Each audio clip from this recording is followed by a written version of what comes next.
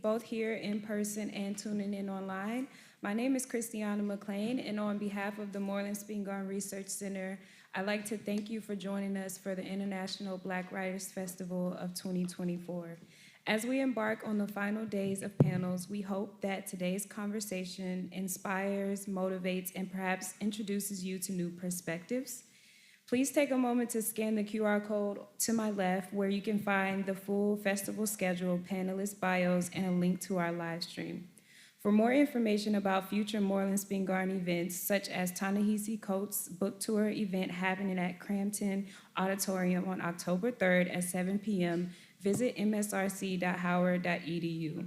Before introducing our moderator, we would like to take a moment to recognize that we are on traditional homelands of the Piscataway and Anacostan people who are the ancestral stewards of this sacred land.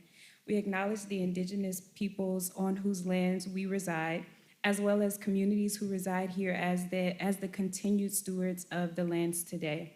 We make this acknowledgement as one part of our commitment to working to create inclusive and respectful partnerships that honor indigenous cultures, histories, identities, knowledges, and socio-political realities, that dismantle ongoing legacies of settler colonialism, and that recognize the hundreds of indigenous nations who continue to resist, live, and uphold their sacred relations across their lands, and acknowledge that a land acknowledgement is not a substitute for action. And now, our moderator for this panel is Zandria F. Robinson. Zandria F. Robinson is an ethnographer and writer exploring race, gender, sound, and spirit. Her notable books include This Ain't Chicago, which won the Edward Bonilla Silver Award, and Chocolate Cities, co-authored with Marcus Anthony Hunter, which received the Choice Award for Outstanding Academic Title. Robinson is currently working on Surely You'll Begin the World, an ancestral memoir on grief and afterlife connections. She teaches at Georgetown University with interests in Black feminist theory, popular culture, and Afrofuturism. Everyone, please give a warm welcome to Zandria Robinson. Thank you so much, Christiana, so much for that introduction. I want to give some more thanks to Aaron Jacobs for all the organizing here. Thank you to Howard, thank you to the MSRC, and thank you to Dana Williams for the invitation to be in conversation today. This panel, again, is Spiritual Writing for Liberation. It's a space for thinking with practitioners who draw on writing as central to their spiritual and healing modalities. And thanks to the storyteller and holistic health practitioner Taylor Enlow, who is a former program coordinator here at the MSRC, who conceived of this panel. And I'm, again, really grateful to be here. Before I introduce these splendid humans for this morning's conversation, I'd just like us together, here and at home, wherever you are, ever so briefly, to just take a moment and take a breath and settle into the space, and perhaps give a moment to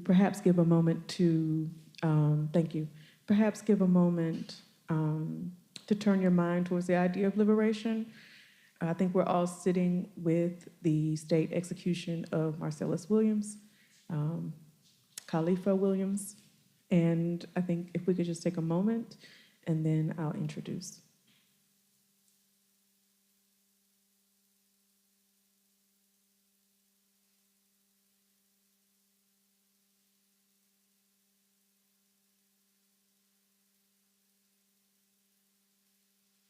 Thank you all so much, everyone. So I'm so glad to be here with these two marvelous, marvelous human beings.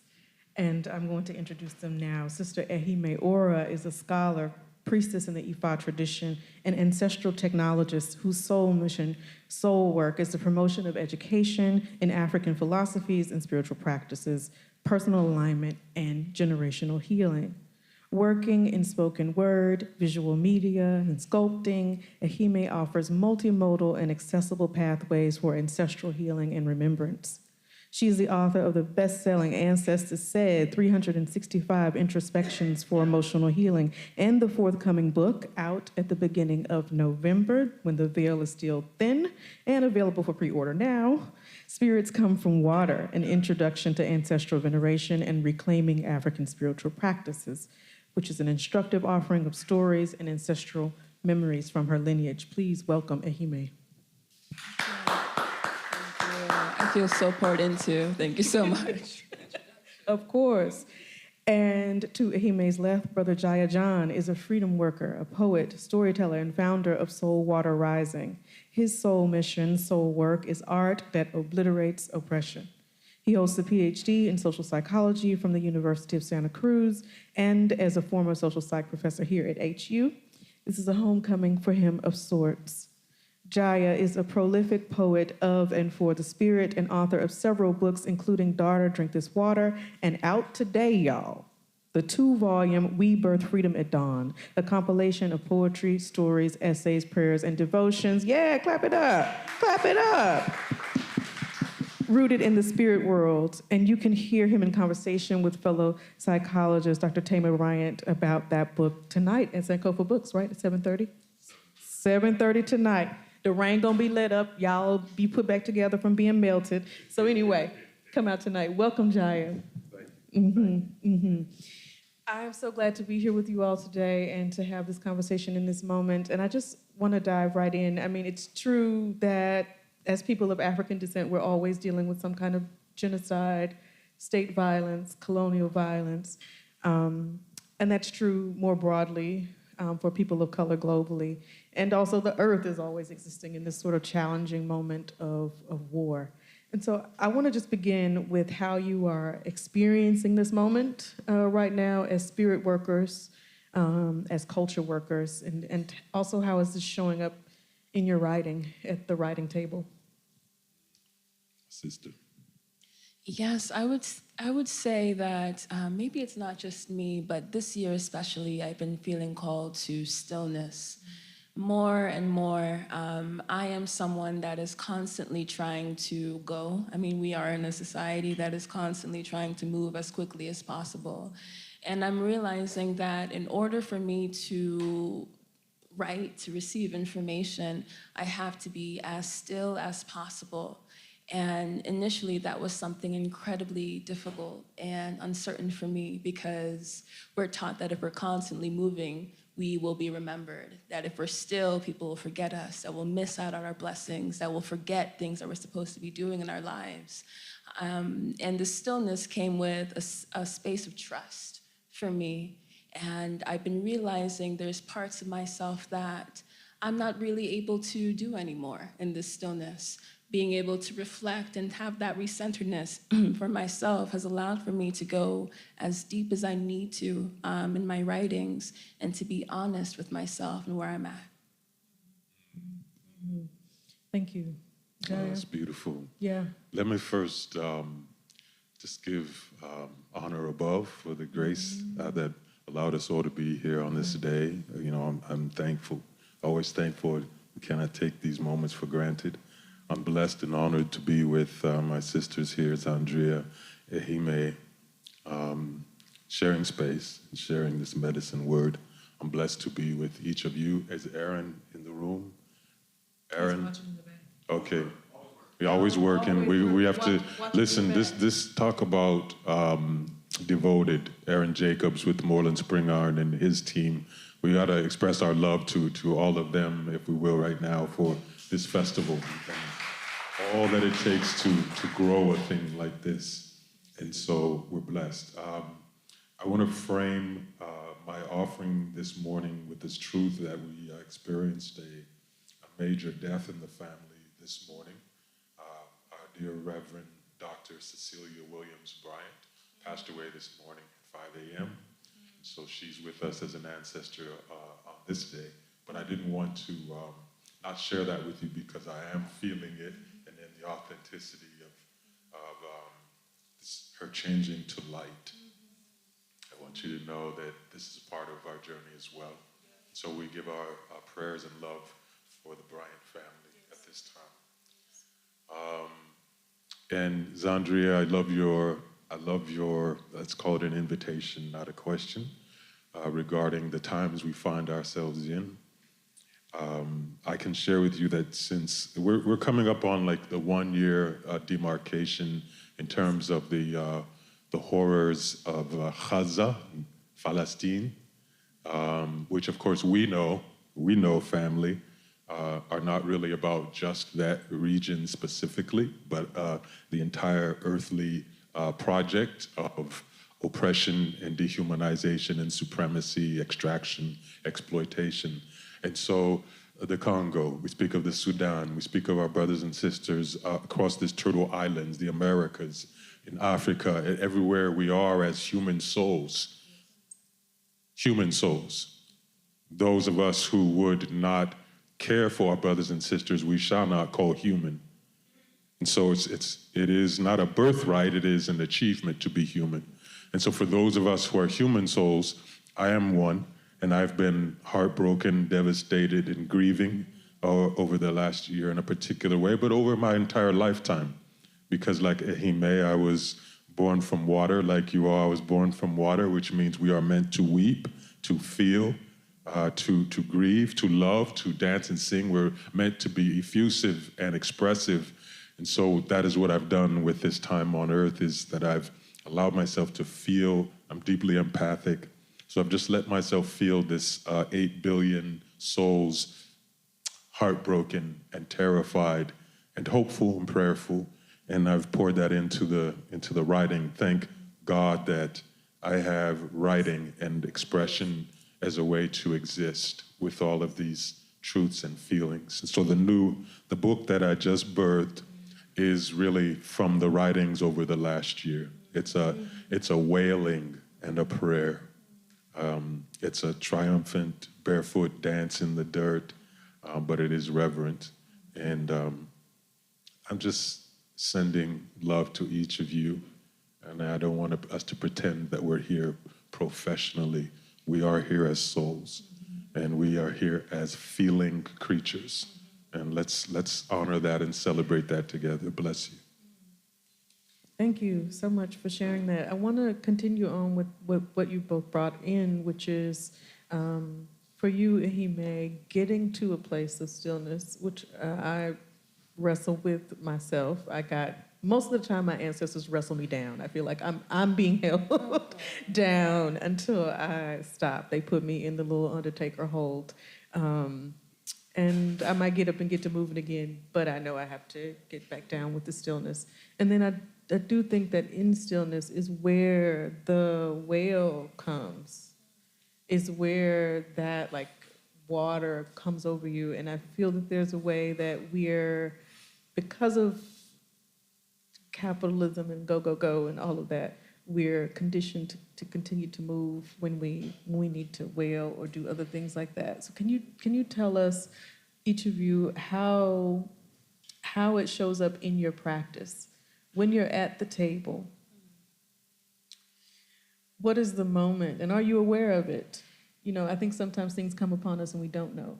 What is the moment where you're like, okay, this is the information that I was supposed to receive, and also this is the thing that I'm supposed to do with that information?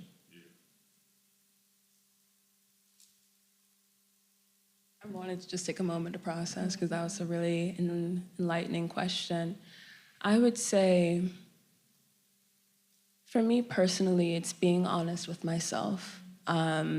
It's not trying to masquerade as someone else. When I think about feeling and also feeling my feelings, it's only recently that I realized that feeling my feelings doesn't mean feeling it for 3 seconds and then leaving. Right. It means actually sitting with the emotion and having a conversation with myself. And in that conversation of authenticity, I'm able to see myself clearly and also be able to see what my ancestors wish me to see without diluting that. Or without trying to manipulate it by, I'm trying to feel joy at this moment, or I'm trying to feel happiness at this moment, when really the medicine is in the bitterness, it's in the grief, it's in the sorrow. So it's by being radically authentic. And, on this topic of being seen, everyone is wanting to be seen, but being able to see yourself first is the most important thing. That is a message for Libra season. Any Libras in the house? I'm a Libra rising, sorry. Libra Mars, so I feel you. Jaya. Thank you, sister. By the way, if you are not familiar with her work, I hope you will at least stroll on over to Instagram. She's been blessing us for, as young as she is, many years now. And I've been a beneficiary of your authenticity, and I want to thank you for that because it's glorious work. You're welcome. You're welcome. Yeah, so radical authenticity. It is not easy to be real in an unreal world, is it? It is not easy to be genuine in a disgenuine culture. It is not easy to be of the salt of the earth when you are finding yourself immersed in a national culture that is kind of like an extension of Hollywood. It's play and show and a facade and masquerading and lies and delusions. And so one of the things, and I love the title of this session, Spiritual Writing for Liberation, to connect the two outposts of spirituality and freedom work, which is my calling, which I believe is all of our calling in some sort of way. You may be a dentistry student here at Howard or in the School of Business. I taught a lot of the psychology classes over at School of Social Work, Auditorium, whatever path you're on, whatever your leaning is we are really on this earth struggling to be true to ourselves and to even understand what that means. And so in my practice, as far as writing goes, I do, as Hime shared, I spend considerable energy every day going to the gym of authenticity. So I'm trying to get my repetitions in, because I understand that if we are not doing the work to be clean and clear and clarified, we are consistently being swept out into the sea of delusion and illusion, and we make ourselves easy prey for the predators. One of the beautiful things about spirituality is that spirit has a way of undressing us. It has a way of undressing us from our identity and our ego and our narratives and our false understandings and our social conditioning. Spirituality undresses the predators, so the wolf in sheep's clothing gets stripped naked and we can see that wolf coming from a far distance if we are still. If we can care enough to practice stillness and invest in it and believe in it and be still, we will see the predator from a far distance and be prepared to respond accordingly. The franticness, the hecticness, the panic and anxiety with which this culture of ours is polluted intentionally causes us to be myopic and blind and cataracted so that we cannot see what is coming for us. And so for me, stillness is a natural thing. I am Turtle Clan. I just move like that. And so that's been very helpful as a writer, certainly, to just kind of, okay, let me be me and be still and breathe. Let the truth come through. I may sit down expecting to write a certain thing today, but the words were never mine to begin with. So let me release the expectation of what's coming through, and let me learn to trust in the glory of spirit as it works through me. And so to not be a predetermining creator, but just to be a sufficient soil for the soul of what wants to express itself through us. Yeah, that hollow bone that the spirit can come through and sing. Thank you for that. Thank you so much. I'm still sitting and processing with that, and I want to return to that in a bit. But I also want to kind of go back to the beginnings of each of you. Ehime, Ibadan, Nigeria, High Desert of New Mexico, orphan-born Jaya. Tell me about the when and where you enter of your spiritual writing. So my mom's gonna probably be sick of me mentioning her all the time. I was going to ask a specific question about your mama, but now you go ahead. Listen, Go ahead. it's already gonna begin anyway. Yes. So I immigrated to the States with my family when I was about 4.5 years old, so a baby essentially. And my mother, she struggled a lot with homesickness. It was a very drastic shock for her going from a very communal environment, a communal space, into a very hyper-independent, ecosystem, which is America. She felt incredibly lonely. And she was so sick that she had to get on antidepressants. I never saw my mom that broken. But something interesting happened. She utilized the archive of storytelling, of remembering how it was in Nigeria, of lineage stories. She would tell me stories about water spirits, about mermaids when I was maybe 5 years old, sitting on her bedside when I was on a school night with my siblings, and I just watched how she would command the ancestors to be with us during those nights. And I watched how it was as if that storytelling was giving her wisdom and medicine to heal her. And that's when I realized that writing can do two things. It can trigger ancestral memory in addition to archiving ancestral wisdom, but it can also have a very profound effect on the mind, body, and spirit to heal, to transform, and to purge.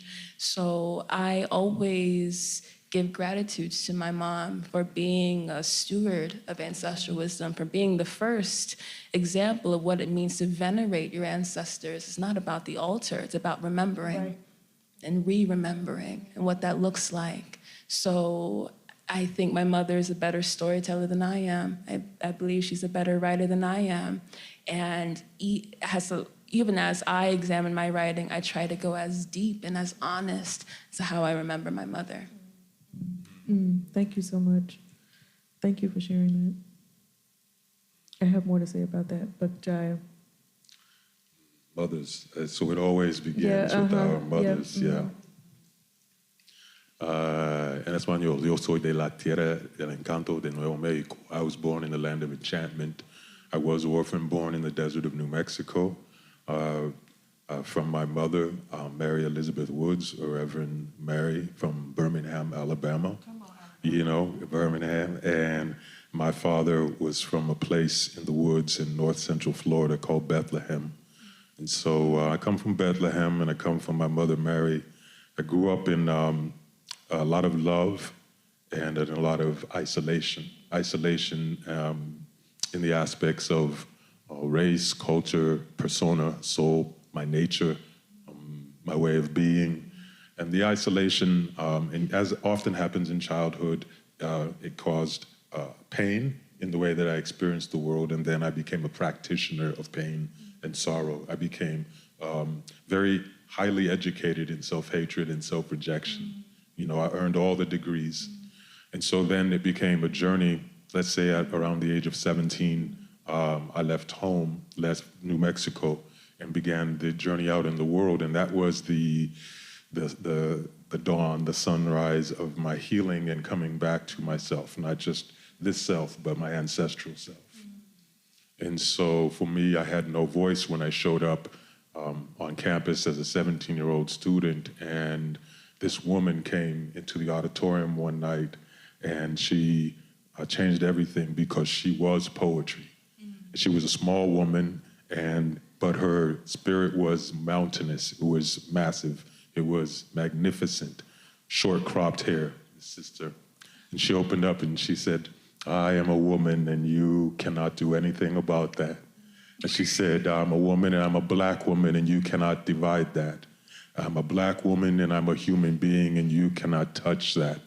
And it was her love for herself and her collective self that astounded me, given how I had grown up.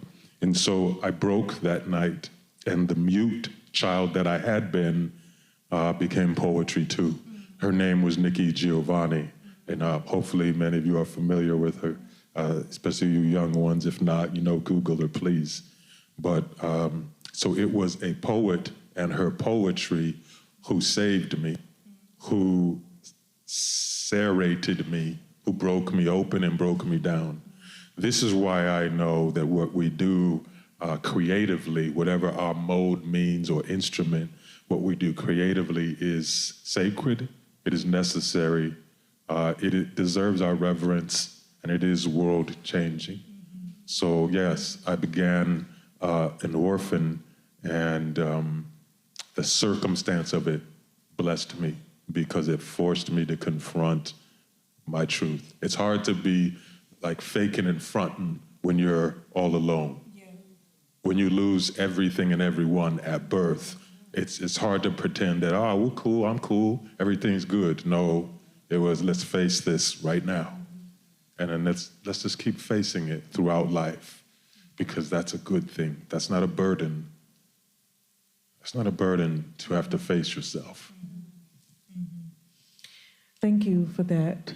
I want to think a little bit more with that. There's this, we're always talking about in the world and not of it, and, these boundaries,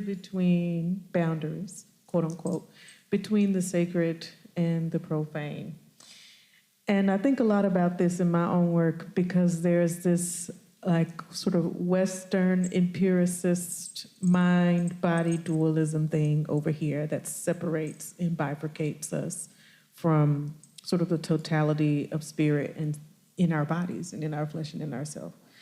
And then there is spirit, which is water, all-encompassing, covering this thing that is everywhere and nowhere and, sometimes defies explanation. So I want to know how you all navigate that. We are Western folks with Western minds. I'm calling in, our ancestor Malidoma Somé here. We are, sort of educated in this space, brought over to this space, colonized, even if we are not, So how are you all? How do you find that and navigate that two-ness, which of course the binary is not real. It is an imposition, just like, these other delusions. But how do you find that showing up in your work, and how do you navigate that when it comes up? Or do you find it showing up in your work? I've noticed when Elder Madoma Patrice Somé, what he would say is that mechanical spirit, the mechanical way of looking at things is what the Western world is, a complete denial of spirit. And the denial of spirit is exactly why things are exactly why they are. We wouldn't be seeing pollution in the oceans, deforestations. We wouldn't be seeing the housing of ancestral altars in museums, institutions, because of that deprivation of spirit. And with my work, I noticed that it's about telling the truth. And it's also about bridging these worlds and calling forth those spirits. Within my ancestral practice, we believe that we all come from water, but exactly there's a parallel world that exists beneath these water bodies. So as we have schools, cities, towns on the earth side, it exists on the water side as well. And the creative act is a spirit, being an artist, being a writer, and the art is a water. The art has a water type of effect to it. So as a writer, as an artist, as a creative, you are conjuring the bridge and bridging the gap between what is the mechanical understanding of spirit in the West. So how to consolidate all of that is as being as honest as possible, but also going as deep as possible. The water has depth and things that we cannot see. So it's important to not fear your own depths and to explore that with integrity. Preach. Okay, yes. Yeah. Preach. Thank you, Ahime. I was joyful as I realized who this panel would be, because I know Providence brought us together. We each have this relationship with water. How many of you have read Malidoma Somé's Of Water and the Spirit? How many of you have read? Okay, so we have some work to do. Yes, so they've both referenced our ancestor Malidoma Somé, and he went on an incredible journey. He too was lost from his origins early on in life, and he lost, his people would say he lost his humanity, actually, and so he had to be really brought back in to himself and to the people through a journey, a spiritual journey of ceremony and ritual and reckoning. And the story that he tells in the book of Water and the Spirit is that journey, and it's shattering, it's illuminating, it's an amazing storytelling. Water has been and is overwhelmingly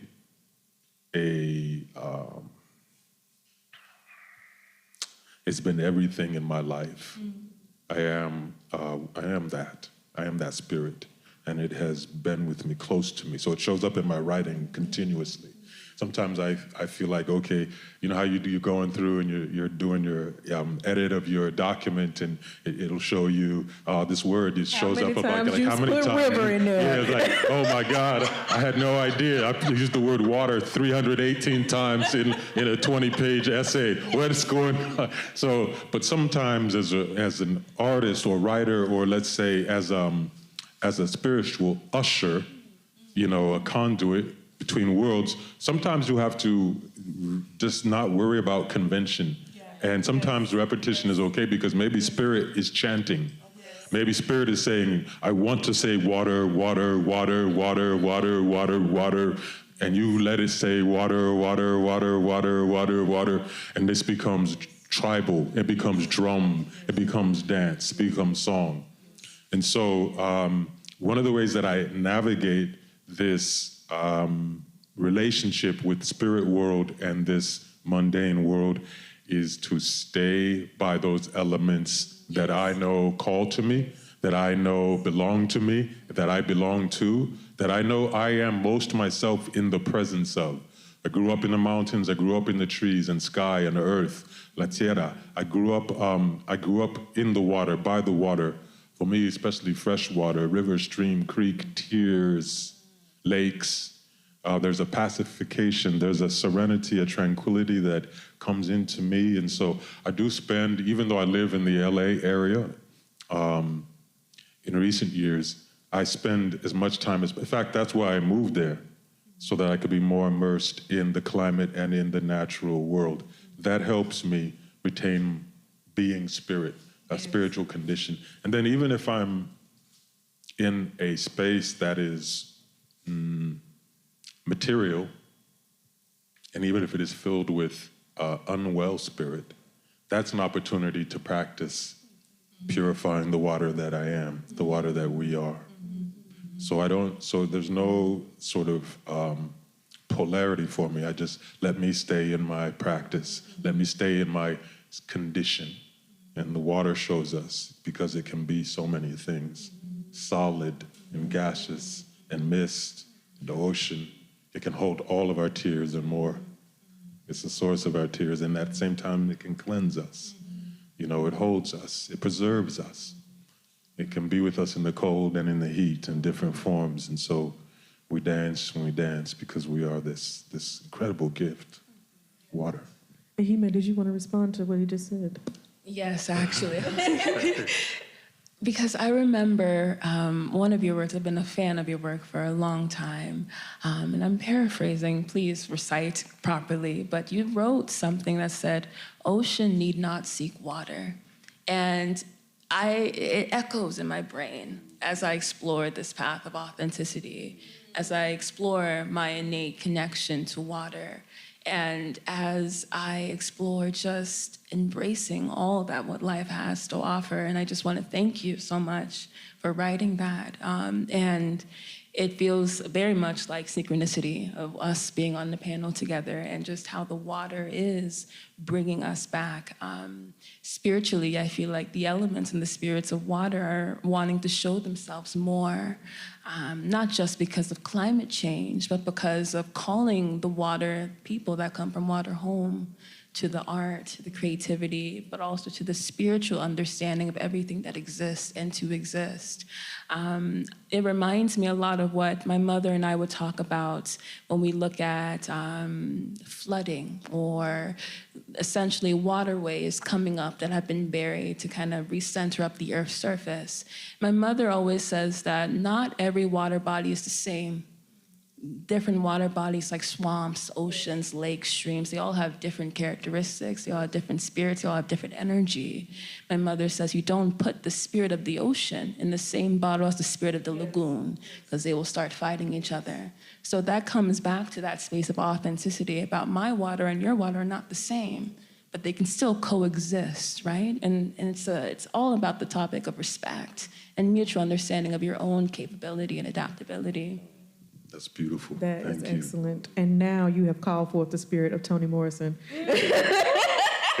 Because, plot twist, this is always already a Morrisonian panel. So, yeah, all water has perfect memories, always getting back to, where it came from. So let's talk about some of the people who your work is in conversation with. I think in terms of water for me, I grew up on the Mississippi River. My father grew up on the everybody's from the Mississippi Delta area. And, the creeks and waterways there. And just I always return to that spot. I always return to various places along the Mississippi in the Memphis area and in the Mississippi Delta. And I always notice, when the water is a little bit different because it's receded a bit for whatever reason.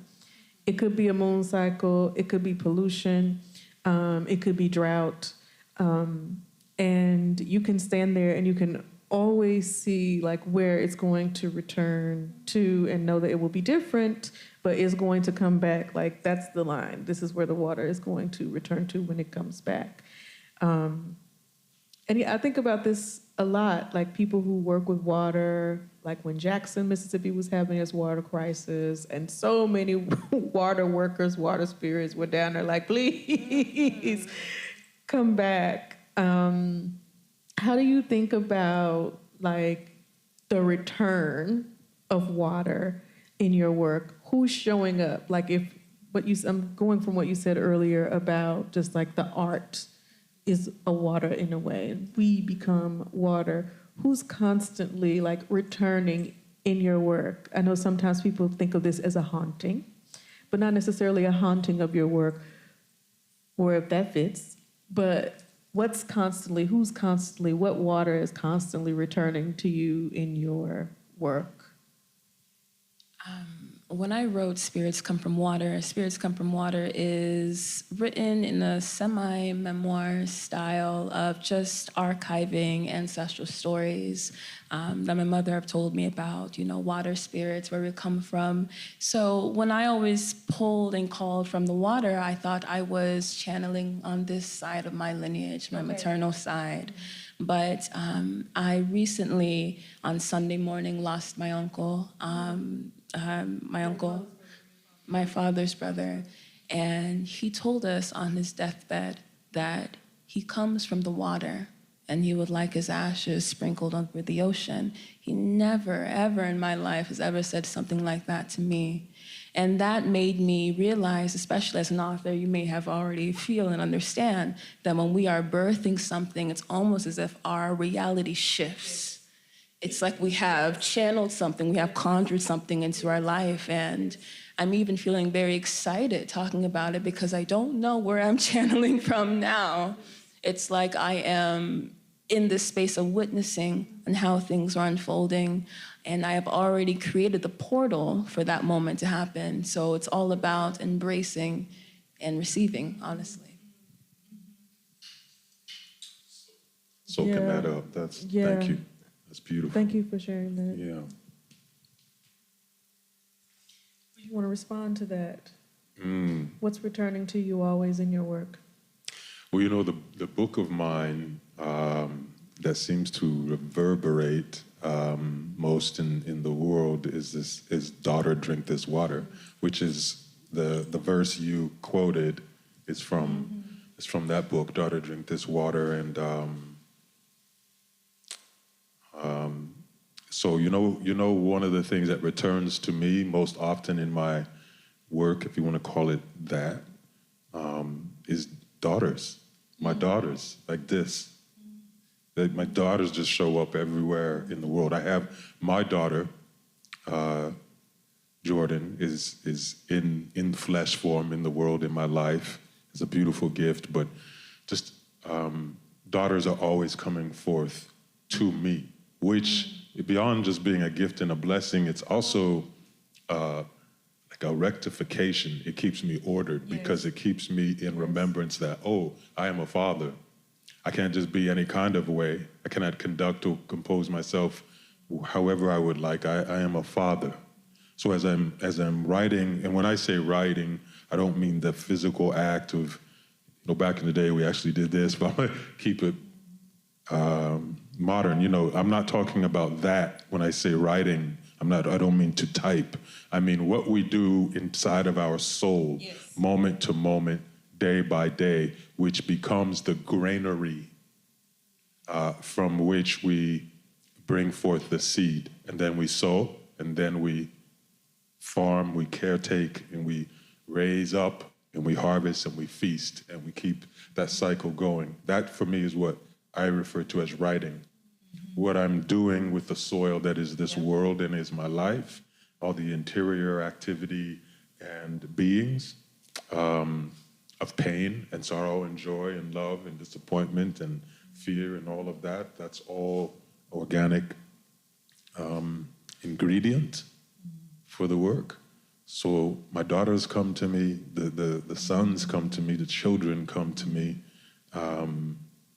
The ancestors who wrote come to me all the time. So who's with me? Like in the introduction, really, of the new book, it was Harriet Tubman kept coming to me, and Sojourner Truth kept coming to me over the last year as I birthed. And Harriet had a strong relationship with water because that's where she was taking her people along the waterway to freedom in that cobalt night, that ebony night, that obsidian night. She would be moving by the water. So she and water had a conversation. When we try to hold water, it escapes us. And that's Harriet Tubman's spirit right there. So water is Harriet. Water is Sojourner because, as Ahime said earlier, always speaking truth, always moving toward truth and daring truth. We wouldn't think of Harriet and Sojourner as writers, but I'm saying they, for me, are writers. They wrote, they etched themselves and their expression in this world, in their time. They inscribed us. They archived us. They are writers. And then more conventionally known writers, the Persian poets, Rumi, Sa'di, Hafiz. A lot of the Persian poets come to me. I seem to be in kinship with them or conspiracy with them. And then, our brother Langston and, on and on. June Jordan sat on my desk as I finished birthing this new book. June Jordan's collection was on my desk. She wanted to be with me. And so we want to really give thanks for her spirit. There are so many. We don't even know, there's no delineation, right? It's just like this gushing that's moving through us at all times, and it's all of those souls, named and unnamed, acclaimed and unacclaimed. I want to end here with us before we get to Q&A. First, gratitude. Thank you both so much. This has been really enriching. I want to ask thinking of writing in this expansive way, because I never think of writing as a thing at the table either. That is when I'm processing. Once I get to the point where I'm typing, everything has happened. All of the wailing, all of the crying. I'm just then the human machine that can, make the things come out into a way that it can be out in the world. But I'm wanting you to each think about or talk about what is being for you written into being. For us as a people, for your own liberation, for your own sort of ideas of self and where you want to be and where you want to go. Our time in these bodies is limited, is finite, but the writing is forever. So what's being made for you? What are you writing into being? That reminds me a lot of Octavia Butler in her interview when she said you have to write yourself in. Octavia Butler is another writer that I feel like has been haunting me recently, especially when we talk about reality creation or molding our reality. And to me, what I'm conjuring is freedom. And not in a hollow way, because whenever we are speaking about freedom, it's a very expansive, we're not, and I think that makes us constantly chase after it because we're not being as specific as possible. Like, what are we experiencing? What are we trying to really be free? And to me, freedom is being able to be who I need to be where I want to go, have the people surrounding me, and having the sense of bliss. I feel as if my entire life up to this moment, I have wanted to live a life for other people. I wanted to be what other people expected me to be. And, I'm 25. And of course, that's the 20 woes, of course. But I feel at this moment, I'm starting to see the life that I want to live. Like, as I approach my 30s, it's like, how do I want these next 5 years to be? And it's maybe a little bit more vulnerable than what I think, but I'm realizing that I want to not just be authentic, but I want to be what I know I can be. When I initiated into Ashun, one of the priestesses said that if you could see yourself underwater, you would know the kind of woman you could become. And it echoes into me about I need to be not better or to be more, but to be myself. And that, to me, is that kind of freedom that I've always been searching for. Shame. Yeah, I listen to you, and I just feel ever more that I've had a daughter brought to me again, so I'm thankful. Specifically, a novel is gestating in me, which is the story of thank you. It's the story of a woman who is water. It's the story of a woman who is water, and it's been gestating for years. Yes. So I'm excited because there's a bunch of stories coming. So in the terms of genre, stories are coming. But beyond that, I too, like Ahime, I am writing with every last breath of my lifetime. I am writing freedom. That's what I am. That's what my prayer is every single moment of my existence, is that we be free. Yes. And so, again, as she says, this is an expansive idea and concept and lyric. But let's say freedom as in to have all of our relationships intact, vital, vibrant, flowing, growing, healing, unbridled, uncaged. And when I speak of relations, I'm speaking indigenously to say all of our relations, meaning our relation with air, with breath, our relation with the past and the future, which they have told us is linear, but we know that it exists all at once. Our relationship with one another, our relationship with kin, with family, with friends, our relationship with our vision and our ideas, our relationship with our dream state and where the dream takes us, our relation with all living things, including the minerals, including the molecules in the cells, our relations with the cosmos. So to have our wholeness back, to be intact, that kind of freedom, the freedom from identity and ideology, because faith without love is ideology and it becomes a tyrant. So I write for freedom. I've always been clear, that's my work is freedom work.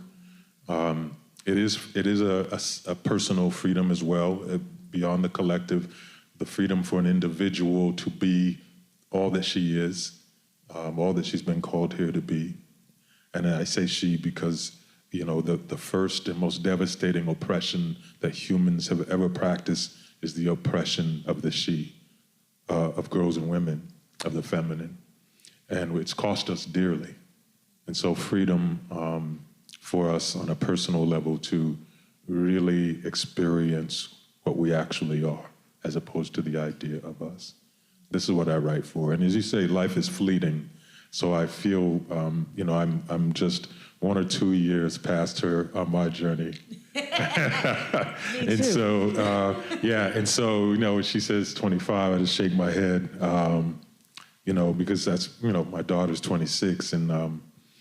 But one of the things that age blesses us with is an understanding of how precious these moments are. So when people think, oh, you write because you want to get books out. No, I want to write because before I change to light, I want to feel that I poured out my entire vessel. I want the vessel to be spent. And that's what it means to me to be an ancestor. But not just spent in terms of seeking things, but spent because of love. Just give it all because you love everything so much. And that's what I'm writing. Thank you. Thank you both so much. Please, everyone joining me in giving gratitude to Ehime Ora and Jaya John, Spiritual Writing for Liberation. I believe Christiana is going to facilitate the Q&A. Yes, so can we have everybody who wants to ask a question, can we have you line up over here? And we really want to prioritize the voices of the students, so maybe have the first 4 to 6 questions come from students, please. Don't be scared. Be brave, y'all. Don't be scared. Bless us, add your kindling to the fire. Yeah. Hi, my name is Jasmine Michelle, and I'm a bio major here at Howard. So you sort of touched upon this at the end of your last response, but I think that one of the things that really sticks out to me about writing in the physical sense is the way its capacity to be immortalized. So I wanted to ask how you guys consider your legacy as you're writing. Okay, I'll go first. Oh, gosh, that is actually something I've been having conversations of with other writer friends. And I think about the writers that I look up to, like Zora Neale Hurston, Toni Morrison, Bell Hooks, Octavia Butler, James Baldwin, everyone, okay? And I think about, were they also thinking about their legacy as they were writing? And to me, when I think about my legacy as I write, I feel it feels too heavy for me to carry.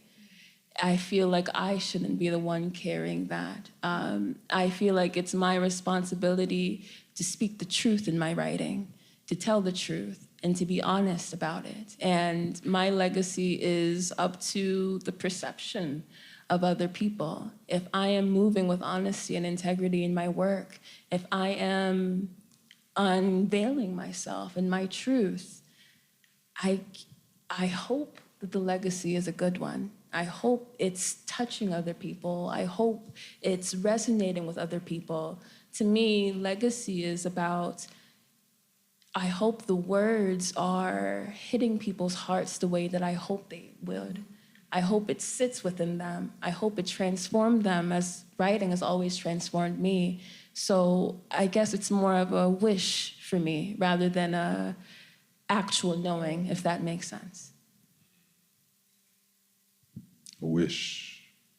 Thank you. I consider legacy in this way. I'm thinking of what night leaves on the grass in morning. That dew, that fine, purified dew on the grass. And I think of a legacy as that for each of us. What do we leave on the grass of this world? And it is helpful for me to think of legacy only in the sense of, as a reminder, do I want to leave behind writing that feels like ego to the souls who experience it? Do I want to leave writing behind that feels like self-concern? What what is that feeling that I wish to be left behind on the grass at morning?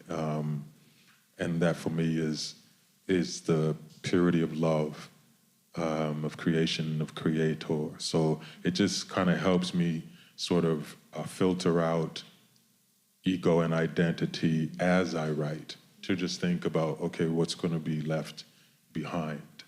All the other things, career and such, that's just notions in the wind. Hi, my name is Uche Umegbulu. I'm a senior here at Howard. I'm from Baltimore by way of Enugu State, Nigeria. This question is more for Ehime.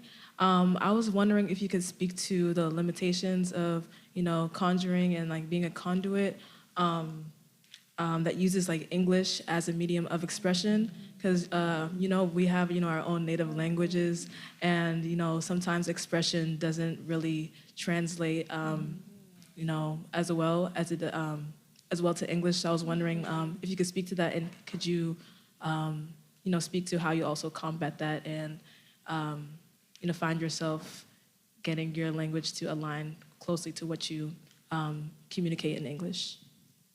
That's a very beautiful question. Thank you so much for asking it. When I immigrated to the States and I entered public education, the first thing that they did for me was put me in speech classes because I had an accent. So it was to deliberately train my tongue into the English, and that was my first part of spiritual dismemberment that happened for me.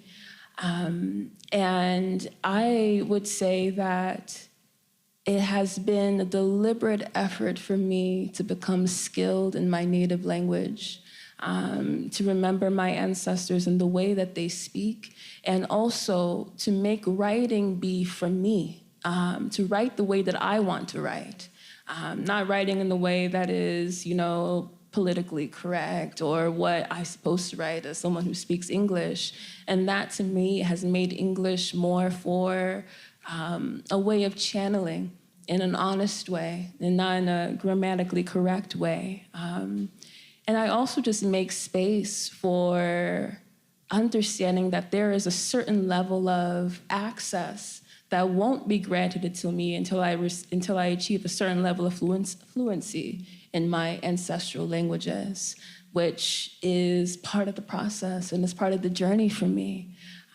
So to me, I'm at this point of making use of English as my own form of channeling as I learn and as I get skilled in my ancestral practices. So essentially, I'm trying my best, I think.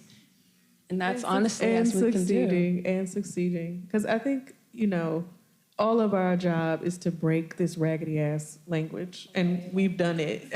So that's what we as Black people do. And yeah, anytime that you can return and reclaim a language, that's excellent. And in the meantime, it's just about breaking this one, which is what poetry does, and just reorganizing it in a way that feels like us. Yeah. Hello, everyone. My name is Hewan Gitacho Diaz. I'm originally from Ethiopia. I study psychology at Trinity Washington University. So thank you for Howard and everybody who created this event. And my question is, as writers, and both academically and non-academically, how do you differentiate and how do you balance writing for the soul and writing to eat, because we do live in a very capitalist world. And, not having to balance that also just becomes all about, money and getting this and that, instead of, creating something that is more beautiful and for the soul. That's a tea question. You asked for some tea. You asked for us to come and spill it. Go ahead. Yeah, Hewan Tenastele. Salam. So I have found that when I write to eat, I starve. That's right. Every time. Every single time. Yeah, without exception, I starve. I starve. And I starve many more ways than I would have starved by the absence of food. I I have found in my experience, when I write from the soul, and then here's the key, believe in it enough to give it space, share it in the world, let people know it's there, then those who hunger for that particular sustenance, they come, they find it, and they eat, and they don't starve. There are periods where I have noticed, to be honest, because of this onslaught of social media, yes, that it's very easy to write to social media. Oh, it's got to be snappy, it's got to be short and brief, it's got to be this, it's got to be that. And it's been my experience when I find myself slipping in that direction that not only do I starve, but others starve. I do believe, well, I am evidence. You can see, I've been able to eat pretty well for these years that I've been writing from the soul. It's not been without fear at times. It can be scary. Yes. Yes. But I'm saying this is faith work, and here's the faith that we must have. 1, faith in the Spirit that speaks through us. 2, faith in our capacity to understand what Spirit is speaking, our fluency. 3, faith that Spirit is only giving us what must be needed in the world. 4, that those who hunger for what you serve exist. They exist. And you will ultimately be okay, even in a dysfunctional system like this. Not to say it's always easy, but that you can find your way. You can pay your bills. You can pay your bills if you're being true. Yes, please write what Spirit tells you to always. Please, whether that's an academic article, a book, whatever, please write. Follow your own emotions and write what Spirit tells you to, and you will be eating. Mm-hmm. Okay. Just due to time, could we also have just one answer per question so we can get through all the students? Sure. Hi, my name is Ellie Warden. I am a psychology major from California. So my question is, I know you guys just mentioned about writing the truth that comes from within, but how could we make sure we are saying the right thing as writers? You know, how we are factually correct when it comes to spirituality. What I wrote in Spirits Come From Water, I do give practical steps on connecting with spirit and reclaiming African spiritual practices, but what I underscore in that book is the feeling. The feeling is the most important part. When it comes to knowledge and wisdom, that is something that is obtained as you go on this journey, right? And it's important to utilize that feeling, that moment of feeling as a portal to break your way through.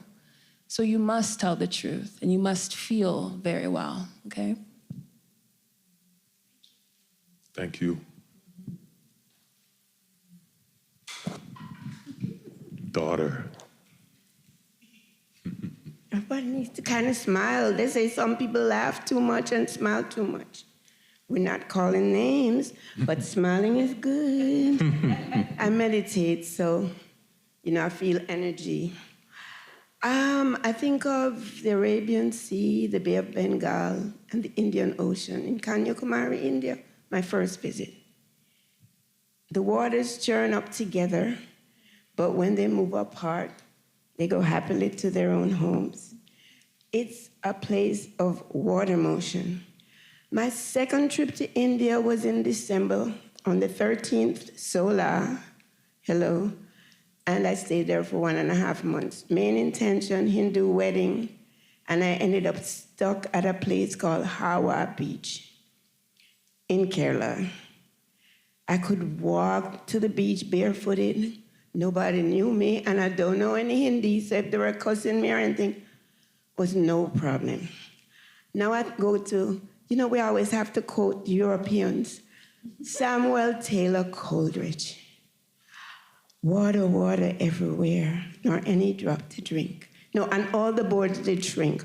Water, water everywhere, nor any drop to drink. The very deep did rot, O Christ, that ever this should be. That slimy things did crawl with legs upon the slimy sea. I'm going to get political now. And I've come back after 3.5 months by myself to show, when I write the book, to empower Black, female, short, tiny. When I go up to a counter and a white person just puts their passport in front of me, I say, excuse me. Well, I'm just asking a question. I say, I'm asking a question too, and I have to get on that flight before you, because I was here before you. So my question to you guys is, when I say guys, you folks, when the slimy things are happening, like now, and my queen is going to emerge like the phoenix out of the ocean. I like to dance.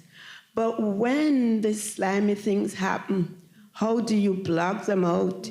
Because right now I'm yearning to go somewhere and come back and vote by October, but I'm scared that maybe not scared, but if they decided that you couldn't get through this airport tonight, what would I do? I need to vote. But when these slimy things are happening, how do you block them out without running away? I'm a runaway person. I just leave.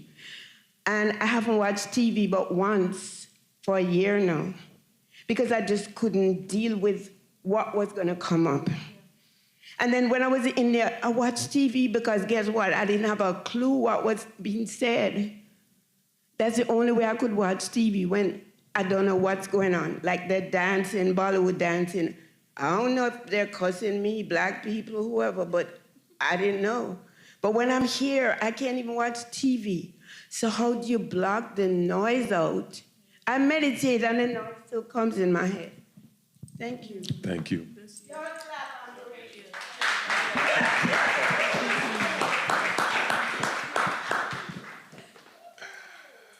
Oh, bless you, sister, daughter, mother.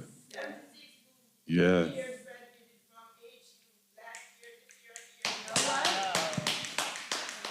We are blessed to have you among us. What a jewel. When the slimy things happen,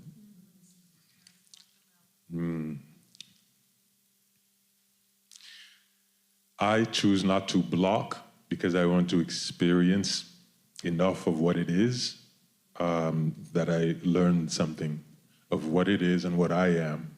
The slime is also a mirror and a reflection pond. Not that I let it enter me, like body snatchers, but let me kind of learn something here, experience something, brush up something. But when the slimy things happen, essentially I just immerse even more deeply in that which is not slimy. So for me, I am always returning to my medicines, my ointments, my tonics, my cleansing devices, whether that be prayer, meditation, time in the wilderness, music, song, dance, friendship, family, creativity, weeping, crying. Let me immerse myself even more deeply in those substances that can hold me, keep me, and cleanse me. Thank you.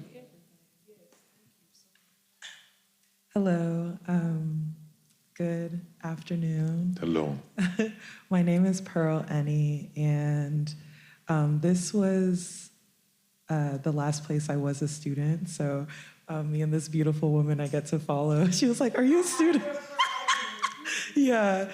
So I love this space. I was at the School of Social Work, and I think there's something very poetic about getting to return with you all, with both of you on the panel. Both of you are writers that came to me through Instagram, and I'm really incognito when it comes to social media and the internet. Like, I really don't play about it, but y'all's words are medicine for me, and so there is something truly magical about this, and thank you so much for moderating this panel. You know, Ehime, there's a set of words that you wrote that I have. I Googled your name, not Googled, I put it into my text search to see how many times I'd quoted you with this particular quote. Is it okay if I read it to you? You gotta resurrect the deep pain within you and give it a place to live that's not within your body. Let it live in art. Let it live in writing. Let it live in music. Let it be devoured by building brighter connections. Your body is not a coffin for pain to be buried in. Put it somewhere else. And I'd been sending this for a couple of years now and following both of your work for even longer than that. And coming up to this panel, I was like, I think it's time for me to declare myself a writer. And I think that that's part of the work for both of you all, is the way that you are planting seeds through social media as one of the many mediums. So I'm not even sure if I have a real question here, but just more of a comment of gratitude and to share quite literally what this looks like. And yeah, to really celebrate, you know, the seeds that you've planted and that the Lord has watered over time in me. And I'm happy to share that on Friday, I'm going to my friend's open mic, which is the text that I read this from our exchange, and I'm going to share my words. Yes. So, thank you. Thank you. Thank you so much. That was a blessing to receive. You're already a writer. Period. Yes. Period. We outside. We outside. It was like, you listen, we out here. But I just wanted to say I'm so excited to read your words, and I think we're all ready to receive them. Yes. Yes. Yes. This next question is coming from one of MSRC's student scholars, so.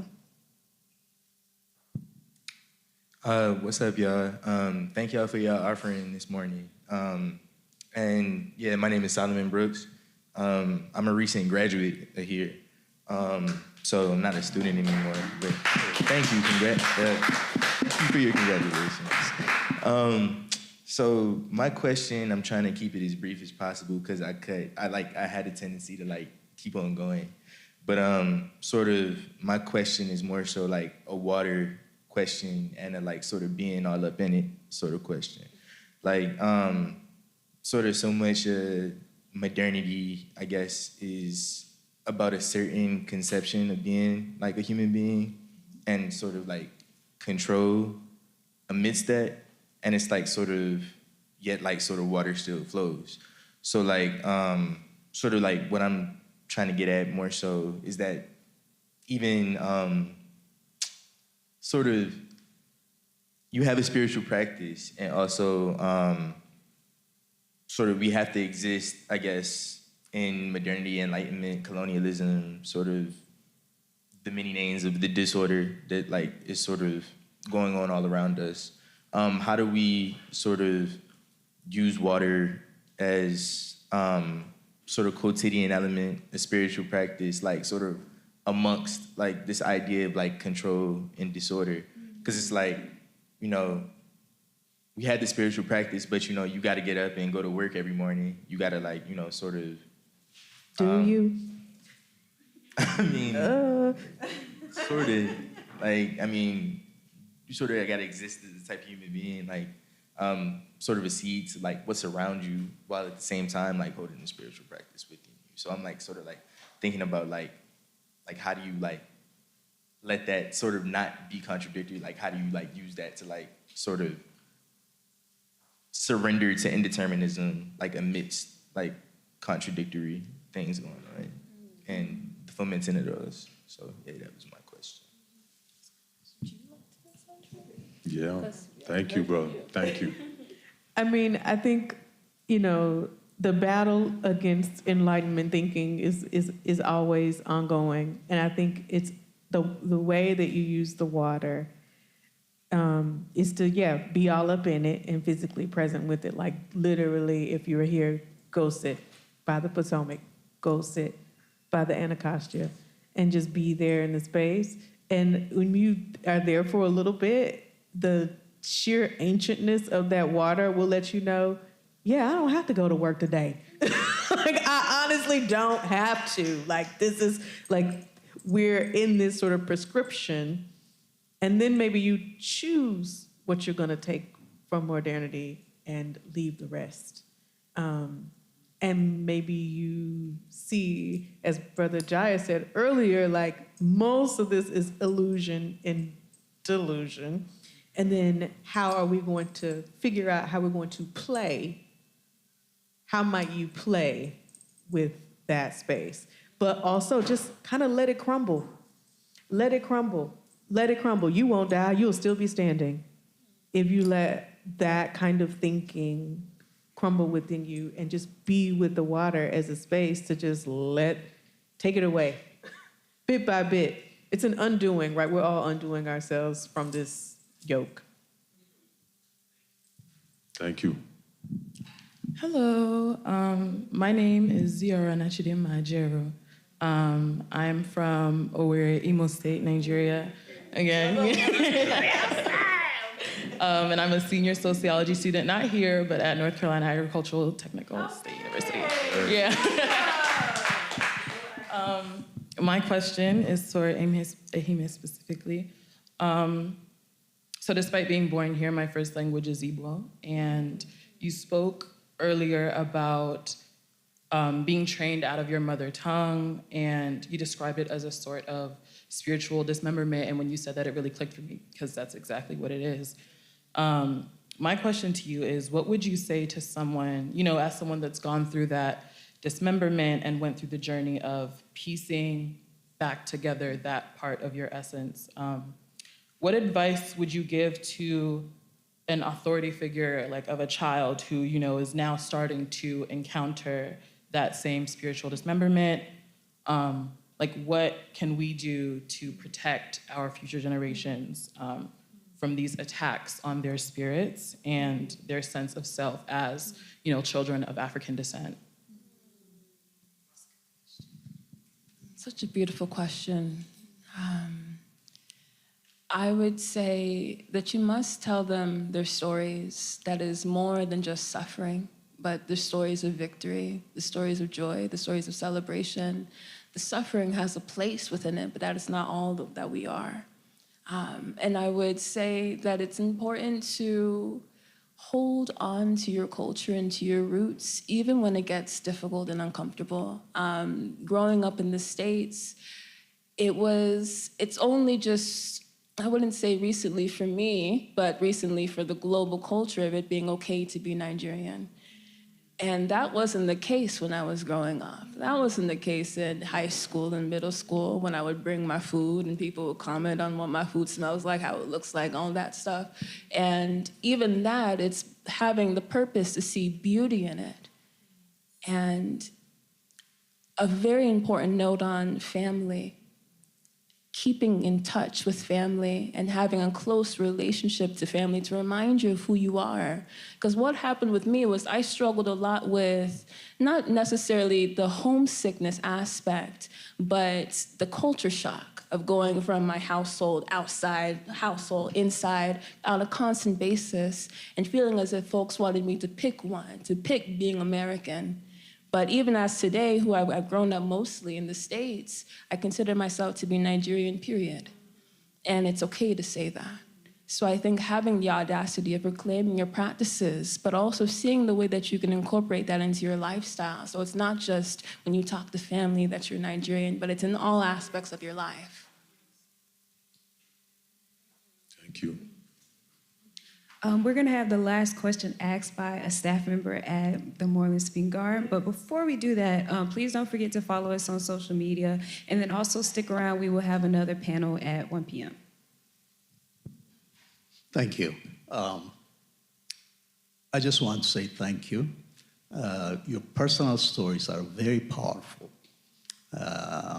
And as I was listening to them, I was relating it to my own background, right? I'm from Ethiopia, again, and I still live. You speak Amharic, I see it. So in the Ethiopian Orthodox tradition, we get baptized, like boys get baptized at 40 days, and girls get baptized at 80 days, okay? And each child, during the baptismal ceremony, gets immersed in the water, right? 3 times. And this water and spirituality concept becomes very close to my heart because of my Ethiopian Orthodox background. When we were kids in Ethiopia, I was born and raised in Addis Ababa. There are certain days of the year that when it rains, we run in the rain, and we're told, the rain will make you grow.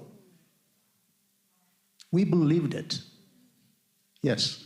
And the last, just the 2 days before the Ethiopian New Year, which is on September 11, unfortunately, that's the day, 9/11, right?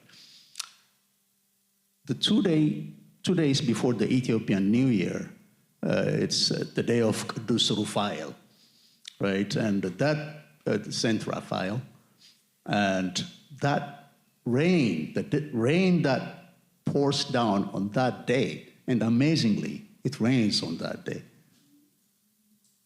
It's considered holy water. Okay? Our parents had like spiritual fathers who visit our homes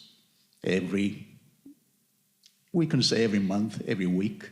They come to pour holy water on the house. They go to each room and they just sprinkle each room with holy water. So this spirituality and water connection is very close to my heart. I just wanted to comment on that, and your powerful presentations are very much appreciated. My sister who asked about the language as a bilingual, I really appreciate that question. Thanks so much. Thank you so much. Bless you. Thank you, everyone. Thank you so very much. Thank you for bringing that diasporic focus. It's been present, but all of us, it's what joins African descended people is our various connections to water as spiritual practice, whether it is holy water in Addis or whether it is a baptismal in a creek in Mississippi. It's what connects us all. And thank you all for being here. Again, as Christiana said, follow the MSRC on social media, and there will be a panel at 1 o'clock. Thank you kindly. Thanks And again to you all. are we signing? Are we signing books out here? Yes? Are we? Beautiful. Yeah, so we have books back there, folks. Beautiful. And at St. Kofa, 7:30, I'll be reading and discussing my new book, We Birth Freedom at Dawn, 7:30. Yeah. And we're reading in here at 5 o'clock as well, right? Mm-hmm. Okay. And I also just wanted to say thank you to all the Nigerians who are here. Yes. So nice to see Bless you all. Big love. Big love.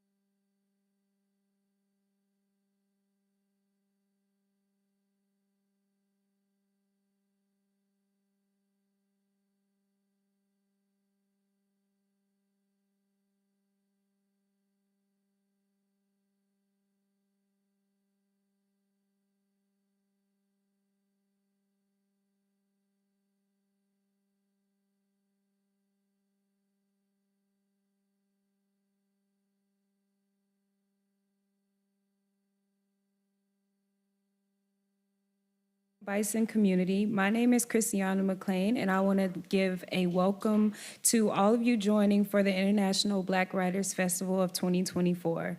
As we continue our day of insightful discussions, I'd like to draw your attention to the QR code to my left. It provides access to festival schedules, panelist bios, and our live stream for those tuning in remotely. To stay up to date on future events, including Ta-Nehisi's Codes book tour of The Message at Crampton Auditorium on October 3rd at 7 p.m., please visit msrc.howard.edu. Now it's my pleasure to introduce our moderator for this panel. Our moderator, Dr. Julius B. Fleming. Dr. Julius B. Fleming Jr.'s research focuses on Afro-diasporic literature and cultures with interest in performance studies, Black political culture, and the intersections of race, gender, and sexuality. His book, Black Patience, Performance, Civil Rights, and the Unfinished Project of Emancipation, reexamines the civil rights movement through Black theater. Fleming is working on a second book about colonial expansion's impact on Afro-diasporic cultural production. His scholarship appears in leading journals, and he has received fellowships from prestigious institutions. Please join me in welcoming Dr. Julius Fleming.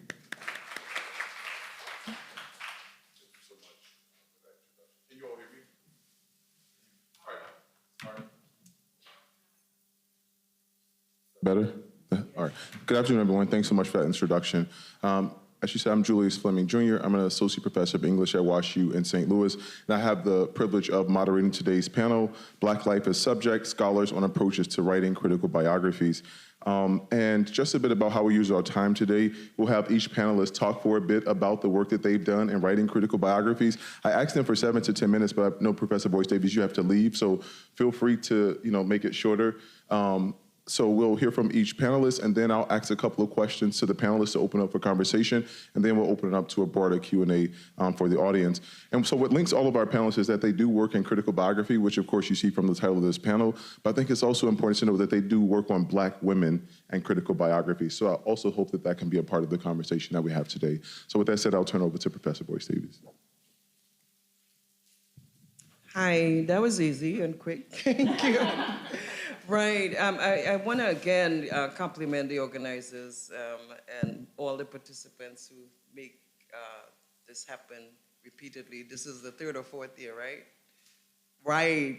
And in fact, yesterday, somebody from Costa Rica told me she wants, can you hear me? Yeah. Told me she wants to be here next year. So I'm going to send you, I said, send me an email, and then I will definitely share it with the organizers, and you'll try to bring her. She's really somebody you'll want to have and see her work, since it's International Black Writers Festival.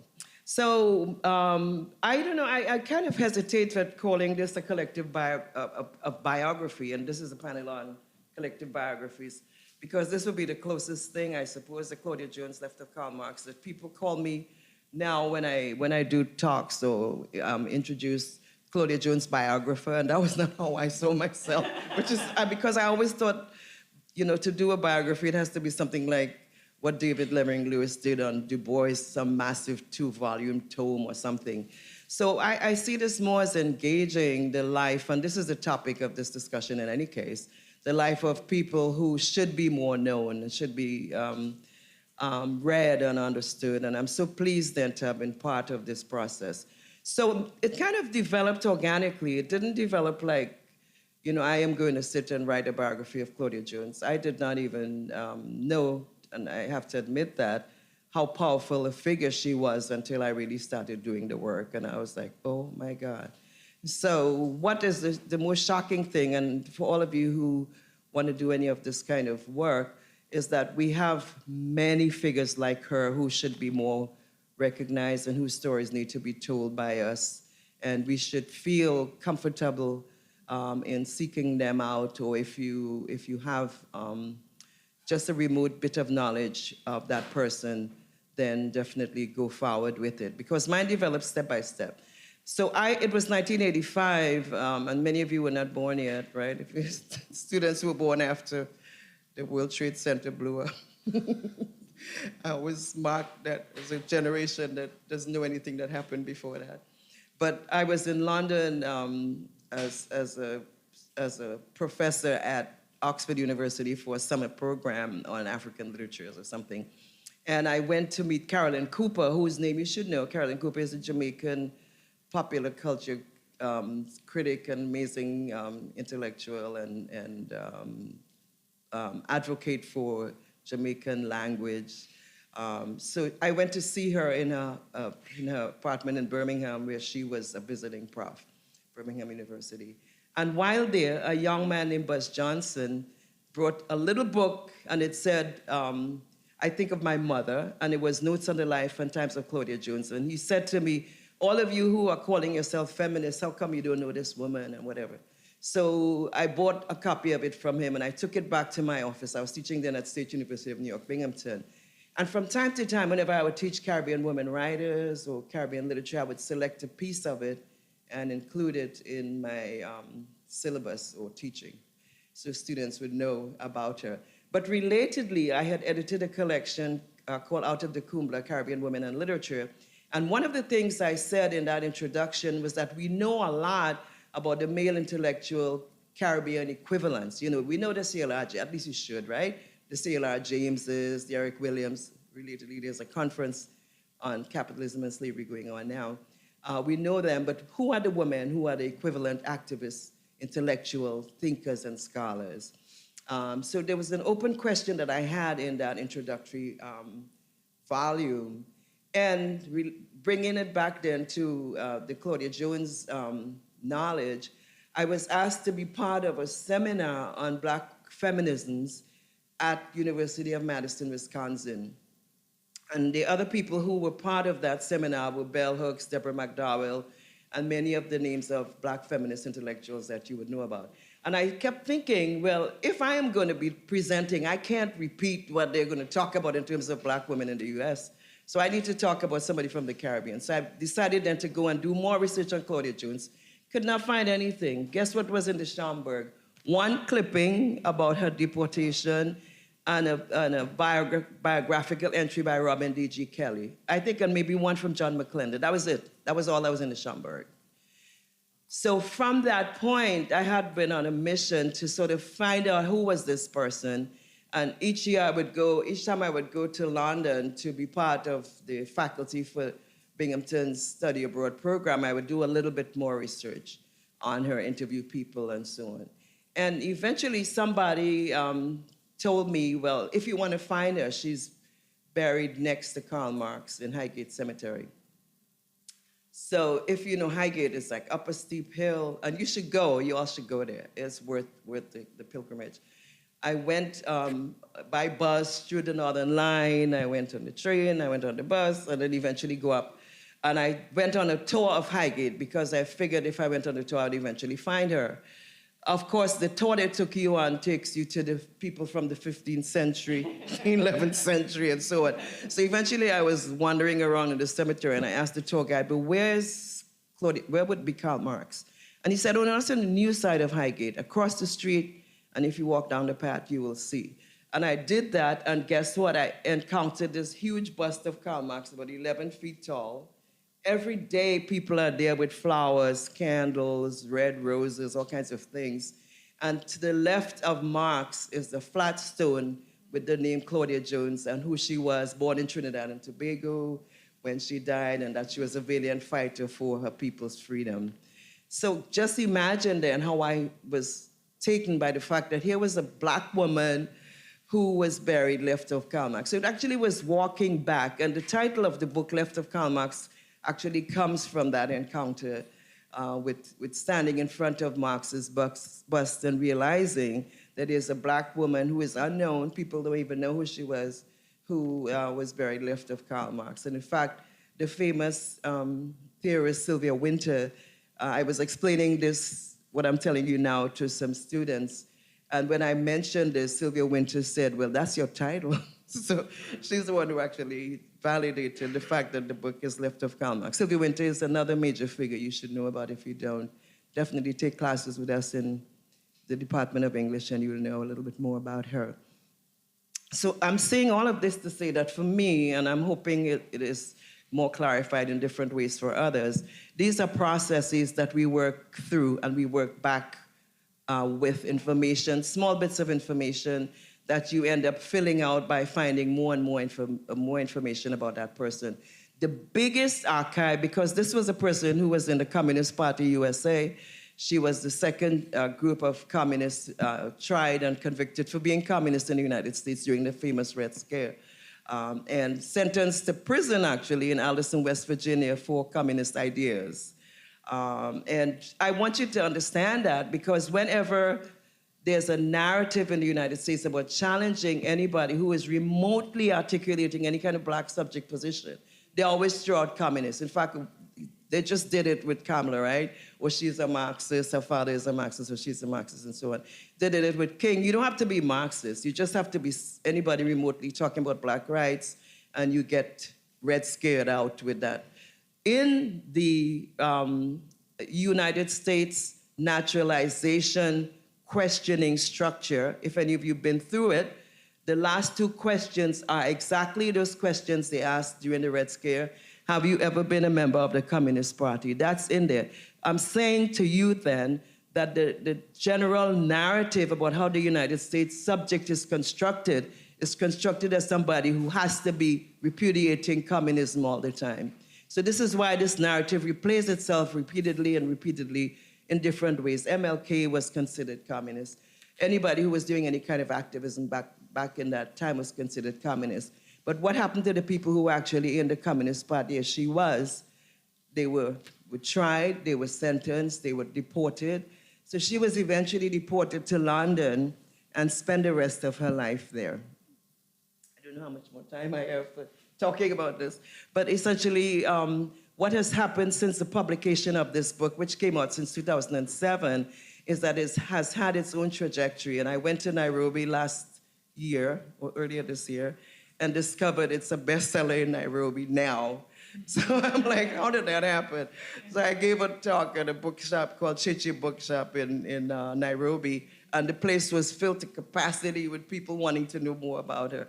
And I think because of the sort of generative intent of understanding a woman who gave that much to black communities, both in the United States and then was deported to England, created the first London Carnival, which has become Notting Hill Carnival and so on, created the first London black newspaper, because in the US she was a journalist and worked with the Communist Party's organs, the Daily Worker and so on, and had all of those credentials, migrated from Trinidad and Tobago as a little girl, goes to Harlem, goes to school in Harlem and migrates. So all of this is material then that one gets working back.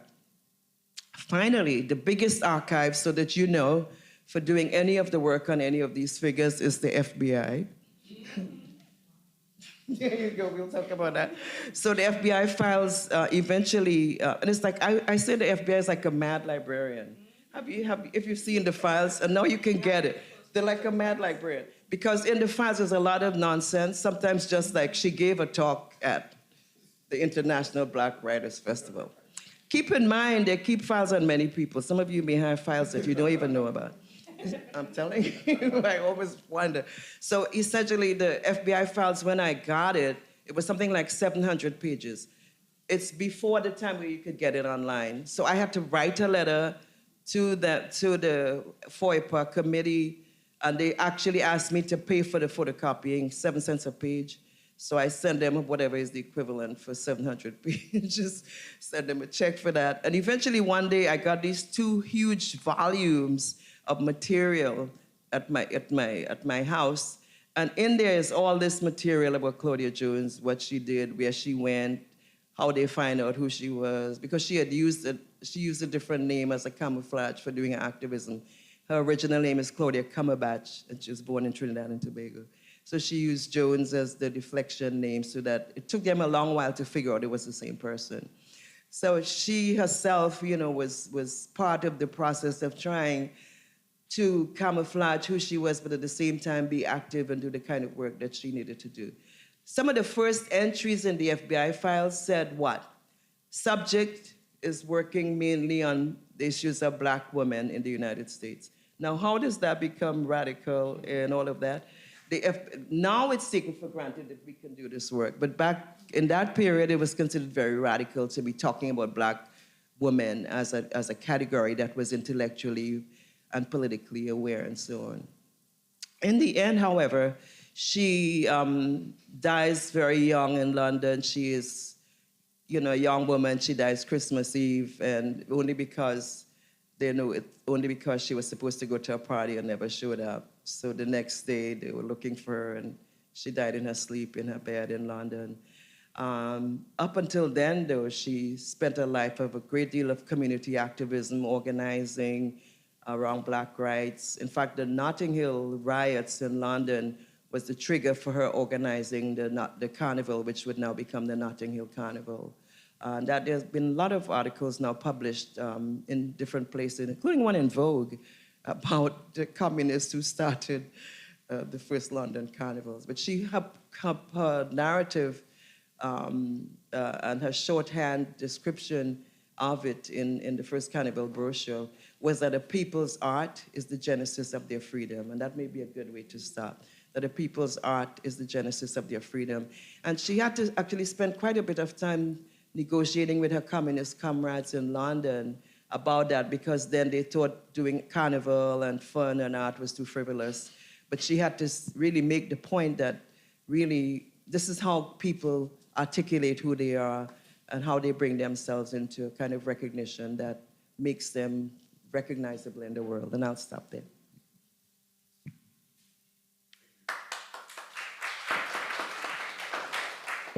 Thank you. It's such a pleasure to speak after you, because your book is such an inspiration for my book, and you'll hear some of the echoes between the work. We both wrote biographies about Black radicals. My first biography is on playwright Lorraine Hansberry, who's the first Black woman to have a play on Broadway, The Raisin in the Sun. I mean, most people know her for that part of her work, but she was also a member of the Communist Party, wrote for Paul Robeson's periodical Freedom. And so a lot of her radical work preceding her writing on Raisin in the Sun is not prominently known in her biography. And so some of the things that you said about digging up the past and thinking about Black women from another perspective, certainly reading your work informed my own, and hopefully is reflected in a positive way in my biography. And so I'm Sawika Colbert. As I said, I wrote a biography of Lorraine Hansberry called Radical Vision. I'm currently writing a group biography about 5 Black women who lived in New York in the early 1960s. So the women are Hansberry, Nina Simone, Mary McCabe, Abby Lincoln, and Maya Angelou. And they all hung out, organized, and created art at this club called the Village Gate. And so the book is thinking about how this space helped to cultivate Black genius. And so I thought today, briefly, I would share some of the methodological back-end work that has contributed to both of these texts. I spent a lot of time thinking about what it means to find Black women's friendship in the archive, particularly with this book. I'd also say that Farah Jasmine Griffin, who's a brilliant colleague, is currently writing a book about Black women's friendship too. And so we've had conversations about what is required to locate Black women's friendship in the archive. And some of it is very similar to what Professor Davies said about finding Black women in the archive in general. And so part of it is linked to feminist practice and thinking about Alice Walker's recovery of Zora Neale Hurston in her essay in Search for Our Mother's Gardens. But I use the language of digging up the past because I'm also a professor of theater and performance. And I'm thinking alongside Susan Laurie Parks, who has a brilliant essay where she talks about recovering American history in her book, The America Plays and Other Works. And so this history of deconstructing, digging up the past is part of the work that I do. I have a quote from Hazel Carby in her book, Reconstructing Womanhood, and she says that reading lost histories, particularly of Black women, required the deconstruction of liberal institutions and ideologies that had worked to render them illegible. So it's not just about finding the women's stories, but it's about understanding the archives, the periodicals, the institutions that have worked to make them illegible, that have worked to make us understand Lorraine Hansberry as a housewife who wrote one play rather than a radical who was writing dozens of essays before she ever had a Raising the Sun on Broadway, and who wrote several full-length plays and a novel and on after that. For those of you who are interested, Hansberry's archive is at the Schomburg, and it's as expansive as Baldwin's, and she lived maybe a third of the time that he lived, right? So she wrote a lot, constantly, all the time. So what are the two methods that I would want you to take away from my comments here?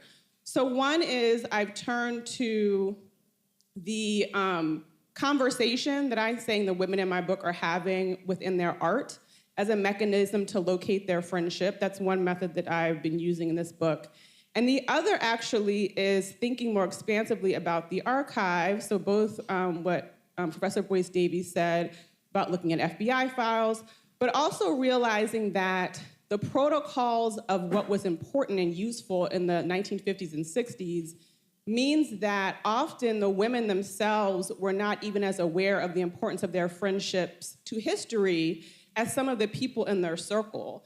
And so I found letters and evidence of their relationships amongst their peer group, and as much as I found it in their papers themselves. So in terms of the art, I want to give you one brief example. I know we're short on time, but this is one that you will know well. So the example is Nina Simone's To Be Young, Gifted, and Black, which, as I'm sure you know, is based on a speech that Lorraine Hansberry gave before she died. So Hansberry gives a speech in '64. She dies, this is as she's already very sick with cancer. She dies in '65 in January before her 35th birthday. Her literary executor and ex-husband, Robert Nimroff, creates a play based on her published and unpublished writing called To Be Young, Gifted, and Black. And it's staged at the Cherry Lane Theater in New York in 1969. And so I thought it would be nice if we had some of Nina Simone's words in the room. So I'm gonna read you a quote from Nina Simone. So after Simone left the play and returned home, she thought about a photograph of Hansberry she had seen at the Cherry Lane Theater. This is Simone. It was a picture that I had seen many times before, but photography, as you know, has its own way of communicating, just as all mediums do.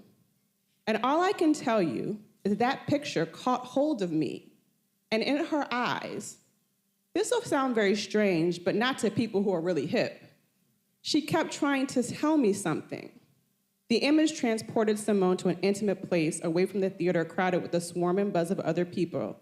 There Simone communed with Hansberry. Simone says, I was sitting on the bed, and the memory of being with her many times kept coming, flooding back in my memory. Inspiration, Simone explained, is very strange. It just happens like a light. And I remember getting a feeling in my body, and I said, that's it.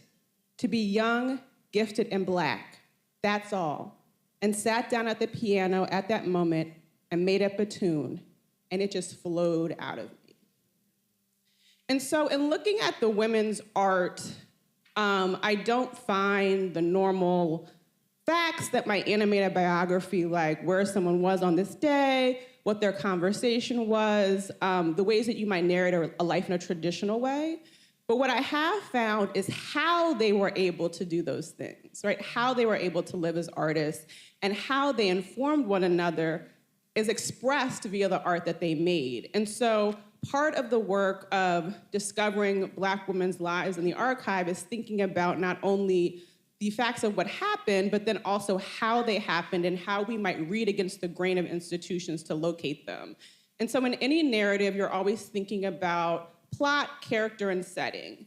And part of what I think our work is both challenging some of the ways that these figures are characterized traditionally, and then also trying to expand the plot of what happened in the story and the way that we understand it unfolding.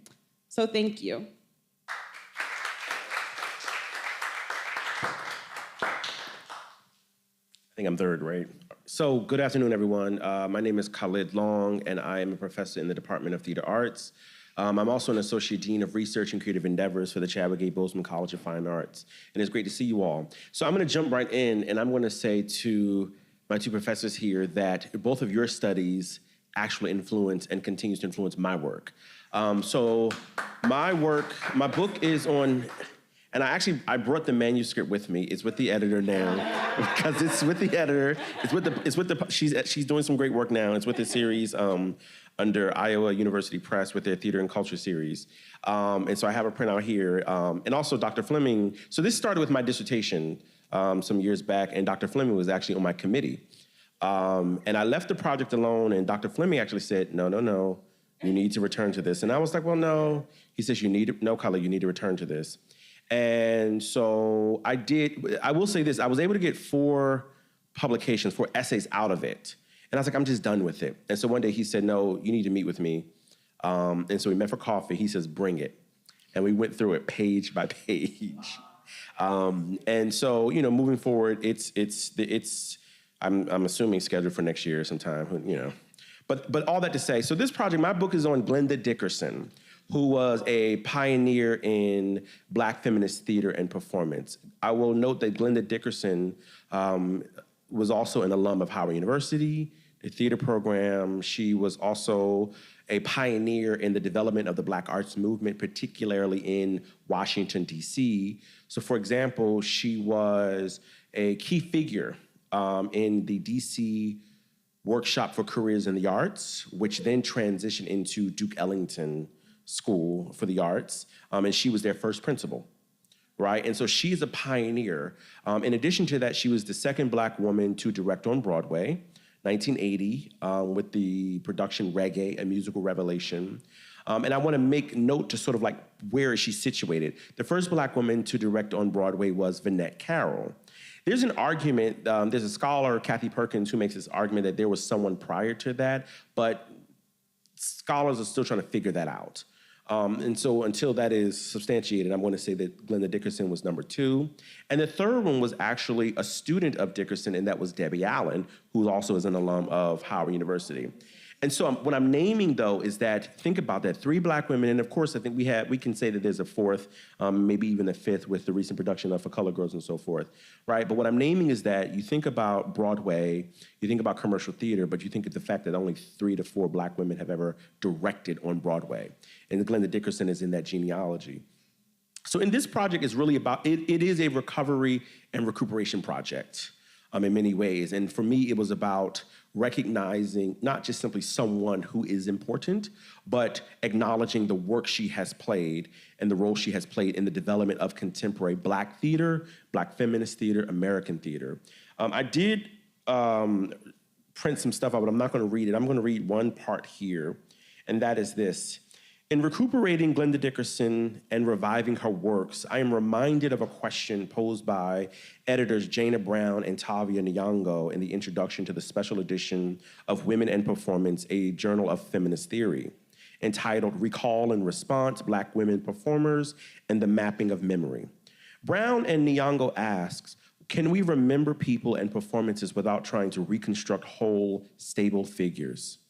Whereas my project is not concerned with reconstructing Dickerson as a whole stable figure, I am, however, invested in illuminating how Dickerson, who was an active agent that intervened in dominant discourses surrounding feminist theater and performance, read white women scholars and practitioners, also made an intervention into the foremost masculinist ways of creating and staging works about women of color, thus concretizing a Black feminist womanist theater and subsequently modeling a Black feminist theater theory through her praxis. And so when I began to do this work around Dickerson, there were maybe 1 to 2 essays about her already, and one of them was primarily by scholar Frida Scott Giles, who was a professor at University of Georgia, who ironically, when I was at University of Georgia prior to coming here, I replaced her position. It's kind of funny how that works. And I contacted her and I said, I'm really interested in picking up on Glenda Dickerson's work. I was introduced to Dickerson in my master's program, actually, and this is around 2003, 2004. I read an essay by Giles, and it was entitled Pearl Clegg and Glenda Dickerson Define Womanist Theater. And my master's thesis was on Pearl Clegg. And ironically, Pearl Clegg is also an alum of Howard University. You know, Howard is just all up in here, right? And so I said, oh, I know Pearl Clegg, I'm writing about her, but Glenda Dickerson, who is this? Wait, she's done what? Why do I not know who she is? So when I go to read Crockett and Hildy theater history book, the sort of the staple theater history book that at one time we were using, I'm like, why do I not know who she is? She's a pioneer. She's not just another figure, but she's someone who has sort of, not only intervened, but was the first. And we know historians, we like first, right?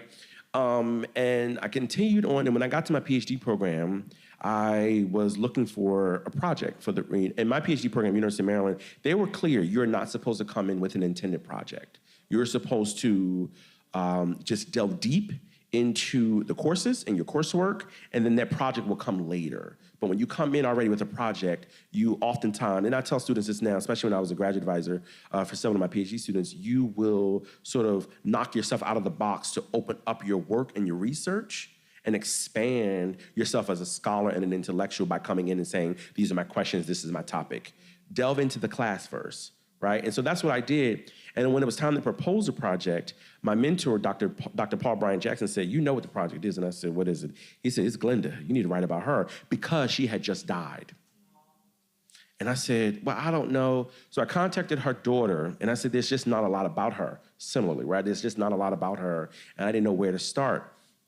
In addition to there not being a lot of information or, conventional research done on her, her plays were not published, with the exception of one, Remembering Aunt Jemima, that she co-wrote with Brina Clark, who was also an alum, and that was her student when she was here. And I said, much has been written about this play, but how do I get a book-length, dissertation-length project? I contacted her daughter, Kathy Perkins, a pioneering scholar who actually is an alum of Howard as well. She was a lighting major here at Howard University, a pioneer, renowned lighting designer and historian, particularly of Black women's works in theater of the diaspora. She said, well, I know her daughter. I went to the funeral. I can contact her daughter. And she did, and I contacted her daughter, Anitra Dickerson Duncan, whose son actually is now here. And she says, oh, wow, I'm interested in what you're going to do. She said, well, I'm going to send you some stuff and just to see what you can do with it. She said, I packed up my mother's things. They're all in my garage. And I said, okay. She sent me this huge box that I actually could not carry. I was in graduate school then. I had to get a cart to wheel it down to my TA office. And I was overwhelmed. I opened the box and I was like, it's too much. I can't, it's overwhelming. So I left it alone and I kept thinking, how do I reorient this project to do something else? On a Sunday, I was in my office, in the TA office in graduate school, and I said, let me look through this box. Let me see what's in here. DVDs, videos, handwritten notes. And I said, what is? So I just started pulling stuff out. And what I discovered was this project called the Kitchen Prayer Series. And fast forward, it was actually her last project before she had died. And I said, oh, I have the DVDs. And then I had these. So Glenda Dickerson very much was into devised theater, devised works, the stylistically devised works anyway. And what I began to do was watch the videos, and I said, oh, this is my project. And then I'm watching. I'm annotating. I ended up getting grants and things to go to the Kitchen Prayer Series archives at the University of Michigan, Ann Arbor, where she was working at that time. She was sick, and I think she knew that she would not be here long. And so she ended up creating this archive around that final project. And I kept saying, God, but she's going outside the U.S. borders. Unlike many other Black women playwrights. And I was beginning to connect her to Lorraine Hansberry, to Lynn Nottage. And at that time, there's a scholar named Dr. Sandra Shannon, pioneer scholar, Howard University, English department. She wrote an essay called Black Women Playwrights Who Cross Cultural Borders. And I began to think about Glenda in that genealogy. Then, and the last thing I'll say is, I went back to an early essay of Glenda Dickerson's that she had wrote, an essay really that sort of established her as a critical theorist. And that essay was, I think, Toward a Womanist Attitude in African-American Theater. 1987, she wrote that essay and delivered it at the ATHIC conference for the pre-conference for the Women in Theater group. It was subsequently published. And ironically, she wrote it in 1987, which is an interesting year. You have Beloved by Toni Morrison. You have,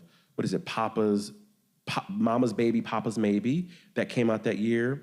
you have several critical scholarly works that came out in 1987. And so I made the argument, Glenda belongs in this genealogy. She's making an intervention as well. And I sort of made the parallel and I said, oh, she's always been a global figure. She's always done this, and what I end up calling it, this transnational feminist work. And so my book project takes up that last project, but what I'm doing is really sort of looking at the ways in which her life is blended, you know, in the context of Black feminism. The life is very much sort of meshed in with the works, and it's hard to sort of distinguish and pull them apart. So thinking about Lorraine Hansberry, thinking about Claudia Jones, right?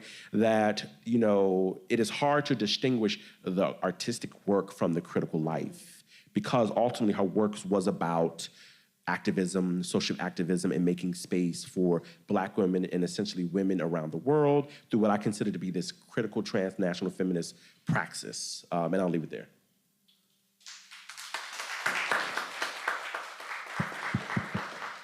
Good afternoon, everyone. Name is Dr. Iwa Kwakwame. Raise your hand if you're a Howard student. Howard student?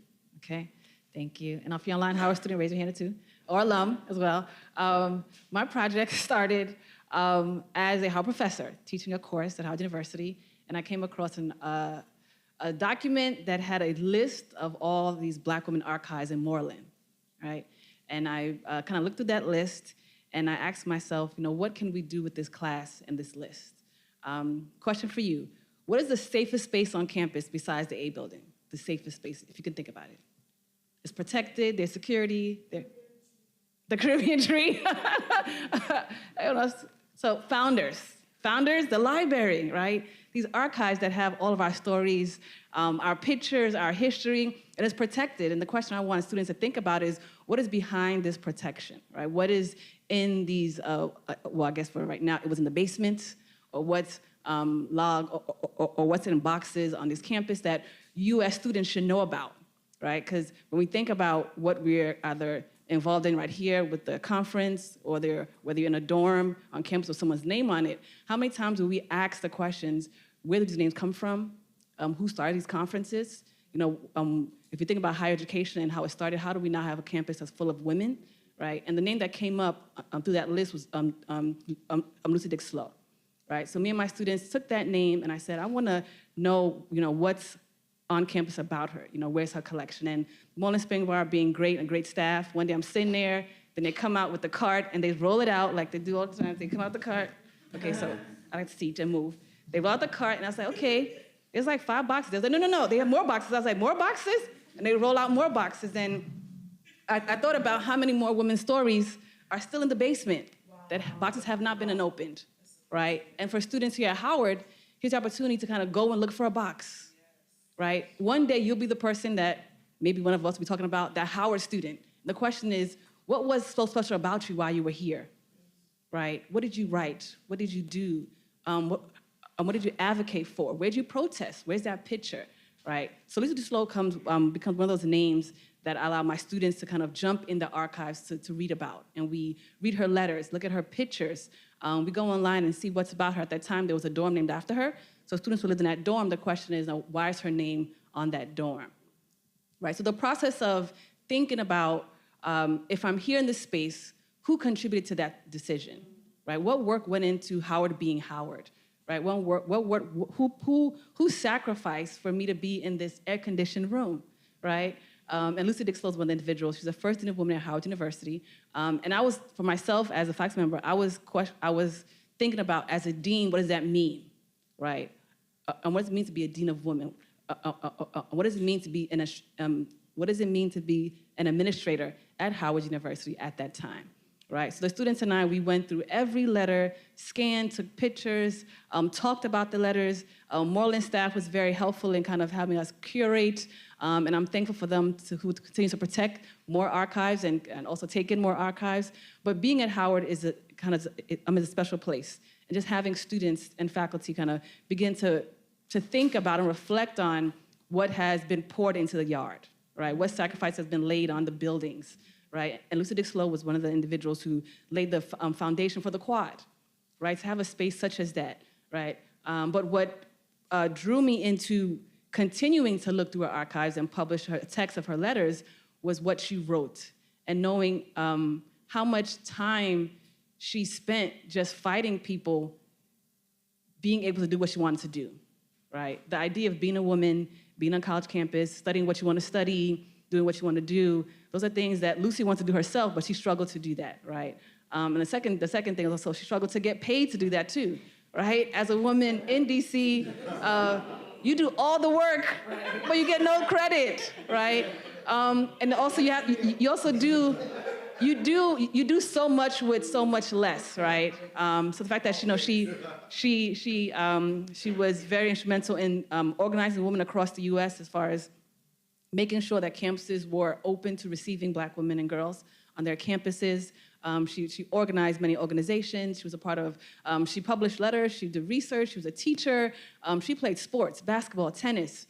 She did it all, right? And she still came to work at Howard. Her office, I guess, was across from Founders, right? Yeah. I'm looking at the historian just to make sure. And every day she wanted to make the space that we see today, for the most part, right? I think the question of safety is a question, right? Is it still safe for women to learn in higher education, right?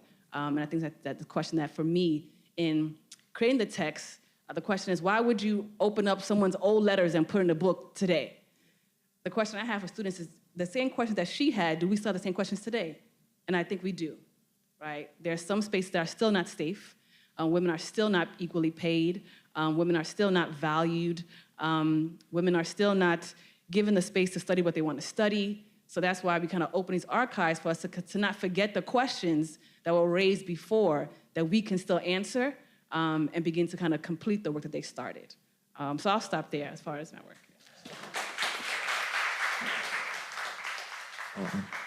So many thanks to our panelists. So we have about 14 minutes. We're going to take until about 2 o'clock just to have a brief conversation with the panelists and then open it up. And I just want to say these are all kind of pioneers in the field of kind of Black women's critical biography, or more broadly, Black women's life writing. And I just want to say there are other books about Mary McLeod Bethune that have come out in the last 2 years. Audre Lorde, Alexis Pauline Gumb's book, Barbara Savage's book about Maurice Tay, who was actually a Howard professor, who was an international, like a diplomat traveling the world. But also, Ketanji Brown's book, right? Michelle Obama. So there's a moment now where Black women's life writing is really important, right? One thing that interested me that was throughout all of these conversations, this is really powerful, right? How do you tell the story of a Black woman's life? And what I heard here is that it often involves getting material from a basement, right? Maybe at somebody's home, in your case, or here at Howard, but also state archives. And out of all people, the FBI, like high state, violent state, right? What does that say about how we teach students, since we have so many students here? And I'm thinking about Black life itself. Black life is something that's been made out of the wreckage of modernity. How do you tell the story of a people from nothing, right? And then how do you read against the state archives, the dominant archives, to get the knowledge that we need? Two very different poles. Right. In my case, and I apologize, I'm going to have to leave in a little bit, right after I say this. But in my case, what I did was set up an opposition between the state narrative and her brief versions of her own story. And often they're not narratives that are fully developed yet. Like she was in the process, I was told by all the people I interviewed, of writing an autobiography.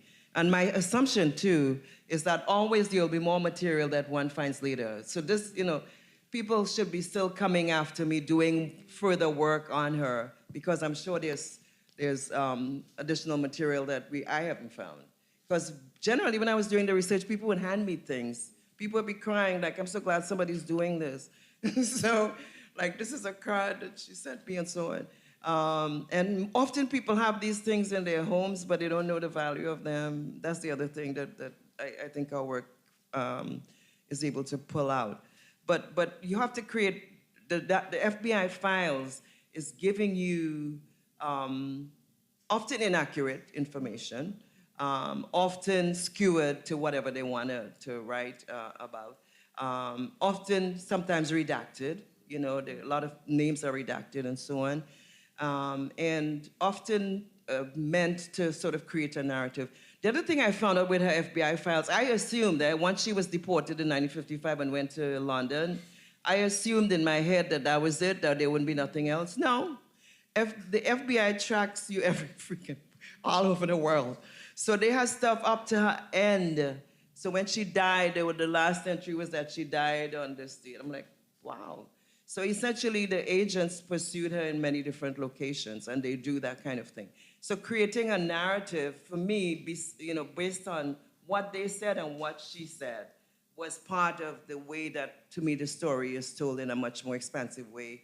And of course, the interviews you do with various people who knew her and so on.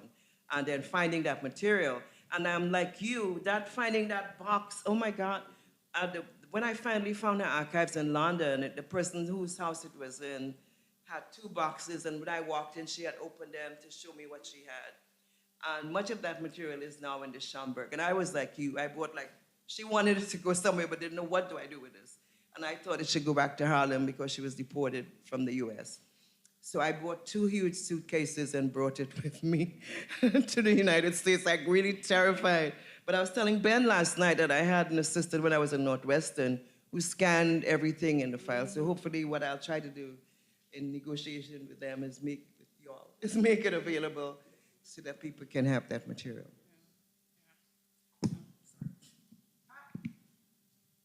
I would just say, I've also used our FBI files, both in the Hansberry biography and then in this current biography I'm working on. The way that they've been most useful for me, the state archives have been most useful, is to know where Hansberry was on a Tuesday in 1962, because they're tracking her, right? And you can, I trust that they got that information right, but it's often, anything beyond that is up for question. So people have written famously about the FBI going to see A Raise in the Sun, and then them being like, oh, this is just a nice family play. Don't worry, there's nothing to worry about here. And so, them totally misinterpreting the play. They start tracking Hansberry because she goes to a communist conference in Uruguay in the place of Paul Robeson because he was blacklisted at the time. They had revoked his passport. And so that's why the FBI starts tracking Hansberry. So this is well before she's famous. And so anyway, I just say that to say that the FBI files have been useful for me for the sort of nuts and bolts of biographical writing. But in terms of sort of making sense, as Dr. Boyce Davies was saying, is making sense of the information, you have to take a critical lens. And so I would point folks to read the introduction, read the whole book, but in terms of this point, to read the introduction of Daphne Brooks's Bodies in Dissent, where she writes about 19th century Black performance. And most of the reviews at that time are white people trying to make sense of Black people on stage.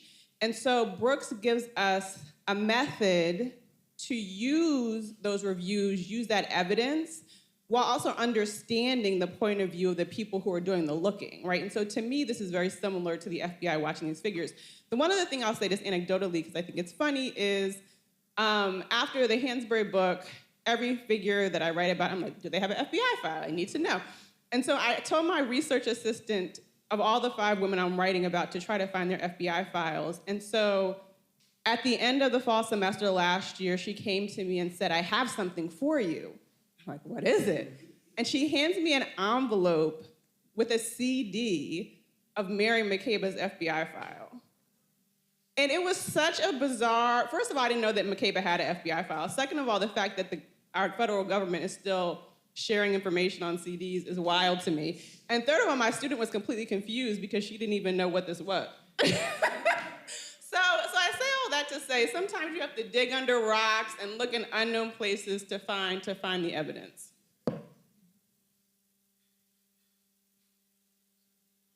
I would say for students, persistence.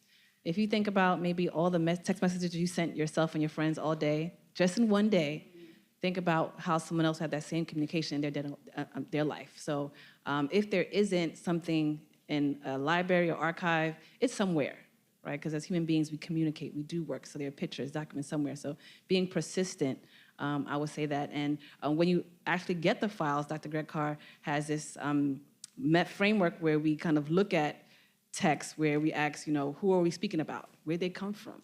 How they see themselves. Like ask these questions so you may find other things beyond what's just in front of you to be able to kind of find something else.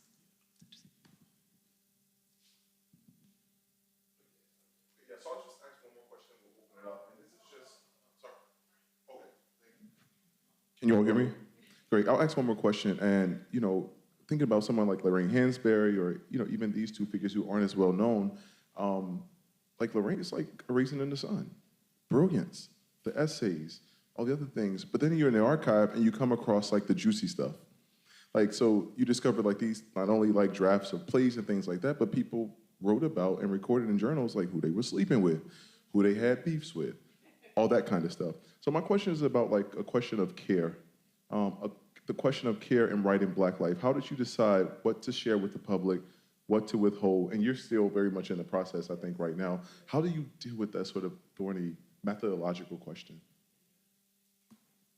I would say for my text, it being historical documents, the question becomes, what does this generation need to know or hear, right? Because the goal isn't to say this is the last book, but what would someone read in this time to say, okay, I want to go back and look at what Dr. A kind of pulled up, because not everything is in this book. So where can I go back to the collection and kind of continue, right? So that's what I think. What's the question that this generation may have or may learn from reading this text that may push them to ask another question, to go for another box and another box?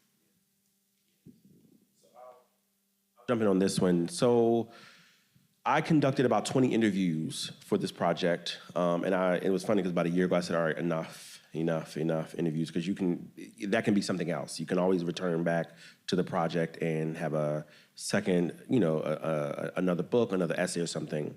In addition to that, I went to Dickerson's critical essays. I started to do some work around what she had written and was published and so forth, and some of her unwritten works.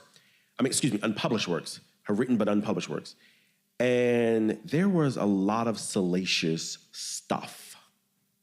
And especially that was coming through in the interviews, students, colleagues, and so forth. And I think the thing that I kept asking myself is, what am I trying to tell? And that really sort of boils down to, I want to tell a story about this artist, about her work in theater, and shifting to her final project, right? And so therefore the salacious information, while juicy, while gossipy, I'm sort of reveling in it, laughing, I'm human. I'm also going to be careful to, the question becomes, what is the narrative that I'm aiming to center and publish? What is the narrative? But also recognizing that when you're writing about these people, and I think it's really important to recognize when you're writing about people who are not removed too far from where we are today. So she died in 2012. She was only 67, right? So someone who could still be living today and who has relationships with people who are very much still alive today. You want to be careful in what you put out there, because what you don't want to do is create, first of all, you don't want to become that scholar who is not taken serious, number one. But also, number two, you just want to be careful in the kind of narrative that you're putting. Like, what is your job? What is your aim? And I think that's the thing that sort of led me to be careful and sidestep a lot of the salacious information that came out. And then I'll give you an example. I had a student a couple years ago, one of her former students, a couple years ago. She was a professor at Spelman, and she was the head of Spelman's drama department at that time. And I approached her and I said, you were a student of Dickerson, you were a student at Spelman at this time, I would love to interview you. And she was like, don't ever speak that name. I don't want to know nothing about her. I don't care about your project. Good luck. And she walks away. And I had several encounters like that. And I just simply said, thank you, and we'll move on, right? Because what I don't want to do is allow that to sort of shape and frame how I'm going to end up, this final project, how this final project will end up, yeah. I would just say really quickly, Lorraine Hansberry moved to New York when she was a 20-something living in New York. So obviously her life was full. When I was writing the biography, I thought of it as an intellectual biography in the similar vein as thinking about recovering Black women's intellectual history. And so I wrote about so anytime I wrote about the personal aspects of her life, I saw it in the service of understanding her ideas. And so that's where I drew the line. And so obviously, in Black feminist tradition, the personal informs the political. And so I didn't not talk about anything personal, but I left out things that I didn't think were in the service of better understanding her ideas. In this most recent book, I talk a lot about the pervasiveness of violence that these women face both in their personal and in the larger social world, because I want readers to understand the context under which they labored as a way for us to understand the context under which we labor. And so it's not to be salacious per se, but it's for people to understand how regular, just as it is today, violence was for Black women at that time. Thank y'all. First of all, thank y'all so much for that. We're gonna transition into the question and answer session of this. Before we do, I want to make sure that all the students who have class in a couple of minutes just know to go ahead and just slowly leave out. We know you have things to do. Also for this, we would like to prioritize the voice of the students. So can I have the first 4 to 6 questions come from students, and then everyone else can ask their question after that? Thank you all for being here. My name is Kari Yanzame Johnson. I'm a history major.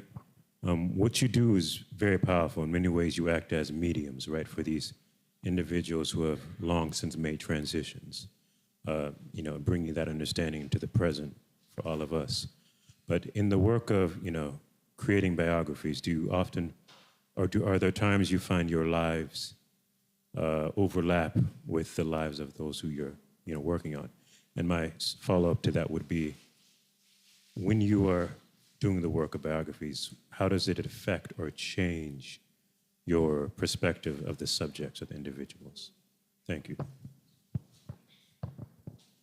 Yeah, I would say, so the Hansberry book came out in 2021. I was finishing it during the pandemic.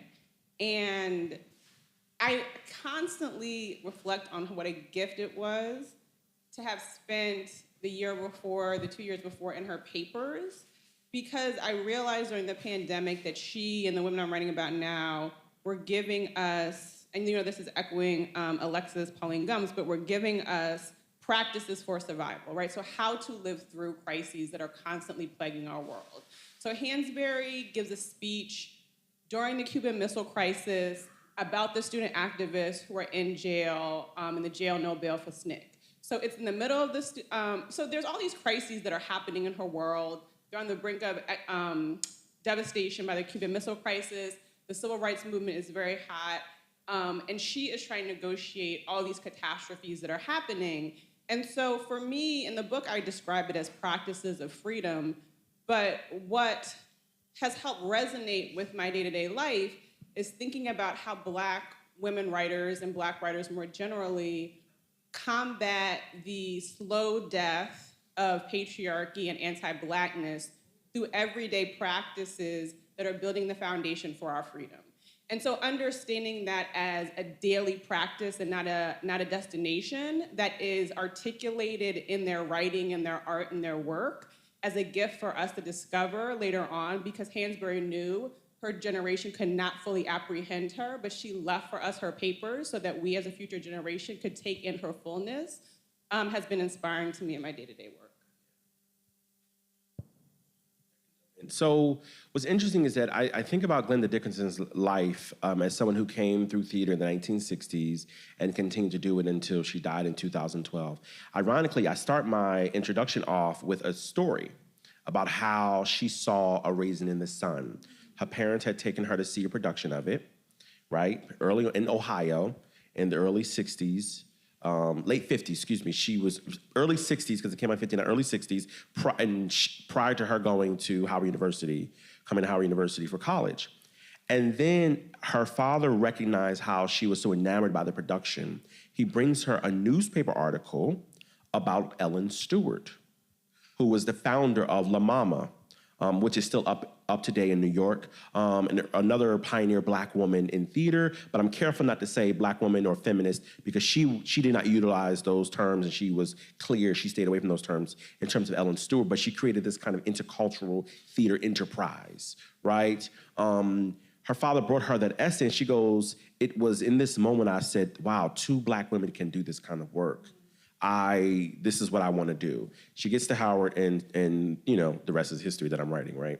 And so, but what I find really interesting is that she's a Black woman trying to make it in a field that does not want Black people, and in particular Black women, but also something that Dickerson was clear of, Black women who looked a certain way. So, for instance, one of the interviews that I conducted, the professor said to me, well, the person said to me at that time, you know, she did not think that she was a pretty woman, right? And in my opinion, I was like, oh, but I had to really think about what that looks like and what that means for someone coming through at a certain time, right? When Diane Carroll and Diane Sands and others are sort of in the mainstream. But also, this Black woman is trying to make her way in commercial theater. Commercial theater was never necessarily good to her. So by the 1980s, she decides to switch, and she becomes sort of the major director of her time. And Black women playwrights are going to her. So P.J. Gibson, Aisha Rahman, and many others, they're going to her to say, I want you to direct my work, I want you to direct my work. And she does. So she becomes a major director in the 1980s. But she also realizes that commercial theater does not want her either. And so she ends up going into academia. She was always teaching, but she decides to make the full switch to academia and become a scholar artist, right? The term that we use today. Because it was in academia that she was able to do the kinds of work that she was really interested in. To quote Frida Scott Giles, Glenda Dickerson chafed at the constraints of realism. And if you know what that means in the context of dramatic literature, genre, form, and style, right? All that to say, to wrap all that up, what I have really sort of taken away from writing about Dickerson and others, but Dickerson in particular, and the thing that I attempt to share and, you know, give a lesson to my students is that there has to be a purpose about what you do. And what I mean by that is that Glenda Dickerson's works end up becoming socially activist driven. And for her, she became a figure in theater that she utilized theater as a form of social activism. Right, because of her own hurdles that she had to cross. And that she said, I should not have to cross these hurdles. I should not have to do this kinds of work, right? The world is tough enough, theater is tough enough. And I'm always sort of thinking and getting my students to understand that the commercial realm of theater may not ever accept you. What are you going to do when it doesn't? Or do you spend your life attempting to navigate and penetrate a field, an arena that will never accept you? What do you do outside of that? How do you create your own works? How do you create your own networks and so forth? And I just want to, and the last thing I'll say is, I was thinking about your work. I remember you and I had this conversation a few years ago during, when you won that big award for your book, right? And we were celebrating you then. And we had an opportunity to talk about the project that you're currently working on. And so I was thinking about Glenda Dickerson and who was she in community with. So I'm thinking about people like Vera Katz. I'm thinking about people like Eleanor Traylor, who she considers her best friend and her daughter's godmother. I'm thinking about people like Kathy Perkins, like the community that she created that allowed her to then sidestep the commercial realm and continue down that path, right? Yeah. Hi, Tammy Brown. I'm a professor in the history department. Thank you for your presentations. I want to return to this question of ethics. Full disclosure, call me lowbrow, but I love gossip, right? I love the salacious details in certain contexts. So, Soyaka, I appreciate the point you're saying it was intellectual biographies, so those details might not have been relevant. But what you said, Dr. Long, was quite compelling because I'm teaching a class on autobiography and biography, and we constantly have this discussion about not writing a hagiography. And the drama that you just said about the student who said, I do not want to hear that name, do not want to talk about her, that humanizes your figure, I think. Can you talk a little bit more about that? Do you think it's still just not relevant? I know we're not psychologists, I know we're not psychoanalysts, but I think, as Dr. Soyaka was talking about, the violence that women go through at a certain time, I think being an intellectual and being a woman and being an artist, there is a certain type of violence on numerous levels that takes place, even in interpersonal interactions with colleagues. I can just offer this really quickly, and that is this. So it's not as though some of it doesn't show up, right? But I think it's about how do you contextualize it. So I'll give you an example. There is a scholar who looks at Black girls. Her name is Ruth Nicole Brown. She was a student of Dickerson's at University of Michigan. Also, there is a very, very well-known playwright. Her name is Dominique Morisseau. She was a student of Dickerson's, right? And many others. at University of Michigan, Ann Arbor, when she was there. And so there were moments where I would engage with people and they would say things like, again, she was a tough professor, she was this, she was that. I mean, they would have all kinds of framings for her that were not so beautiful. They were not, beautifully pictured or framed, right? In addition to that, there were people that I've interviewed who worked with her back in the 60s, 70s, and 80s who used very colorful language to describe her. And so for me, it was what I did not simply want to do, and I guess, and I thank you for asking that question so that I can reframe it. I didn't simply say, here's a chunk quote, right? And let me put it on this chapter, let me put it in this book. What I did was I sort of went back to primarily Black feminist literature that talks about Black women and how they are framed, as opposed to how Black men who have a similar kind of stamina, a similar kind of approach in the context of theater in this case, and yet Black women and women in general, but Black women in particular, are often seen as something else. And I'll give a quote, like, folks will say she is a bitch, or she's this, she's that. She was just so mean. But yet when men who occupy a similar, if not the same space as a theater director or playwright, they're often seen as bold and powerful and strong and stood firm in what they believed in, and that's why the show moved in this direction. And so for me, it wasn't just about erasing it or moving it, but I just contextualized it. And I then brought in feminist theory, Black feminist theory in particular, to help me sort of understand and utilize that language to then assess what was happening here. And so that's what I mean by I didn't just move forward with the salacious gossip, but I contextualized it to say, look at how she's being framed. And this is the very thing that she's writing about in her plays. Okay, hello. My name is Pearl Ennie, and this comment/question is for Dr. Long because of the mention of Miss Glenda Dickerson. And so when I started my work at the Smithsonian, and I was at the Anacostia Community Museum, and their current exhibit is A Bold and Beautiful Vision, a century of Black arts education in Washington, D.C. from 1900 to 2000. So I was wondering if you were tapped at all for the curation of that work, if you've been to visit it yet?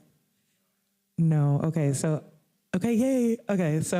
I am not working there, contracting my services there anymore, but I absolutely love the mission. It was the Smithsonian's original African American History and Culture Museum, founded in 1967 by John Kennard, a local Anacostia man. And I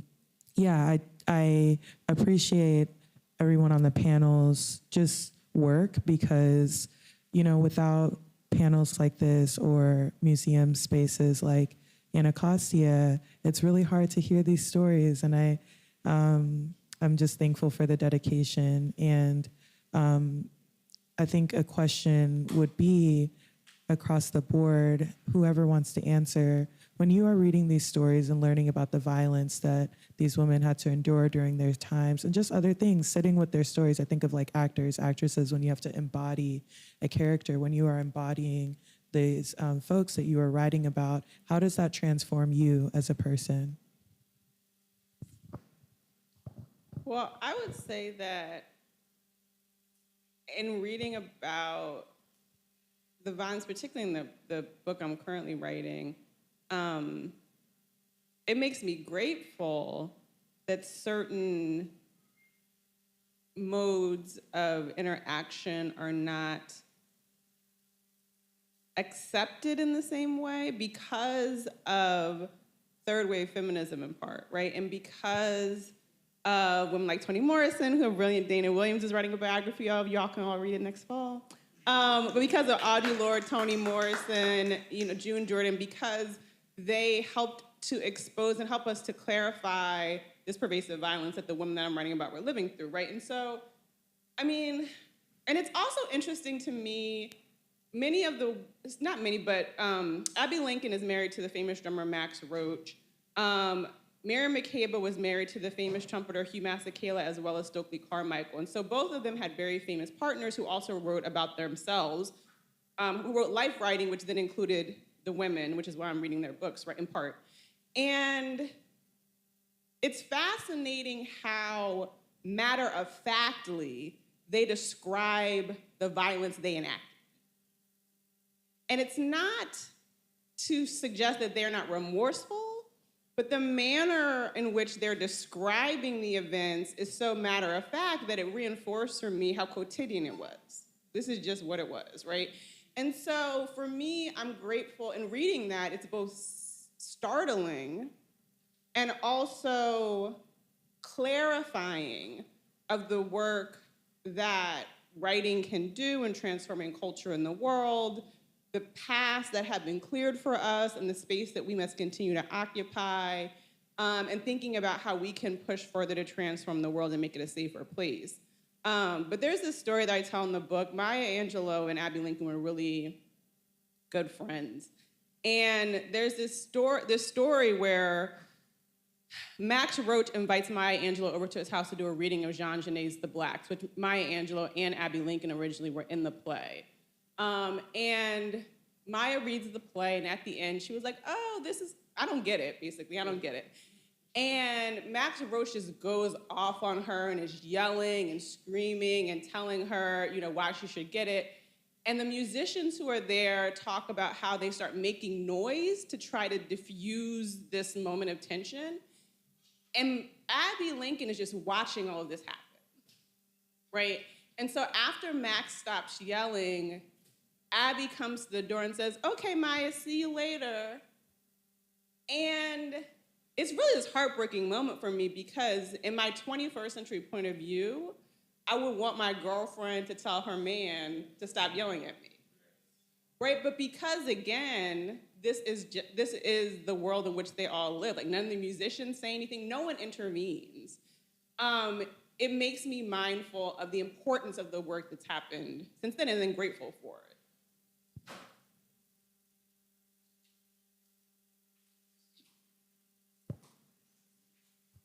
Hello, what's going on, family?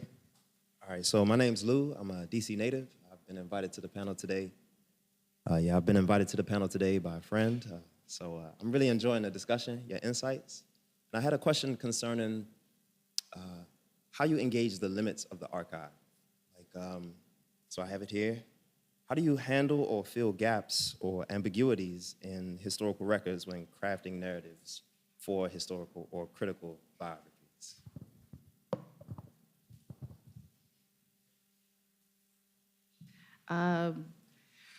With great sensitivity and care, right? I think the privilege to take someone's life story or their words, their letters, or their pictures and know that, you weren't there. You just have to be very sensitive, right? Going back to the point as far as salacious information or an argument or a blowout that happened, I cannot 100% fill in what someone could have said or what they should have done, or one instance can happen and we can all have different stories. So just knowing that your job is not to get the story perfect. I think for me, the goal was to get it as close to that person would have said it or captured it or told it to someone else who wasn't there. But sometimes it is very difficult because you only have a flat picture. In many cases, you don't have a video, you don't have audio. The pictures are not even in color. So you saying, oh, she wore a bright colored dress. I can't tell because it's black and white.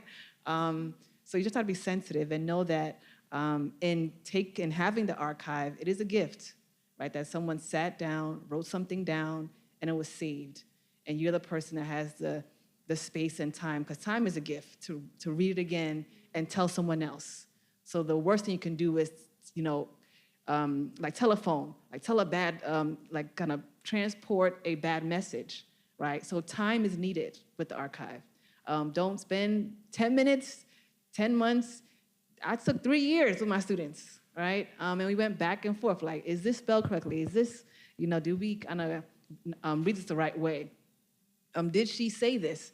Did she say this one time? Because sometimes there's 3 versions of the same letter. You know why? Because an eraser wasn't a thing. So you wrote it one time, or you typed it, then the first time something went wrong, so you typed it again, right? So know that people are human, and it just takes this kind of sensitivity. And 2, I'm not a historian, and I think a historian as far as, like, I'm not passionate about the time. I'm passionate about the experience that happened, and that may be circular, right? So the first time around, maybe the person said this, but maybe 2 months later, they changed their mind and said something else. So you have to give space to the fact that you may see a document that is actual document, but that person may have said something else, 10 minutes later, right? And you have to give space to say that in the breadth of this incident or this episode, what else could have happened later that I'm not putting all my energy on this one piece of paper or this one picture? Because maybe now you take 10,000 pictures in 10 seconds, right? And they deleted half of them and they saved the one that they liked. And then you came up with one that they liked, but there's some ugly ones there that weren't there. That helps tell a better story. But if you're not patient and sensitive to knowing the gaps that may exist, you may tell the wrong story. So for me, it is the gaps, it is the dearth where the life lives, right? I'll give an example. I just wrote an essay on the Harlem Renaissance, and I struggled with this essay, because I called Julius a couple times being like, read this, help me. And it was an essay on, it's for an edited collection on queer U.S. theater. And my chapter was on the Harlem Renaissance. Now, I could talk about figures, I can talk about parties, I could think about Angelina Webb Grimke's play Rachel as perhaps the first queer Black play.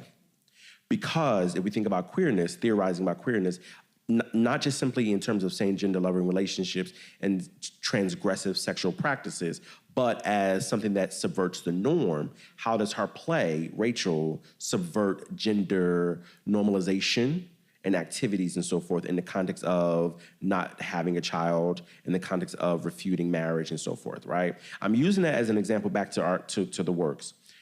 It is in the very project that you, as a cultural historian, talk about the gaps. You don't just simply say there is a gap. What do I do here? You actually say, it is interesting to note that between 1989 and 1997, there were no published works, there was no productions, there was no this. What was happening? And that then, as a historian, you go outside and say, what was happening in the time period? What was happening culturally?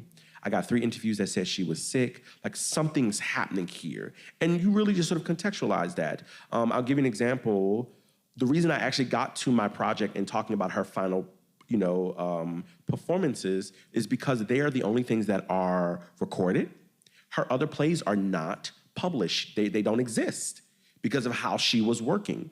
But in taking that allows me to then say she perhaps was a progenitor or an early figure in devised theater, right? And so I can theorize about her in that way. Because when we think about, like, in the context of theater history, when we think about the devised theater, we're thinking about Europe, we're thinking about white folk. We don't actually think about people in the Black arts movement and their works that, even though the language wasn't there, we didn't have it in our vocabulary, but they were doing devised theater. And so you, as a cultural historian, my job is to say, well, it was happening in Europe, it was happening here. They were doing it too. The language wasn't there. That's why it wasn't published. But then I can look at playbills. I can use the other archival materials to then say, let me sort of contextualize and theorize a little bit about what the possibilities were that was happening here. So in other words, in short, it is in the gaps where the life lives. So I'm just hitting real quickly, for students especially, one thing that some people will teach you is like this thing of critical objectivity, or you have to be objective or distant from the things that you study. I actually think it's important when writing people's lives that you see your Blackness, right, your experiences, your knowledges of Blackness as a resource, as an intellectual resource, right? So if a Black woman, says, bless your heart, and you're like, well, that's a very Christian thing of you to say, and you don't know that she's really saying something else, or how Black people say, I can't stand you, which is also a way of saying I love you, you will miss something, right? So don't check your Blackness at the door. There are moments where it actually can be a valuable intellectual tool. Before we head into the last question of this session, I just want to remind everybody, please follow us on social media and also return at 3 p.m. because we have another panel. Hi, my name is Miriam Ejide. I'm a freshman psych major here at Howard. And my question was, when it comes to researching and telling the stories of Black people, such as the ones discussed today, do you tend to see yourself in them and or get inspired by them? And if so, how does that translate into the way you tell their story? Of course, I'm inspired by that. I mean, I was telling early on this project, one of my writing buddies was like, what are you doing? And I was like, I'm sitting here listening to Nina Simone. Like for hours. And that is what I did today to do my research, which was, I felt like quite a gift from the universe that I'm getting paid to sit and listen to Nina Simone for hours. But I do find them inspiring. I find them inspiring, again, both because the artists, so the people I'm writing about are relatively well-known, and because they transcended every barrier to be well-known. And so, even during this period, Black women in the jazz world are sort of, not considered regular. Like, it's a man's world. Obviously, Hansberry is the first Black woman playwright on Broadway. So they are intervening in spaces where they are not supposed to be. And they become famous for it. And so it's inspiring just to see the level of achievement in their form that they're able to display. But then the other piece is how they are able to animate collectivity and activism as well. And so Mary McCabe, who's probably one of the lesser known figures in my book, but all y'all should know her, South African woman musician, came to the United States in 1959, was exiled because of the things that she said about apartheid in South Africa, testified before the UN twice on behalf of South Africa. And if you know anything about the history of the UN, you know that many Black internationalists were seeing that as a site of possibility for Black collectivity across the globe. And so she was able to intervene in that space. I mean, she's doing all of this while she's at the top of her game as a musician. And so just seeing not only what they were able to achieve, but again, and this goes back to me discussing Nina Simone's Be Young, Gifted, and Black, how they were able to do it, how they fed on one another, how they influenced one another, how they were soft spaces for the other to fall is inspiring to me as well. I'm thinking about the types of collectives that I want to be a part of and shape and the world that, again, we can build on from the foundation they've laid. I agree. I think of when I read Lucy's letters, it's like the Energizer Bunny, like I got a new battery in my back. My class yesterday, students were talking about double standards, and I was like, yes, if I'm a woman on campus, and if I'm coming from this direction after this time, I'm getting called this label. And I said, go to, let's all turn, I'm opening our books, go to page 37, and see the letter that someone insulted Slow, right? And how she responded to that, right? Students will get to a point about wage gap. Let's turn to page 57. Look at how she talked about how she deserves a raise and how much work she did, right? So I think it inspires me to know that a woman at Howard put this much effort into doing her job very well. She's very articulate in kind of documenting how she did that, and that helps me just kind of continue the work. So for students here, again, the text allows you to kind of not go to the archives. You can't go, but you have it in your hand to say, okay, I can read about and get inspired by what can happen and continue the work that she started.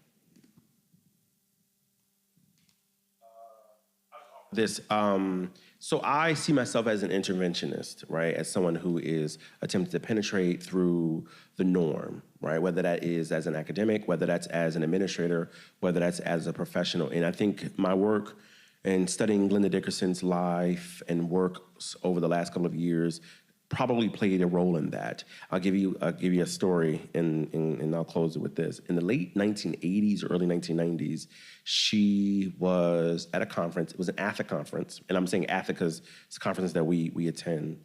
And there were early feminist theater theorists there doing some, theorizing, primarily white.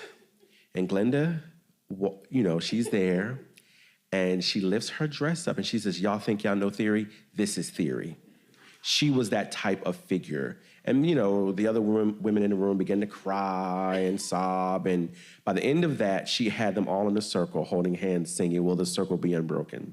Which is sort of her song that she would close performances in her classes and semesters with, right? I'm saying that to say that she has inspired me to stand for something. And also to always say, am I willing to take this risk? And yes, I am. So for instance, I am somebody who says all the time, like to my students, I will defend you. I will defend students. I will stand up for you. And I have senior mentors who will say, but be careful because your job. And I go, I'm willing to risk my job for the safety, right? For me, it's an ethics and morals thing.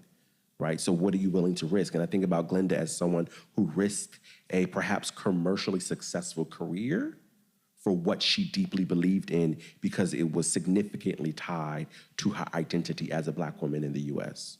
So, yeah.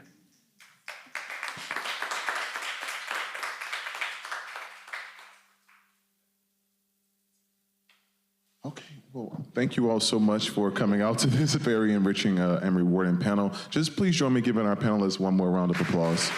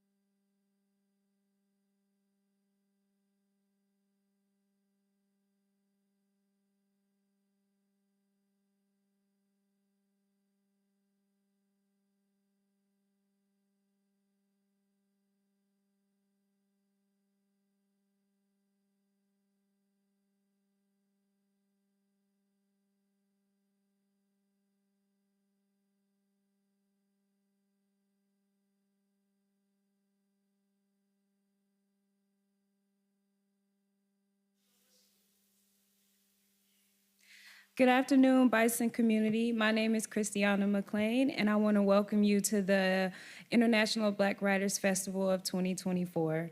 We hope you're enjoying the thought-provoking discussions and creative energy of today's panel. For all the details on the festival, including panelist bios, schedules, and live stream links, feel free to scan the QR code to my left. For those interested in future events, including Ta-Nehisi Coates' book tour of The Message at Cranton Auditorium on October 3rd at 7 p.m., please visit msrc.howard.edu for more information. And now, I'm delighted to introduce the moderator of this panel, Rebby Davis. Rebby Davis is the president of the Howard University's Writers Guild, where she leads efforts to foster creative expression and promote student publications. A prolific writer, she has penned numerous argumentative essays and creative pieces while also spearheading research groups for academic papers on Howard's campus. Before attending Howard, Rebby was honored with the prestigious Dr. Maureen Stein Excellence in Humanities Award, recognizing her outstanding contributions to the field. Please join me in welcoming Rebby Davis.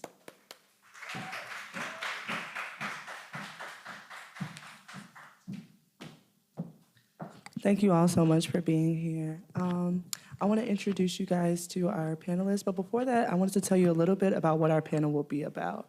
So the name of our panel is called Writers Unbound, a showcase of Howard's literary talent. And essentially, we're going to be listening to some panelists. They all attend Howard. They're all current undergrad students. And essentially, they're going to talk about their very different genres that they write about and how they navigate being a student writer. A lot of them are very accomplished in their fields and in their genres. And we hope to, in the words of the Writers Guild, to help revive the literary tradition and inspire everyone looking to be a writer, especially in your undergrad. So I want to first welcome our first panelist. She is a philosopher and Mellon Mays researcher, and as well as a Moreland Springard, currently in her senior year at Howard University, where she advocates for Black individuals in academia. She serves as managing editor of the Howard University Journal of Philosophy, president of Ubiquity Incorporated, which I am also a part of, and secretary for the Ukweli Research Journal, while also presenting and publishing her research on race, identity, and perception in national and international conferences. So thank you, Alex, for being here. Our next panelist is Olivia Okran. She is an author of a young adult fantasy duology titled The Iria Chronicles. She is self-published both books before she started her freshman year at Howard. Both of these books can be found outside if you guys would like to purchase one, and she'll talk more about what her books are. So everyone, please help me in welcoming Olivia. Our next panelist is Nova Riley Johnson, a sophomore film TV major from Chicago, is an inspiring screenwriter. Her work has been published in the Library of Congress, and she currently contributes to student-run publications at Howard, including Cover to Cover Magazine and Kathleen Magazine. So thank you so much, Nova, for being here. And last but certainly not least, we have Asia Alexander. She serves as business manager of The Hilltop, where she previously covered premieres like Black Panther 2 and The Color Purple. Asia freelances for The Washingtonian and Essence, blending fashion and politics, and was a Forbes editorial intern covering DEI and educational policy. She's also a published writer for NASA, contributing to their journalism and research efforts. So everyone, please welcome Asia. And with that being said, we're going to go ahead and get started.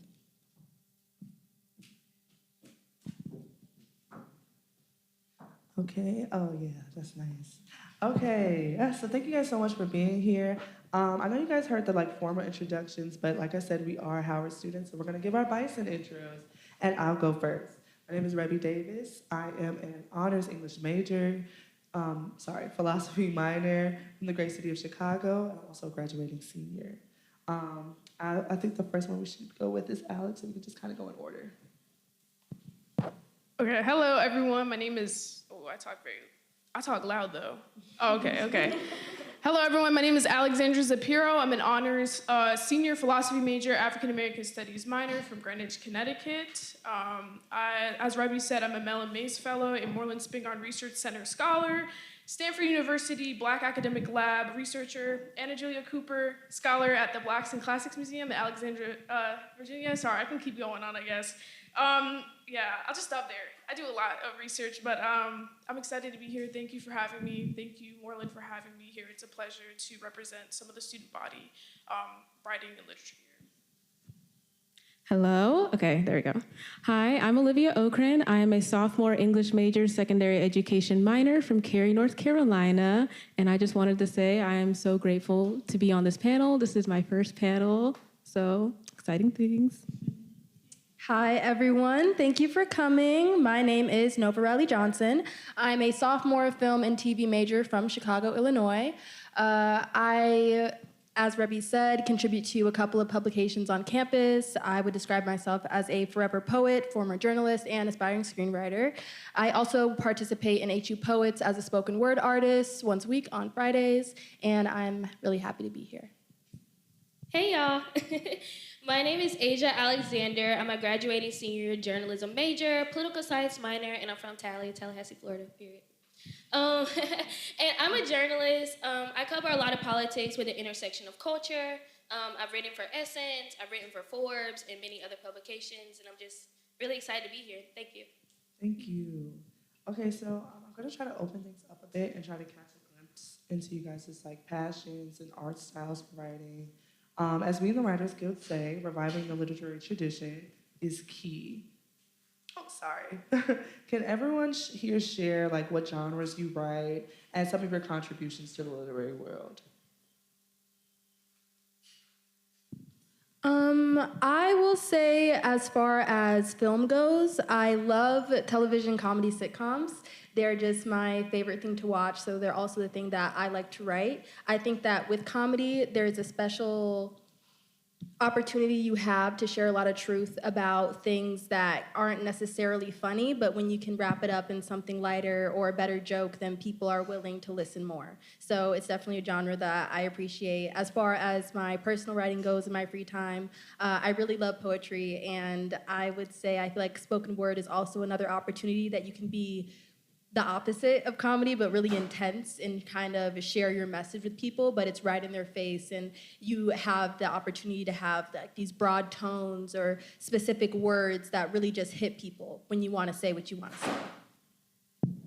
Absolutely. So I am a young adult fantasy author, so I'm writing in the fiction space, and I feel like with the fiction space, I have the unique opportunity to write both your classic stories that people read for escapism, but I'm also able to make a lot of social and political commentary without it being as in your face, for lack of a better term. For example, the duology that I have out right now, I wrote it in the midst of the 2020 pandemic, and it was also in the midst of the Black Lives Matter protests. And living in the South, a lot of my peers around me, they would misinterpret these protests as the Black community overreacting instead of realizing it was really just the result of decades and decades of mistreatment and discrimination against us, especially by police. So I wrote these books to take away all of the names, take away the political divisions that comes with talking about this issue, because the moment someone on one side is trying to speak about facts, usually you're not going to listen to someone you don't like. So I use my fantasy world as a way to illustrate these issues in a way that's easier for non-Black audiences to understand, so that they're really able to see these events through the eyes of a Black person. Okay, cool. I guess I'll go, yeah. I write a lot of politics and culture stories. I started off doing culture stories because just like every other student at Howard, we want to be in the midst of entertainment. And so my big thing was entertainment, movie premieres, music festivals, and I loved doing it. I loved interviewing celebrities and just finding out their stories, but also their fashion. I'm really big into fashion. My mom is like a shopaholic, so when I was growing up, she would force me to go to the store with her, and that caused me to really love clothes. And so I really like evaluating other people's clothes, but a lot of my internships happened to be in politics. And so when I would go in these spaces, I'd be like, dang, I'm doing something different during the day than I'm doing when I go home from work, when I'm writing. And so I think about my sophomore year, I worked in the Senate for Senator Raphael Warnock. And when I was in that environment, it was a very like harsh environment. I didn't feel welcomed, and I didn't feel welcome to dress how I wanted to dress. And so I pitched to the Washingtonian an idea to basically go inside the Hill and evaluate the fashion inside the Hill and how it relates to discrimination against Black people who worked in the Senate. And that piece was actually really, really interesting, and that really sparked my idea to, really intersect the two, culture and politics, because they really do go hand in hand. I know you guys see with like the election, Taylor Swift, Bad Bunny, how are they gonna influence the election? Well, that stuff has kind of like an effect on like everything that we do when it comes to, culture and politics. So that's really my genre. That's what my niche is in, because y'all, I like being messy on social media, but I also like being involved in politics. So that's my genre. I would say mine is broadly just academic writing, but I mostly focus writing philosophy papers since I am a philosophy major. But I would call myself more of an interdisciplinary scholar because a lot of the papers I write, my fault. A lot of the papers that I write are, some I have like analyzing data sets from like the US Census, looking at like racial categories, or looking at like the history of credit and kind of diving into that are not necessarily philosophical in nature. But I am most proud of this publication that came out with the university, sorry, I had to write it down, the University of the West Indies at St. Augustine, Trinidad and Tobago, where I was able to publish a paper on, it was a comparative analysis with a philosopher called Sally Haslinger and a sociologist called Oliver Cromwell Cox. And I feel like from that, I'm proud of it because I was able to engage and have a conversation about racialized identities from the past and the present. Absolutely, and I do want to really emphasize the importance of all your writing, considering that it's all these different genres, but you guys kind of contribute to almost the same goal, just in very different ways. So Olivia, I'm going to circle back to you. So I know we spoke a little bit about your series of young adult fantasy books, but could you tell us more about them and like your goal behind writing them? Yeah, so I guess I will go into the plot a little bit. The plot of the book is we follow our main character, Elise, and she grows up in a village. Her family are farmers, but there's a drought that has spread through the kingdom. So, she ends up moving to the palace so that she could earn money for a year and then eventually go back to her family. So a year has passed and she's going back to her village, but when she gets there, it's been completely destroyed, and left behind is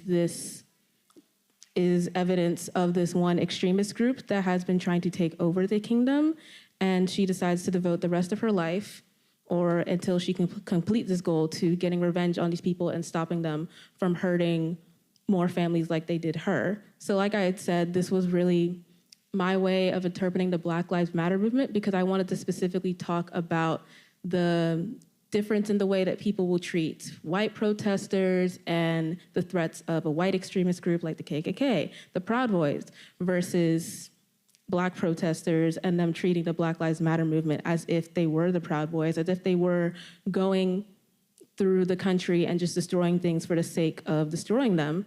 And I think a really good way to sum up what my book is about is in the dedication of the first one, I say, to those who have searched for themselves in literature, you have found it. And also, for those who choose to ignore the world around us, take notes.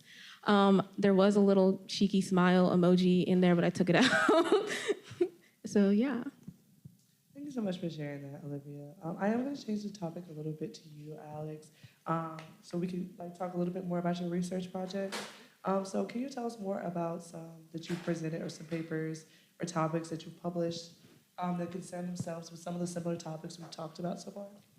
Yeah, so my research examines race as a metaphysical concept as well as a political instrument. So I'm especially interested in looking, again, how race is inscribed through the US Census and looking at risk assessments, such as credit scoring, like the history of credit scoring. I would say that, everyone studies race, right? I feel like, especially at Howard, if you could be a chemistry professor, you got race in there, right? And I feel like what makes me different would say that I ground my work in standpoint theory, which is basically that everyone has, or knowledge is shaped by personal experiences, right? And I feel that through my own writing and my own experiences, I'm able to ground that in my own, I'm able to ground that in my writing, right? That's another thing. I've also, this past summer, I had an internship with the University of California, Santa Cruz, and it was an archival internship. It wasn't a philosophical one, but we were able to focus on slave ship port manifest in the archives in Alabama in 1865, I believe, or 1862. And I'm awaiting publication with that with the Slave Voyages organization. But I was really able to look and argue that we mostly focus on like the atrocities that, those who trafficked Africans, like the owners, that they were the worst people involved. And I find that a lot of people overlook port officials and, those who were just port officials and like the captains of those ships. And in my paper, I argue that they're one of the how do I say this nice? I don't have to say it nicely, but like they're one of the worst people in this whole like slave trafficking system. They're just very, especially complicit, and they had opportunities to not be, but they continue to be. And I feel with that research and that paper that's about to come out, I really feel like I'm able to bring up the fact that we need to challenge these existing norms when we think about the slave trafficking of Africans, and just really think about accountability historically. Yeah, and I did, and Alex, I've had the pleasure of reading some of your research, and it does shine so much light on so many different issues that we have not thought about in nuanced ways, I think, in a long time. And so, that's why I think that your writing is so, phenomenal for that reason. Now, Asia, I know that bringing attention to very important issues is also your expertise. Can you tell us about some of your most, powerful stories, and what were your goals when you were writing them? Yeah, of course. This summer, I had the pleasure of working at Forbes. Forbes was definitely a stretch for me. I was nervous to do Forbes. You can ask my mom and my aunts and all this. Because Forbes is a very conservative publication, and I'm a very advocate writer. So, and I also write very narrative. So I look for the passion in writing, and they don't look for passion at all. And so when I went into Forbes, I had one mission: make Forbes Black. Make it black and paint it black. I wasn't gonna go in there and basically, write stories that didn't mean anything to me, because that's not the journalist I strive to be, because I think that everything should have some type of meaning behind it. And when I went in there, what was going on, were, not elections, sorry, y'all, were admissions. We were seeing a lot of admission trends. And I remember before we left from school in April, we had just learned that Howard had let in all these children. And I was like, what were we gonna do, And, I felt like it would be interesting for us to evaluate if these kids came here based on affirmative action. And so I pitched it to my editor. My editor was like, yes, I love it. And I was like, okay, period, that's cool. So when I got to the internship, I really did a lot of research. Spoke to a lot of HBCU presidents and a lot of admission counselors on whether admissions were spiking due to the policies that were being implemented in our nation. And they were. Edward Waters College in Jacksonville, Florida, small university, probably only 1,000 students attend, ran by the AME Church. Their admission spiked over 100%. That's unknown for that university. And for students to want to go there, it was just okay, this is a little off. Why would they go there? Well, I interviewed over 300 freshmen over the summer to see, why are you choosing these HBCUs? And they just wanted to feel welcome. And so that story was just basically about how, even though these policies are, in effect and students are coming to these schools, at schools, we've been great. We've been, setting the standard. But it was just showing people that normally don't look at us that we are better than what you thought we were. And that's what those admission counselors were saying is that, we want you to come to our school, but we don't want you to come to our school based off of how other people are treating you. We want you to come because of the environment that we already foster and the greatness that we already produce in alumni. And so that was one of my favorite articles, and it actually broke Forbes records. So that was really good. But my next article was an article that actually tore me apart as a writer. I have never struggled with an article before in my life. But this article hit home to me because I'm from Florida. We all know what's going on in my state, y'all. We know about my governor. We don't blame you, Asia. Yes, and we know about my governor, and we know about what's going on with DEI in Florida. And I just hurt for the kids that are in Florida because I didn't grow up in a Florida like that. Like, I didn't grow up in a Florida where I felt like my education was being attacked.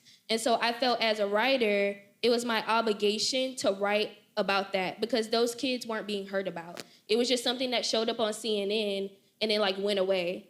And so I remember last year, the head of UF's DEI department, Marsha McGriff, love her, she got fired. And I remember being like, oh my gosh, like what happened to her? Nobody spoke to her. And y'all, on the way back to DC, on the Amtrak, 6 o'clock in the morning, because I take the train because I want to be in my car, I literally emailed this lady, stalked her because she's at UMass right now, emailed her, I'm like, hey, I really just want to hear your story. She has not spoke to anybody about it. And she emailed me back within 5 minutes and said, sure. And that was like, okay, this means I'm meant to do this story. Spoke to her, y'all. We cried on the phone for like 30 minutes because she has never like spoke about it. And I think when people think of DEI, they automatically think of race and they don't think about other things that are attached to it. It's disabilities, it's athletics, it's cancer research. It's so many things that are affected by DEI. And when she started breaking it down, I started kind of like getting torn about it because I'm like, dang, if Trump gets into office, Project 2025, that's everybody. That's just not Black people. That's people with disabilities. That's people whose parents need chemo, you know what I'm saying? And so it was a very difficult story to write, but it did bring justice to some of the scholarships and some of the, policies and some of the ineligible NCAA athletic departments that were running because they wouldn't give the students the necessary tools that they needed. And so I think those are my most like impactful stories, but not only to other people, but to me as well. Absolutely. I just really want to harp on the fact that I don't think people realize how underreported DEI stories like that are.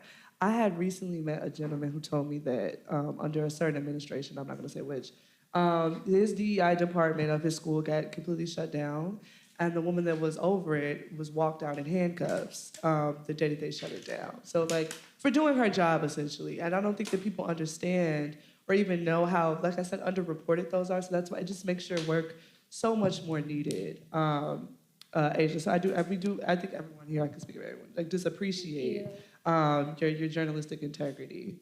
Now, Nova, I'm going to switch to you. So when we were filling our applications for our panelists, a part of the reason I chose Nova is that in her bio, she mentioned being driven by a passion to bring diverse perspectives to the forefront of the entertainment industry by challenging conventional narratives and fostering inclusivity. And I know you also spoke a lot about feminism as well, and that really spoke to me in a major way. So I wanted to ask you, what efforts have you made towards this, and how do you plan to expand them? In a lot of the pieces that I decide to write, like most writers and probably most of the people in this room, kind of the standpoint theory that Alex was talking about, they're about my experiences and about my perspective. And usually the things that weigh kind of heavy on my heart because it feels like I can detach from them if they're out in the paper and not just in my head.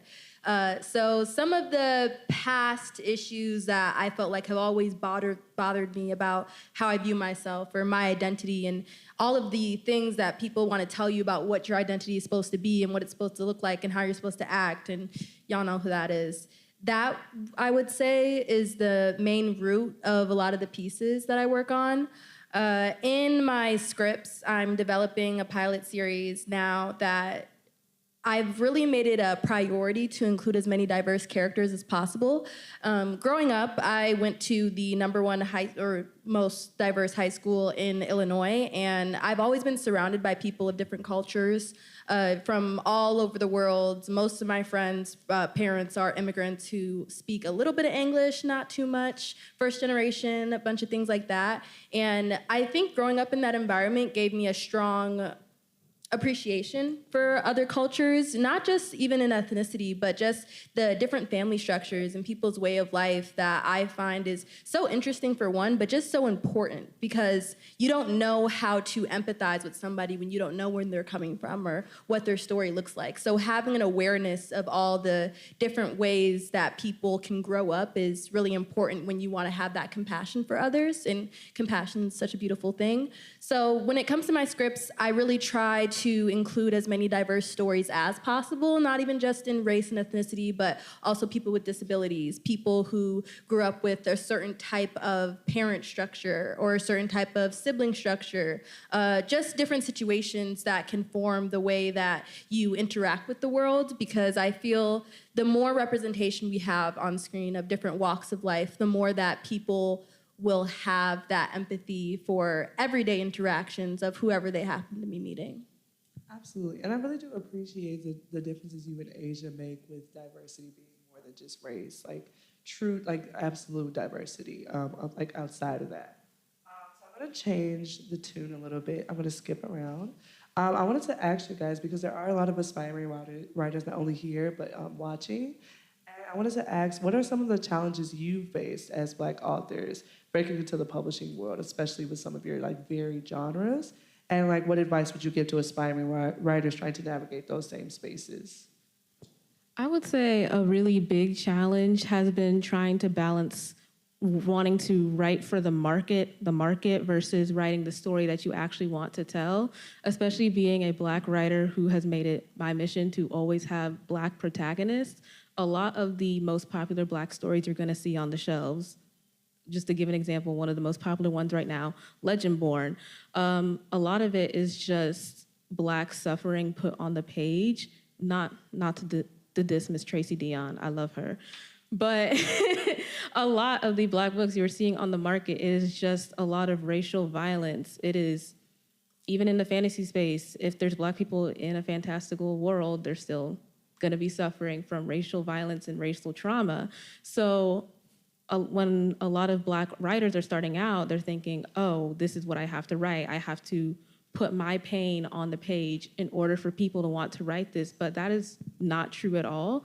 There is a huge, huge audience of people who want Black books of just Black people existing, just going through life, Black people being weird, Black people, if it's in a rom-com where, you know, it's not an abusive relationship. So a big challenge is just you need to learn how to write for yourself, because at the end of the day, the best writing is going to come from a story that you actually want to tell, because if you feel like you're having to force yourself to put the words on the page, it's not going to be something that you're actually going to like. And I spoke to them about this too. This was something that I learned from one of my favorite professors, Dr. Williams, is that not only is there like an issue with like a lack of Black diversity within different genres, but also there's like a lack of Black agents within like the literary world. And I don't think a lot of people speak about that, because the agents decide who picks up your book. And a lot of them say like, oh, well, there isn't a market for this, or we don't necessarily know who this would sell to, because they're not necessarily plugged into these like Black spaces who would buy a book like this. And they only kind of see the things that are worth selling are things that aren't necessarily like Black experiences, but in other ways like Black trauma. So that's why I always find books like fantasy books like really important, because they provide these other perspectives that people don't consider. Like, you know, not everything has to be like, you know, like these, like put in these typical stereotypes that they try to cast onto like Black people. But I know there did anyone else want to answer that? I didn't want to move on. So now that we've stepped onto this, I do want to speak on my favorite writer, who is Toni Morrison. She often spoke about writing without the white gaze and censoring Black experiences and voices without the need for outside validation. So how do you guys approach that work in your terms of, how do you approach your own work in terms of audience? It's like considering in that context of trying to remove the white gaze. I would just start off by saying, as journalists, we can't do that.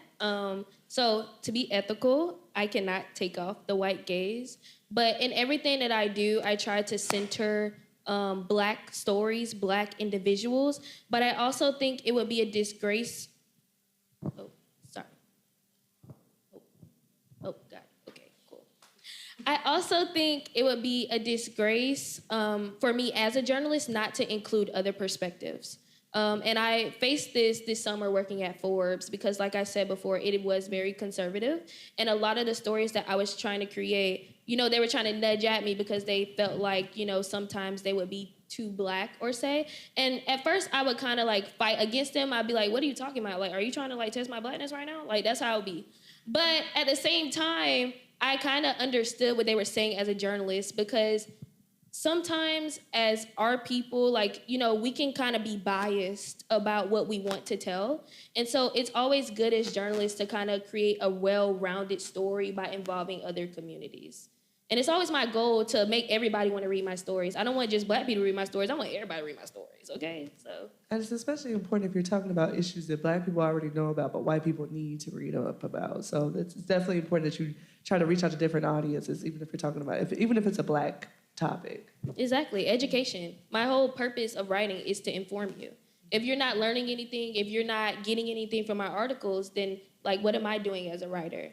And so I feel like it's important for me as a journalist to make my articles to where, like, when you read it, you're not only like thinking about like how to evaluate yourself as a person, but you're able to go and tell somebody else like about the information that you learned. So.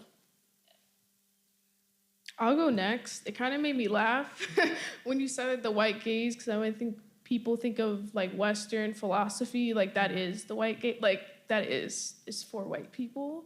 And they don't allow, or it's very hard to be anything else other than that. But we are here, representing philosophy. I will say that I navigated kind of like Du Bois when he was writing in this like Western philosophical like framework and literary tradition, but he was rooted in his Blackness, I would say. I mean, others might disagree, but I would say he was. And I feel like I kind of put myself that same way by rooting myself in my Blackness, in the experiences of our people, while also kind of staying in that formulaic way, that like writing style of philosophy. And it's my hope that I can engage both, scholars in the discipline that I want to, continue pursuing, but also allowing like the public to read it, who is not necessarily reading all this like jargon and big words to sound fancier. I want it to apply to both. Absolutely. So, since we're on the same topic, do you guys, since you guys are a writer, but you write a lot of different genres, do you feel there's a particular responsibility that comes with being a Black author today? If so, how do you address or channel that in your work?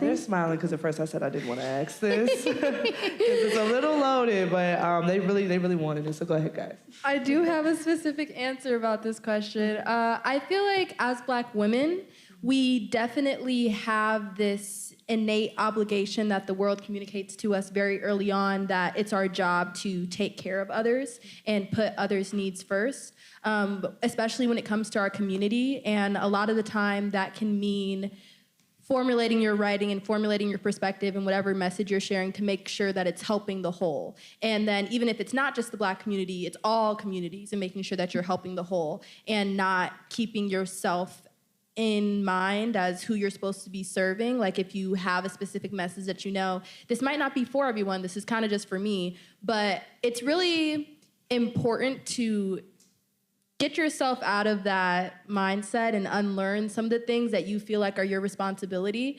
As Asia was saying, like, I want to support my people. I want to publish things that support my people. But sometimes there's things that I just want to talk about, and there's things that I just want to share for the world. In some of my pieces, it's turned toward a specific audience, and I'm trying to teach them something about the Black experience. And sometimes it's toward my own community, and I'm trying to teach us about something that we really need to unlearn ourselves and fix. So in all writing, there's always a message, and we can all be learning something about how to be better together.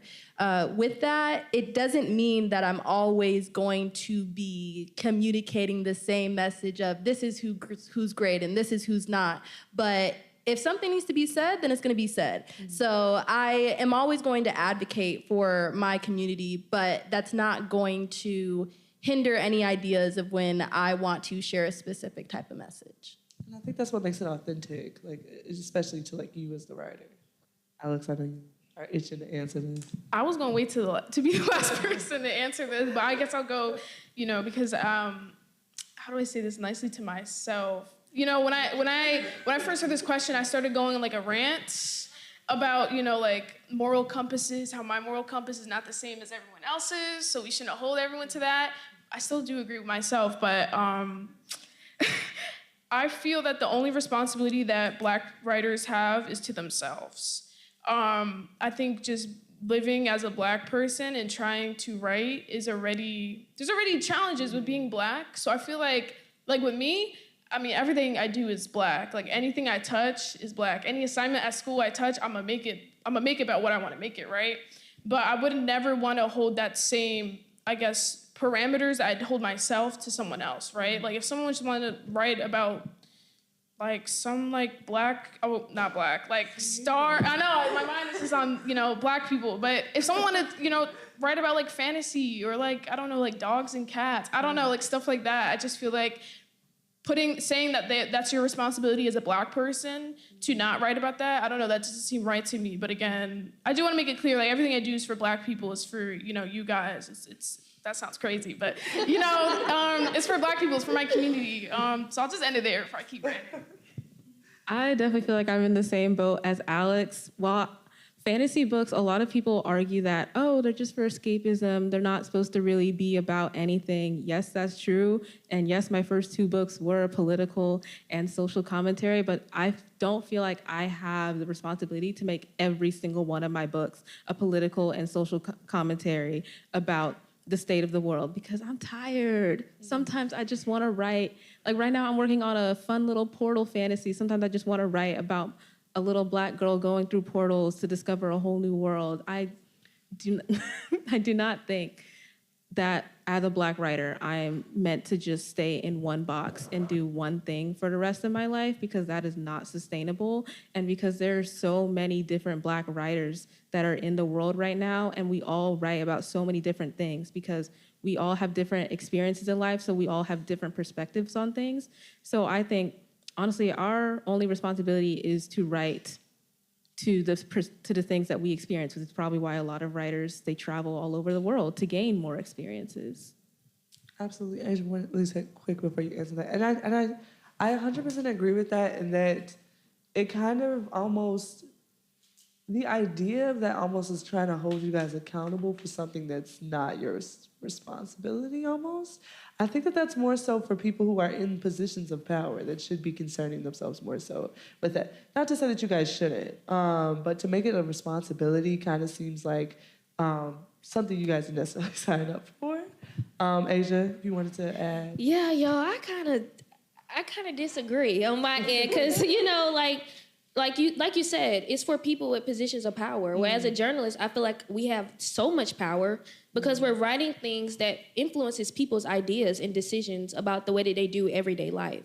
And so a lot of times in my writing, I feel that I have a responsibility to go and advocate for people who aren't being talked about. And so, it gets heavy, it gets hard, but as a writer, it's my responsibility to know my boundaries, to set boundaries and to set boundaries for my mental health. Because a lot of the things that we do cover are dark and they are hard, but they are helping people. And so I do feel like it's my responsibility as a Black woman, like you said, who feels like I have to kind of carry everybody in like they're my little babies. Well, I do because I care. You know what I'm saying? And I'm a very passionate writer, and I want people to read the story and feel like they're the person and cry and feel the emotions. Like if I say boom, I want you to be like, boom. Like that's crazy. You know what I'm saying?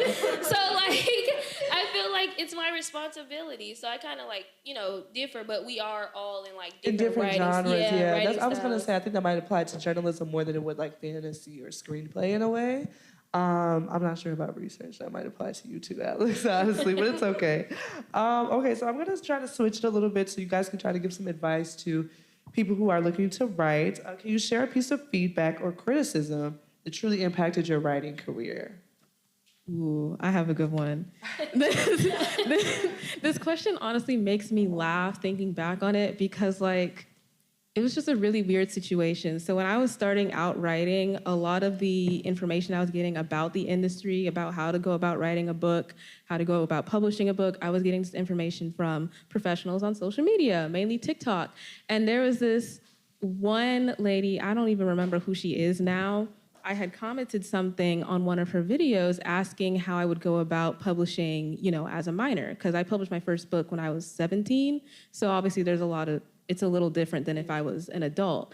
And instead of responding to my comment like a mature adult would to a very clear child, she made an entire video talking about how young people should not be publishing books and how I'm gonna regret it and how it's gonna ruin my future writing career. And looking back, I'm like, that's such a crazy thing to say to a kid in a public forum on the internet.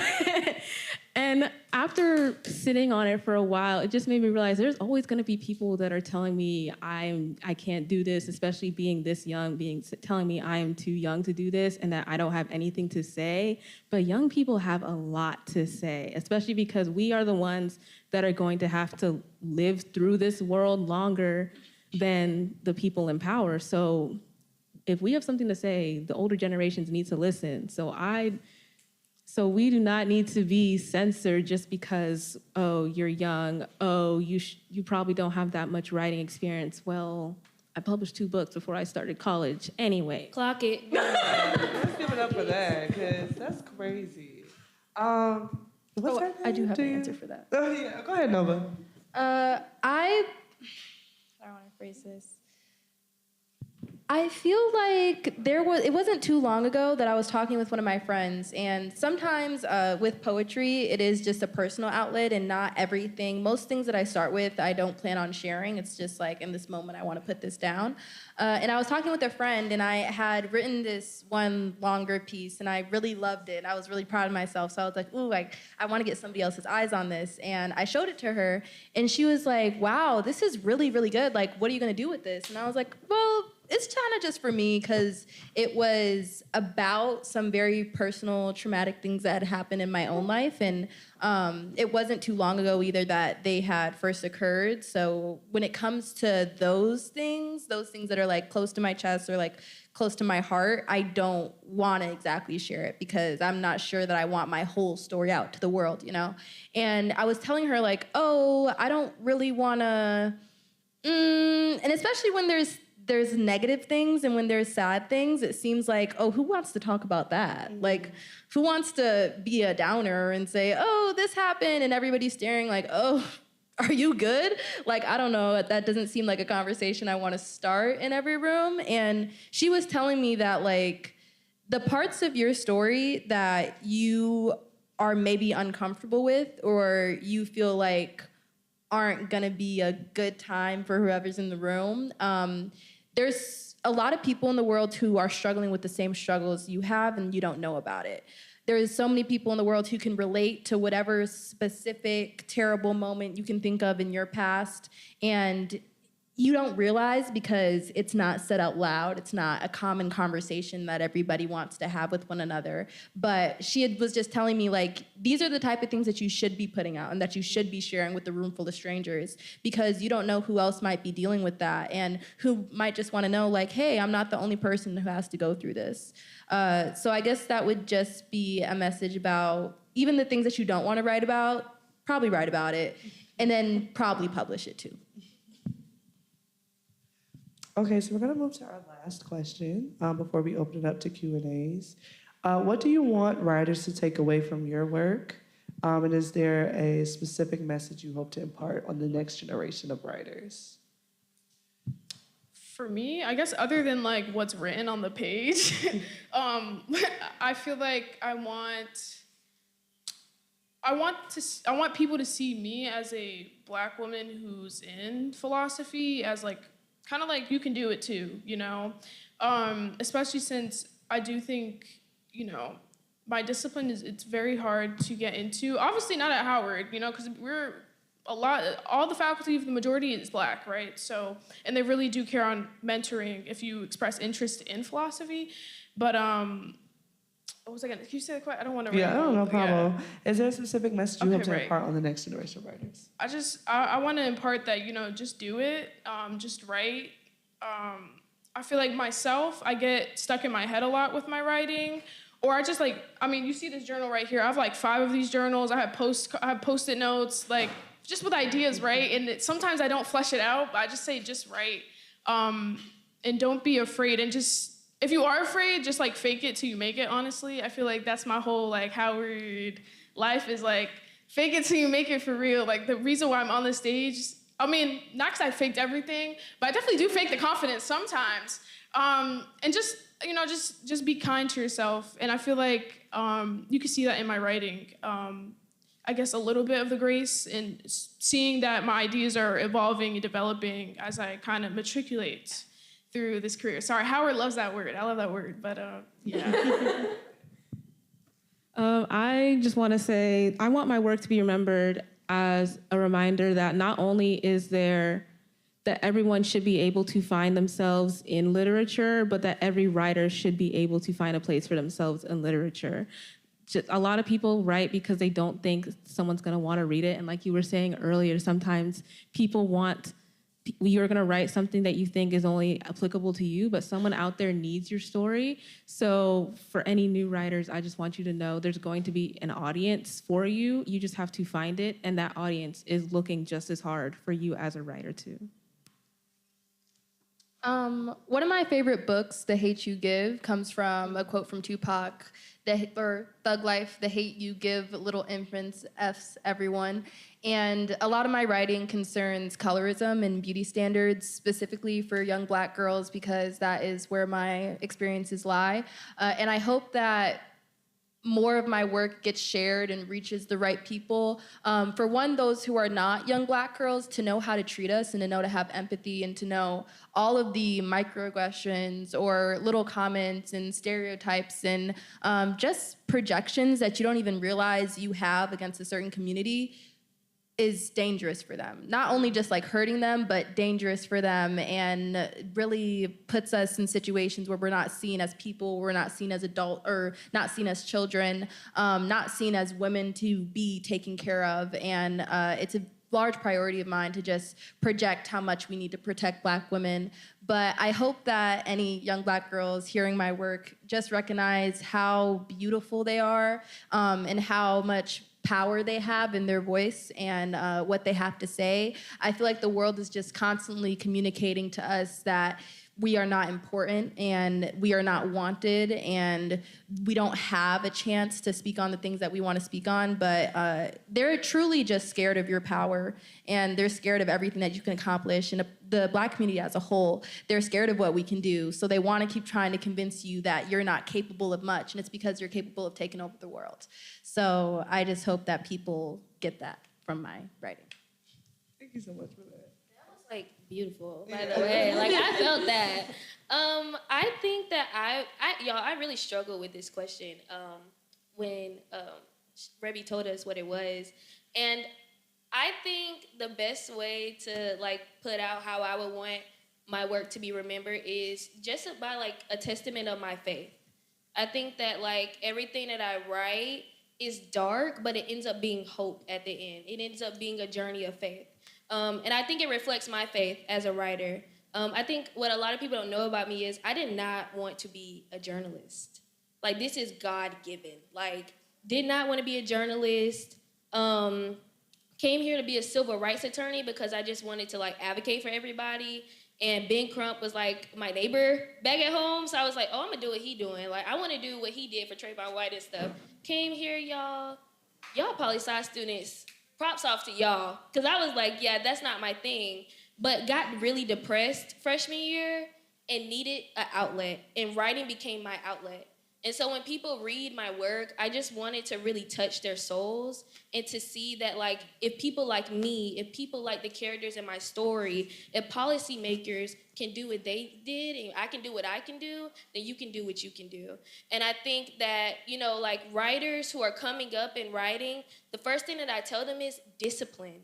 When I came to Howard, it was discipline that got me where I am. There are a lot of things I miss out on with my friends that I want to go to, that I want to participate in. But as a writer, you have to stay grounded, and you have to know that it takes a lot of hard work to get up to the ladder and a lot of networking. And so I would just say, keep the faith, keep believing in yourself, because everybody's not going to believe in you, even the people closest to you. And just, trust God, because with God, anything is possible. Absolutely. I did forget one thing to say.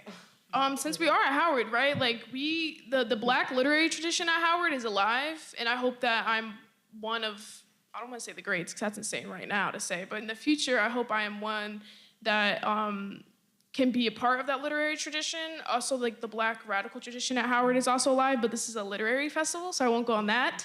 But just remember that, like, you have professors who are so accomplished in their fields. And like, I know they say go to the office hours, but like really go to the office hours and just have a conversation with them, especially if you want to be a researcher or get a PhD in the future, or just go to graduate schools. Like, look for your professors. They're the best mentors. And I feel like when you look at my writing, you could see those who have influenced me. So. Thank you for that. Yeah, shout out to our professors for sure. Dr. Gray, thank you for coming. Now, we're going to open up the floor for student Q&As. If you guys had any questions for our panelists, you can go ahead and move into that portion.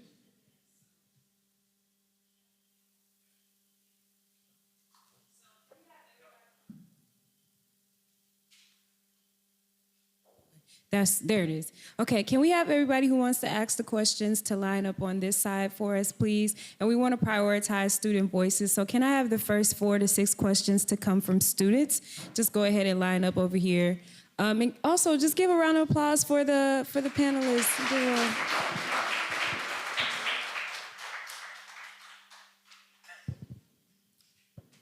Thank you for being here. My name is Kari Yanzame Johnson. I'm a history major, and I also do some writing. But just really thank you for being here. I was going to ask about the legacy, but that was the last question. So I'm going to ask about, what comes before the legacy? What was your, at the inception, what are the kind of key sparks that kind of lit the fire that brought you to where you are now? What writings or people or experiences? Well, you said experiences, but yeah, what are some of those embers or sparks? Thank you. I think I can start, if that's okay. Mine is very plain and simple. Somebody told me I couldn't write.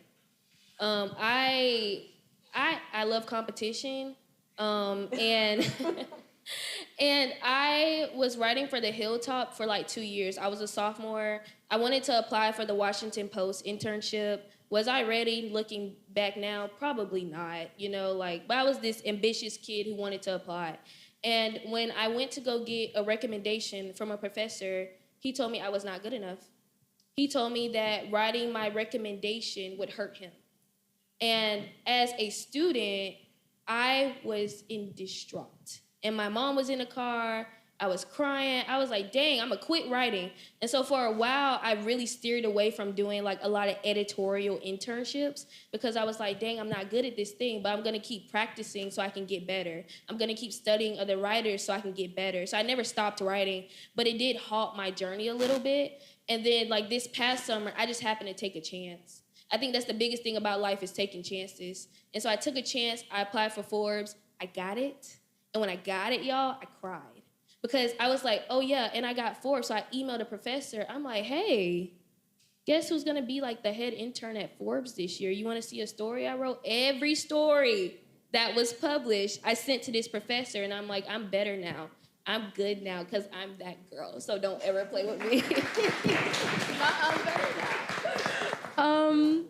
In my younger years, I'm very young now, but in my younger years, I fell in love with books and reading, and just became like an avid reader on my own time. And then later on, I started watching a lot of TV. My Netflix subscription was every single day. But I just kind of found that I kept encountering all of these characters and stories that I could relate to. And that's really the heart of literature and writing, I would say, like finding those relatable things that make you feel like you're talking with another friend and just having a reflection of yourself.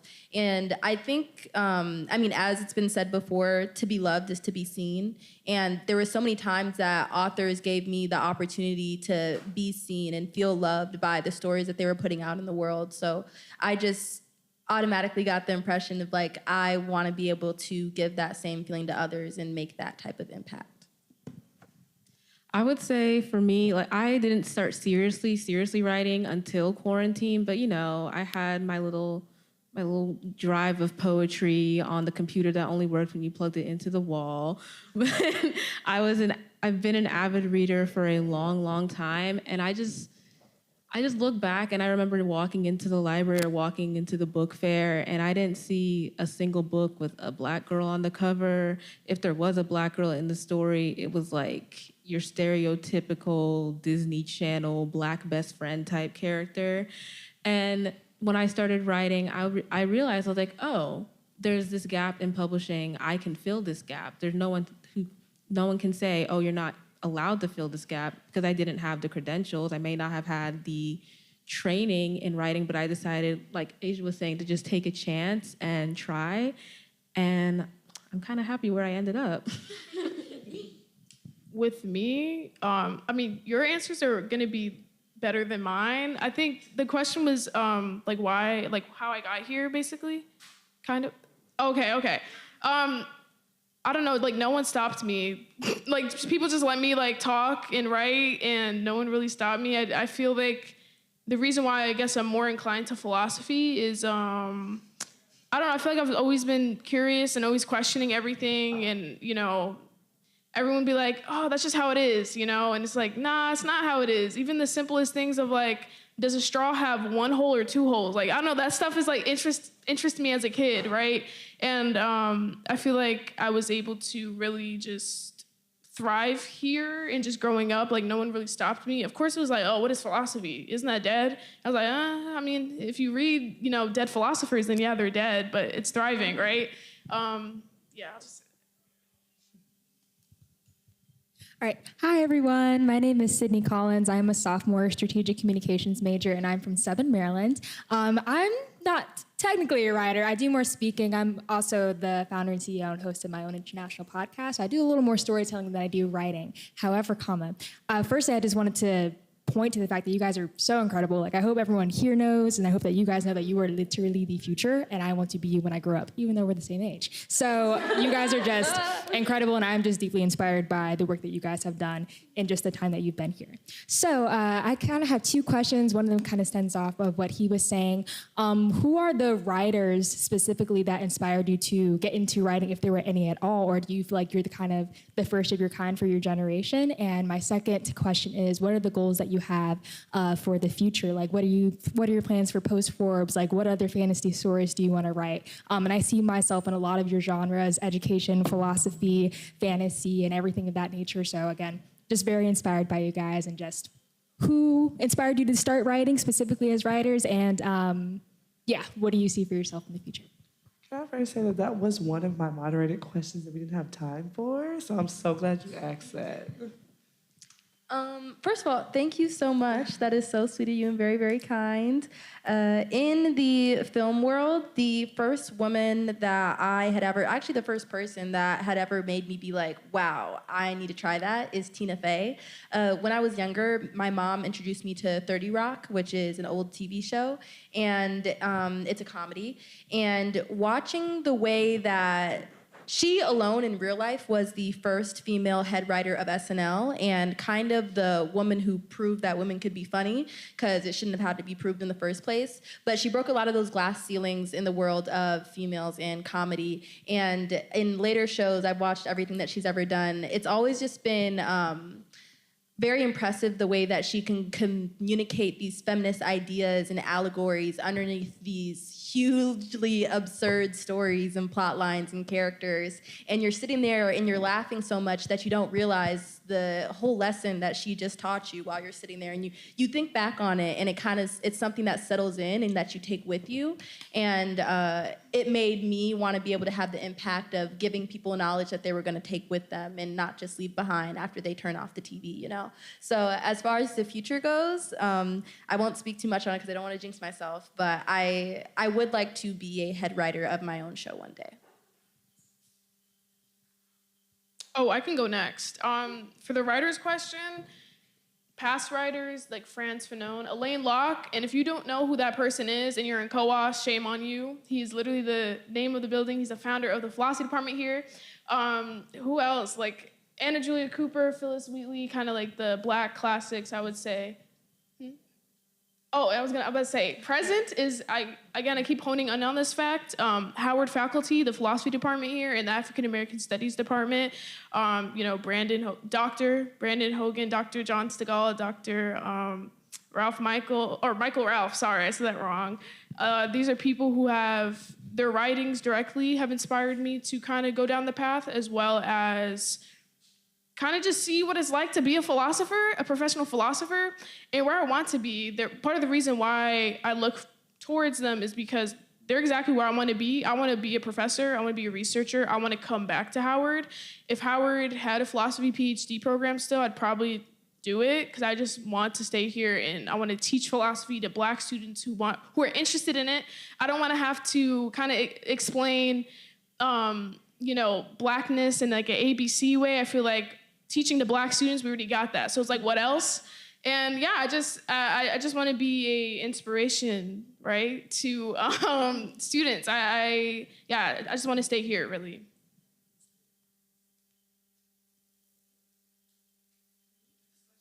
Okay, yeah. Thank you. Before we get into the last question, I do want to remind y'all to follow us on social media, and then also come back around 5 p.m. We have the final panel. So yes. Hi, I really loved your panel. Unfortunately, it came in late, but everything you guys were saying was so beautiful. My question is, how do you write in a unique way? Like whenever I think of an idea, I think of like a show that already has that. So I'm like, how do I make my own spin on it?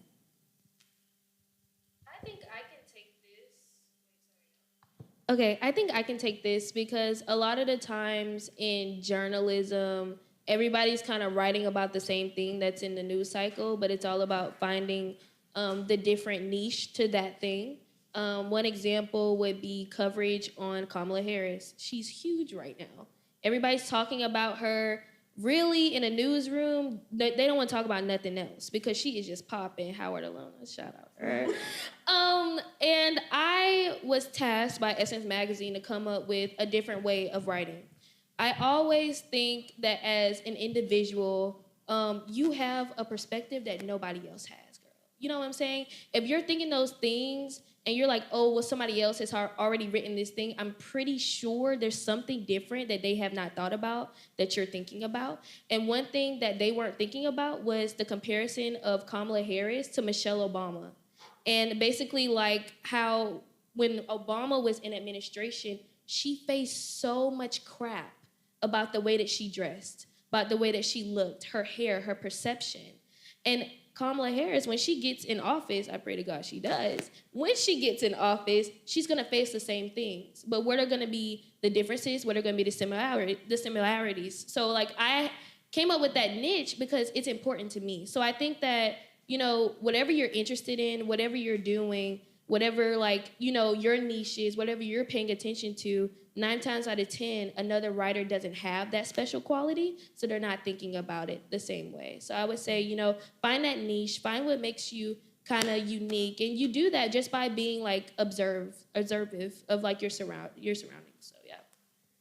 I want to chime in on that and say, first of all, any idea that you have, somebody else has already had before because the world has been going on for a very long time. And I feel like once I heard that and really thought about it and accepted it, I found a lot of peace. Because you don't have to worry, honestly, every show, every creation, every project is a inspiration of something else that happened and you don't even know what you're being inspired by. Like whatever you're thinking of, it's been done, but it's been done in a different way. It's been done in a different time period. So don't worry about how it relates to somebody else or somebody calling you out and saying, oh, you know, you're just like this person. Somebody's always gonna say that, it doesn't even matter. What's most important is staying authentic to yourself and just being genuine about, well, this is really what I think and this is really what I want to say. Especially any ideas that you're thinking like, man, nobody wants to hear about that. Like, nobody's going to want to read this. Definitely write that. Definitely make sure that somebody's reading it because it's going to be so specific to you and somebody else in the world is going to be able to relate to it because they probably had that idea too. They just weren't bold enough to say it, and that's where you're going to find your audience. And really, like, in any genre, building an audience and building a following on any platform is about being so genuine with yourself that people see it and they can relate to you and they can trust you and they want to hear what you have to say in your work. So definitely authenticity and staying genuine and being honest and being truthful is like your North Star. Yeah, I'd say if you're trying to, I don't know if you want to do academic writing. I guess everyone does academic writing if you're doing papers for class, right? And I think I don't know, I feel like sometimes students have the thing of like, let me just do this paper, submit it, get my grade, right? But I feel like those who are here, I don't want to assume, you know, you want to be a writer, you want to do more than just, you know, submitting a paper and then trying to get the grade. I would say having that unique voice it's really hard. Sometimes it is really hard too, right? Especially in certain disciplines, including mine. It's very formulaic. It's very, if you kind of go against, you know, write something, it's like, are you sure that's the way? But I feel like really staying true to yourself. And again, kind of saying or echoing what everyone said, like, I would say that actually, no, I'm a philosopher. Not every idea has been thought yet because that's why philosophy is continuing, right? But I think the general themes like race, identity, perception has been talked about, but it's really just staying true to yourself and just experimenting again. Like even if it's academic papers, like what's the worst that can happen? Like there's literally nothing, like you're not gonna die, right? Like even if it's like on a paper and you're like, oh, let me write it this way. Okay, you might get a B, right? But it's like in the grand scheme of things, it's just a B, right? So I don't know if that answered it. Okay. Thank you guys so much for that. If there are no more questions, I do want to say again that Olivia's books, The Darkest Side of a Star and The Spark Drowned in the Night, are on sale outside. Thank you guys all so much for coming. If we can get one more round of applause for our panelists. Thank you.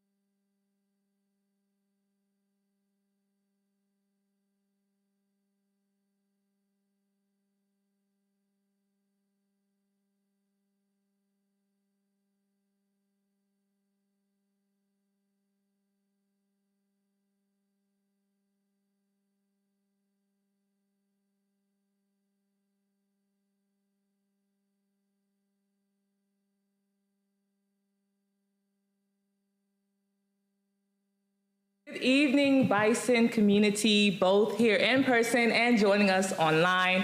My name is Raven Shaw. I am a sophomore honors economics major, political science and math double minor from San Francisco, California. And on behalf of the Moreland Spingarn Research Center, thank you for being with us throughout the International Black Writers Festival 2024.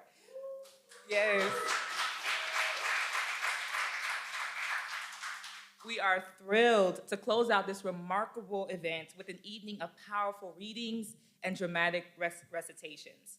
As always, you can scan the QR code on my left for access to the festival schedule, panelist bios, and our live stream. To stay updated on future events, including Ta-Nehisi's Coates' book tour of The Message at Crampton Auditorium on October 3rd, visit msrc.howard.edu. That is msrc.howard.edu. Before introducing our moderator, who will tell us a bit more about the panel and introduce our panelists, we would like to take a moment and recognize that we are on the traditional homelands of the Piscataway and Anacostan people, who are the ancestral stewards of this sacred land. We acknowledge the indigenous peoples on whose homelands we reside, as well as the communities who reside here as the continued stewards of these lands today. We make this acknowledgement as one part of our commitment to working to create inclusive and respectful partnerships that honor indigenous cultures, histories, identities, knowledge, and socio-political realities that dismantle ongoing legacies of settler colonialism and that recognize the hundreds of indigenous nations who continue to resist, live, and uphold their sacred relations across their lands. And we recognize that a land acknowledgement is not a substitute for action. And now I will introduce our moderator.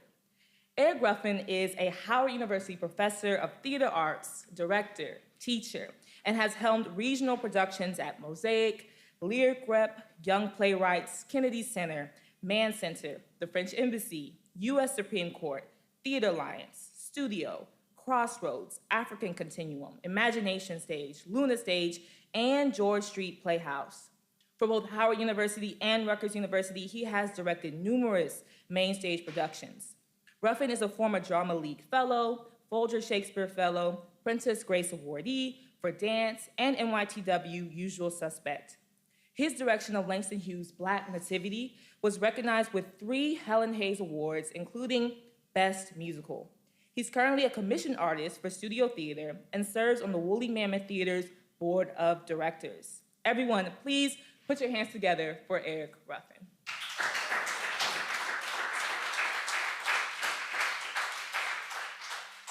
She made me sound like I did something in my lifetime. Whew, I'm ready to stop. That sounds good. I go. Oh, it's so wonderful. I'm so flattered, honored that you invited me, Dr. Talton, to be here and moderate. I don't know that I've ever moderated before, so give me some grace as I move through this, because I can be a little ratchet along the way, but I'm gonna try to keep the ratchetness inside.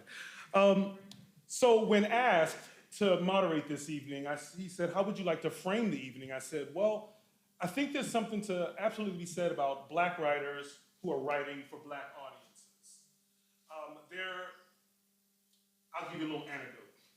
About a year ago, I took a group of students to Woolly Mammoth Theater downtown to speak with a playwright who had just created this work that they were producing in this predominantly white space for their predominantly white audiences, Black playwright. And I said, who are you writing your work for? Who's the audience for your work? And he said, I really am writing for my friends. If my friends enjoy the work, then I'm pleased. And I said, okay, that's a very interesting answer. I then went to see the work. This play, long. The protagonist of the work was a Black man who was on death row because he had set an elementary school on fire intentionally and killed the children. So he was on death row. His mother starts this play amassing an arsenal of weaponry because she's going to break her son out of the prison and free him. She has been obsessing over her son. You know, the story sort of is looking thematically at these relationships between black mothers and their sons. She's obsessing over him and sees that he is a good person and should be free. So she breaks into the prison. There's a whole scene where she's just like, pow, pow, pow, pow, pow, pow, pow, pow, just blowing up the place, killing every police officer. Okay, yeah. I just hate to have this obstacle in between us. I want to be with you. Anywho, she is killing every officer that she can find, and she gets into the prison cell where her son is, and she says, come on, son, let's go. And he says, no, I deserve to be here. I deserve to be on death row, and I should be killed for what I've done. And so she, very distraught that she can't convince him to leave, exits. The daughter breaks into the prison after the mother. She doesn't have any obstacles now. Coast is clear. He is on his knees praying. She assassinates him, shoots him in the back of the head, gangsta style. Leaves the prison, goes back to mama. You hear sirens in the background. They're obviously coming to get her behind.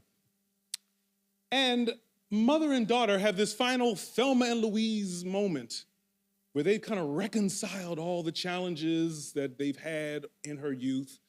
And I thought to myself, watching this piece of art with a capital A, this is nothing but a modern day picnic.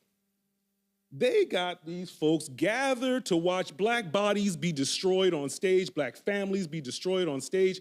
He is not writing for black audiences. He's writing for his friends. I look in the bio, he's gone to some PWI out on the West Coast. And I said, oh, this is about the white gaze. He wants his friends that he's gone to school with to really see him as one of them, equal in all ways, that he can play in this world of absurdity, that he can create narratives that will be engaging for the contemporary American theater. And I thought, how tragic. Thank God I'm at Howard. Thank God I'm surrounded by black writers who write FUBU, for us, by us, right? And so I wanted to frame this evening looking at black writers who are doing just that. I'll start off with just some excerpts from various plays that I really enjoy. Whenever you're ready, let it roll.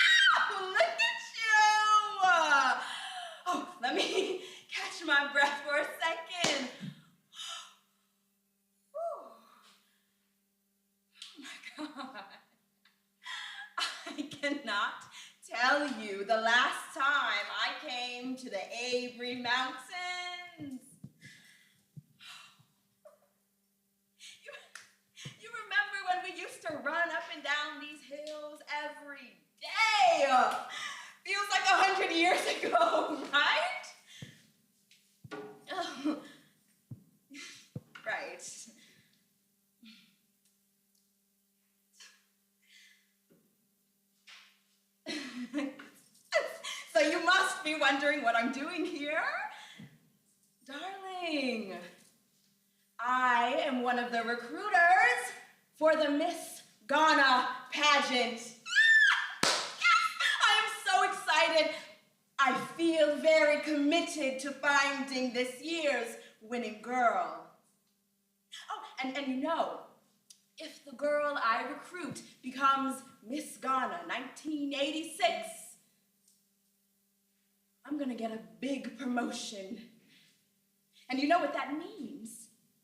Big, big money for myself, yes. But for the winning girl and for the school in this case, every about me. Let's get to the matter at hand, eh? The girls. You know, I remember when I was first discovered, I was just standing at my mother's mango stand, and a recruiter just spotted me. It was a most wondrous time. That is, of course, until I was crowned Miss Ghana.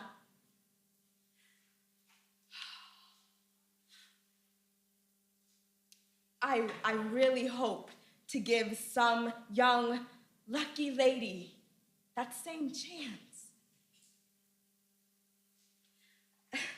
You know, it's funny. I was passing through, and I happened to notice the most lovely young lady. Yes, she was about yay tall, brownish hair, lovely shape, fair-skinned.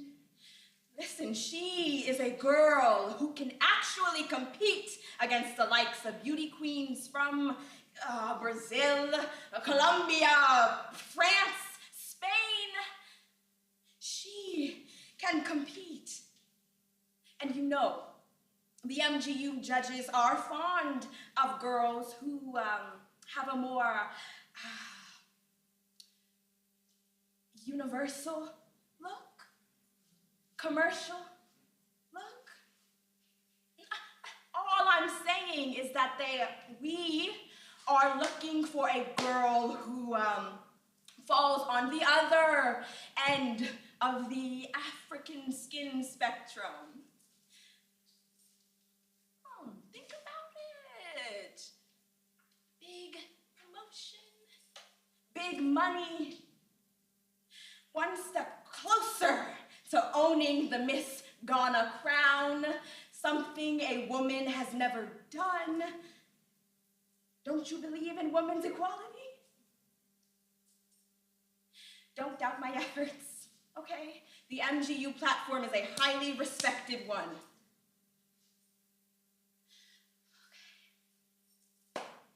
Listen, Francis, okay, you are right, I haven't changed one bit since high school. If it doesn't benefit me, I don't care. Why should I? Look what that attitude has afforded me, darling. One, I am not going to marry your mother, and I'm not going to marry your mother. You were clearly meant to be, and we were not. I cannot raise you under a roof of, I have regrets. Of we didn't start this as a commitment. Of, shh, don't wake the baby. Of I'm having an affair. Of don't you dare use our son like a fucking pawn. Of I'm tired of this. Of I never wanted this ravaging your sleeping subconscious. What kind of environment is this? And growing up, so much of what I ever saw or read says you gotta be married first to have a kid. And you can't grow up black and male and not know about the cycle of bleak statistics we in. You might be my sole truth in the midst of a self-composed creation myth. And the fact is, I can't live no more fictives. My raised right foot is anvil, heavy hovering above my fateful step I cannot seem to take. Ah, son, when I can't handle the truth about myself, I either avoid it or rewrite it. Decorate the ugly in metaphor, bathe it in blue ink, and dress it up like a young boy at a birthday party. I lied. 3 months in the womb, I am wishing you away. Inside your mother, you are an emblem of infinite possibilities. Inside my mind, you are a symbol of disappointment. disappointment, a gap between what I've spoken and the truth, or really what I've neglected to speak, cloaked myself in quiet. No one has ever accused the mute of lying. And I am wishing you away, son, so I won't have to run, so I won't have to look in your eyes someday. I only think of damage done. I am in love. And it is not with your mother. And I have neither courage nor faith to say anything to anyone. 3 months in the womb. Man plans. God laughs. I know this is no accident. The world is slowly finding out about you, but I haven't told her yet. In the deepest, darkest heart of me, I am praying for absolution in tragedy. You, an anonymous casualty. There are future muscle memories that I am already trying to forget. Son, you are becoming more than a sum of cells. And I am losing my ability to articulate my world, exiling myself to hell, and it has no fury, like what I think might be her wrath. And we've been fighting for years. We've been partners for years, and I can't afford her the decency of exposing myself to her honestly so that she can decide and act. And the fact is, I know that children are God's greatest gift. It's hard, but prior pain gives me some perspective. I know that right now I'm embarrassed and ashamed and confused and fearful, but in time, I will get over all of this. But how do you tell the real thing that you've been living a myth? Exactly when? When is the timing that's most appropriate? And if you could just go away, I wish! And it's all these waves of emotion, all these levels of destruction at a time of creation. I'm being swept in by the undertow on top of a peak Pacific Ocean running miles and miles beneath, anvil, heavy, hovering, deep breath. My feet, my fault. Is everything I'm gaining worth the love I've lost? What kind of asshole am I? Silently wishing for something to go wrong. Silently been lying to myself all along. Silence.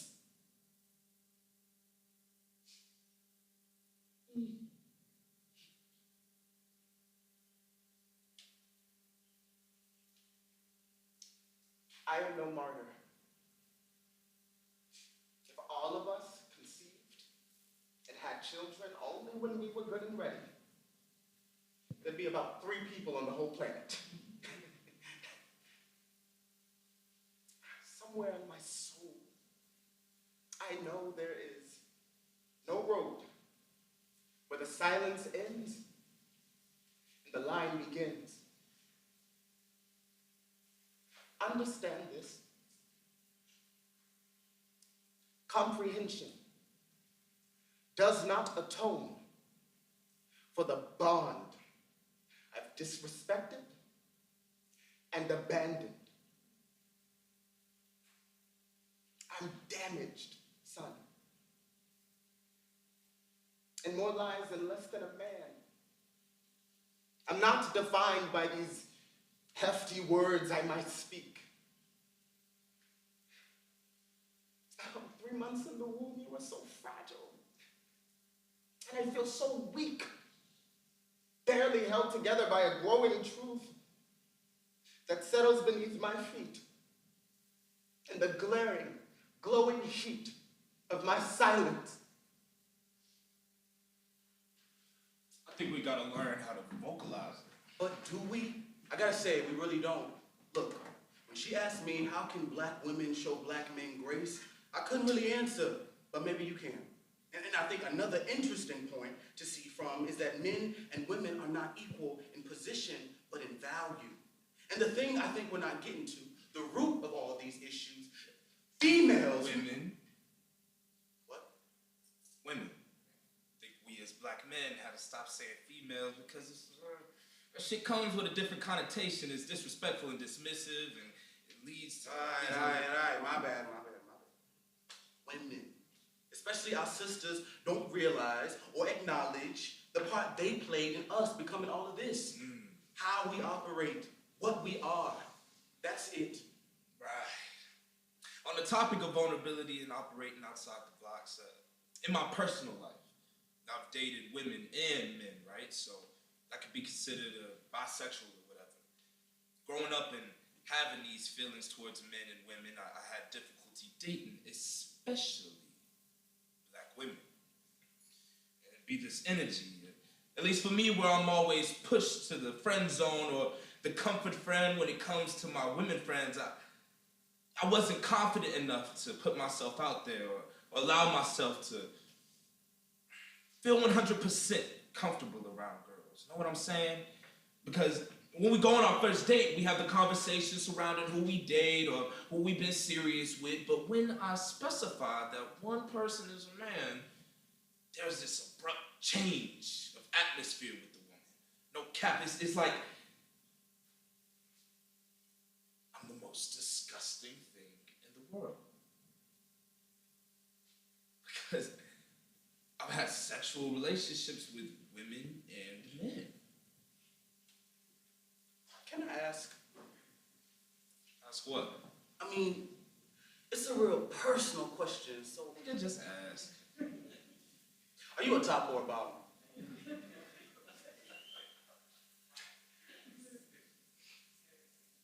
Why does that matter? Because, not to play devil's advocate, but because I understand where you're coming from.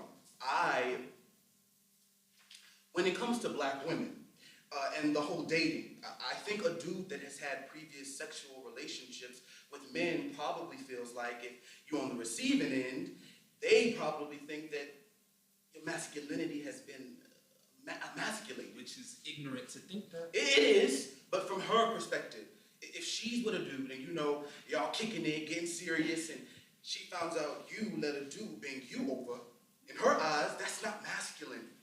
And I guess the question is, do you even tell her? I've been with dudes? Yeah, like, are women even entitled to that information? I guess. I had to operate in the spirit of feeling obligated to tell her. Like, honestly, I go into the date knowing that it won't happen because that part of me is always in the back of my mind. And it may manifest in a way where I may feel awkward when I'm touched by a woman or when she's showing interest. Let me ask you this. Do you want to marry a man or a woman? If you would ask me in my 20s, I would have said woman 100%. Now, I'm at the point where I don't know. I simply don't know because everybody wants to be loved. Everybody needs to be loved. And I'm working through my trauma. It's been kind of battling with the idea that the happily ever after, the wife with the 3 kids and the dog and the white picket fence, it's not for me. Or that I don't deserve it. Wow. Man. Yeah, it's some shit that I'm working through. Because for me, I'm still learning different facets of myself. I'm learning not to harbor that shame because there is no shame in wanting to feel loved. There's no shame in not wanting to be alone. You sound like you're speaking from experience. Because I am. I'm walking through this world lonely. You know, there was this one time I saw this teen couple, man, and they were posted up at this city fair, riding rides, playing the carnival games, and eating funnel cake, and I thought to myself, I am straight up jealous of these two.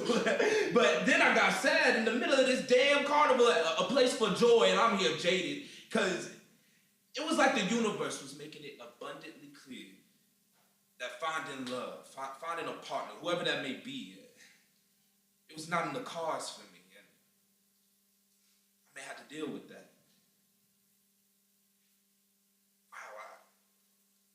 I never admitted that out loud before. I'm sorry, man. I can't. Don't apologize. That's your truth. Yeah, my truth. And I appreciate you for sharing that with me, man. Because that's something we're not talking about. And you being vulnerable and sharing that you're dealing with this loneliness, thank you for sharing. Seriously. Man, what didn't he say, the fool? Jerusalem for the Jews. He kept preaching with the white folks egging him on. Ireland for the Irish and Africa for the Africans. It was disgusting. Yep. And I doubt it ever occurred to him that he was playing right into the white man's hands. How's that? By telling them exactly what they want to hear. Advocating segregation. You don't understand the new spirit, Dan. We're out to wrest our heritage from the enemy. What our? My heritage is right here in America. What? A lynch roll? Like hell. Listen, if those chumps down south haven't got the sense enough to get out from under Mr. George, well, they ought to be strung up. You talk like an imbecile, Dan. Have you forgotten about East St. Louis? Tulsa and Washington? And what about what they did to Percy there when he got back from France? Look, I haven't forgotten a thing. But all this agitation, it doesn't mean anything. You can't do anything for a person who doesn't care anything about themselves. Only stir up strife. Let them alone, I say, and get something out of them for yourself. Look, there's chance enough for anybody in this country if he's got the get-up enough to take it. Yeah, a chance to be a doormat for the white man's feet. Doormat, my eye. Look, adjust yourself, I say. Outwit the white man, get something in your pocket, and stop expecting the millennium. You know what, Dan? It just strikes me what's wrong with educated Negroes like you. Oh, yeah. Give me the benefit of your great wisdom. Your education is like a pair of knee pads, which enables you to crawl through the slime of white prejudice without the least sense of pain or dishonor. If I didn't know you so well, I would take that as an insult. But you're radical. You can't see that the only difference between your feelings and mine is simply a matter of control. Oh, of course, with the help of your education. And you bet. See, I have too much sense to let prejudice blind me to what really counts in this world. Get your share of the mazuma and all else will be added unto you. We're all the same to the white man, rich or poor. But what I want is freedom. Here and now. So do I, but first I say get the cash. Like crawling on your belly? Tommy Rock, look, a man can do business with his own people. Take this proposition of mine now, Vic. Everywhere you look, our folks are looking for a place to live. It is the chance of a lifetime. You're still just thinking about yourself. But I'm not. If I was, I'd pack out here for some foreign country before sunrise. Even so, man, you're not going to Africa tomorrow. And you can't deny that you'll need money when you do go. Come in with me. Look, to open this kitchenette will make us both public benefactors. You mean private beneficiaries? What? Never mind. Me. I am mine. My very own. So what if I drop to my knees in prayer, shake my ass, invert time, convert time, my hips, a spiral? So what if I shift my whole inside self so that when I do stand upright, all the trouble lurking inside me is gone, dislodged by my own volition and joined, hey, with the funk. I am pleased. This is my pleasure, my sweat.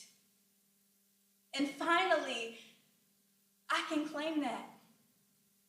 Don't mean I want somebody grinding on me tonight. I am feeling myself. And I know love. I know love, and I have lost it. And even in that loss, I have gained so much because I risked. I lived full out. I let the fear run away from me. And in doing so, I got a chance to see something. See, I don't have to do so much. I can just be. I choose. I dream, and it is beautiful. Somewhere. And I will get there. I have faith. It is mine. It is mine. So what? So what? They looking. You looking? I am free, wide open, wild with the heat of dreams the women before me left for me to carry forward. And I choose me. Sarah Josephine James. I choose me. I choose life. I choose love. The bitter and the sweet.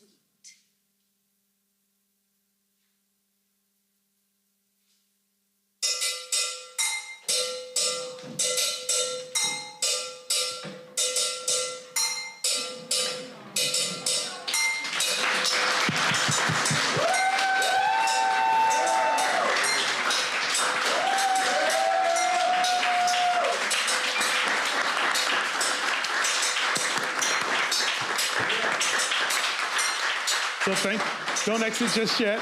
Don't exit just yet. I want to give the young folks a chance to introduce themselves from left to right. Hello, my name is Everett Judd. I'm a junior BFA acting major, prospective political science minor from Virginia Beach, Virginia, by way of Albany, Georgia.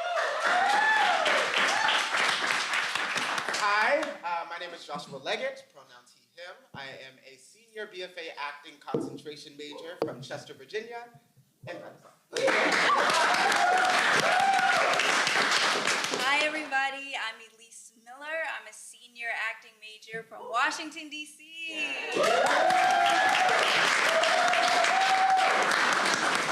Hi, my name is Amaria Davis. I am a third-year acting major from Atlanta, Georgia. Hello, everyone. My name is Kevboy Somerville, pronouns they, them. I am a second-year acting major from Waterbury, Connecticut.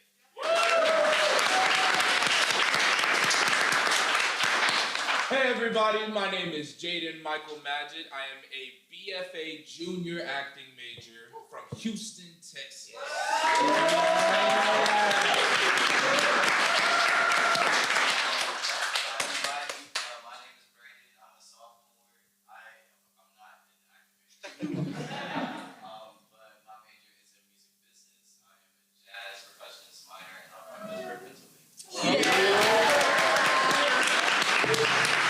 And Brandon, can you lead us on out?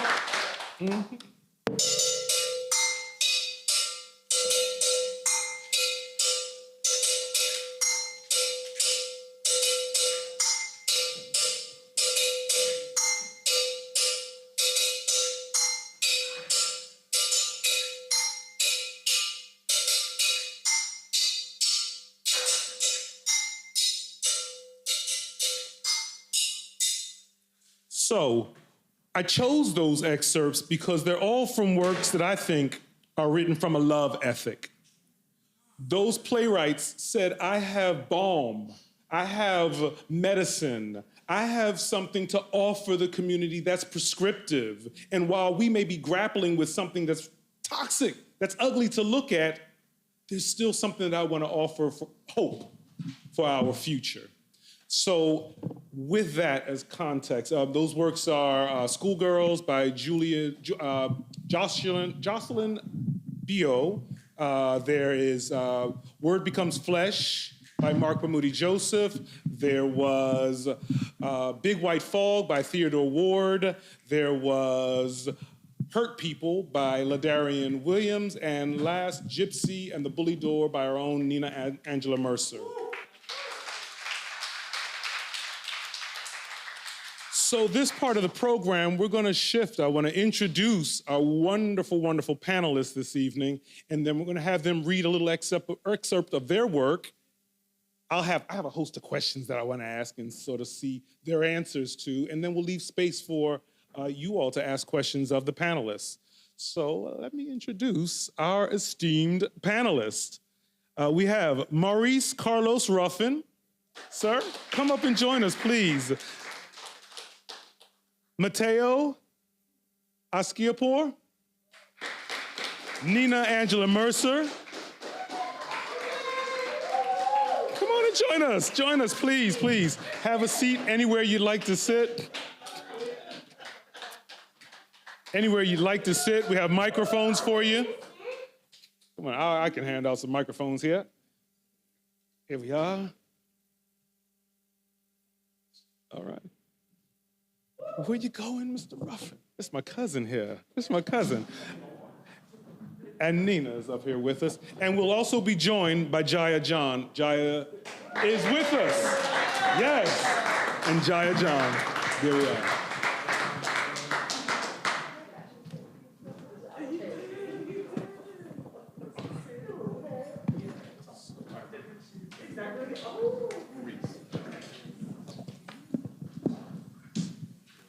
So first, I absolutely want to thank you all for joining us, being with us and sharing and being the writers that write with medicine, write with love, ethic for our communities.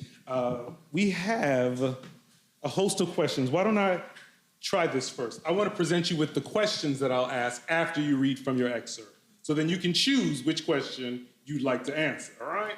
All right, so these are the questions. How does capitalism/commercialism affect a writer's choices? Do you consider Black community? Do you consider white gaze as you write, and why? Love ethic, how it manifests in your writing. What would you like audiences to take away from your body of work? And are there writers that you would recommend?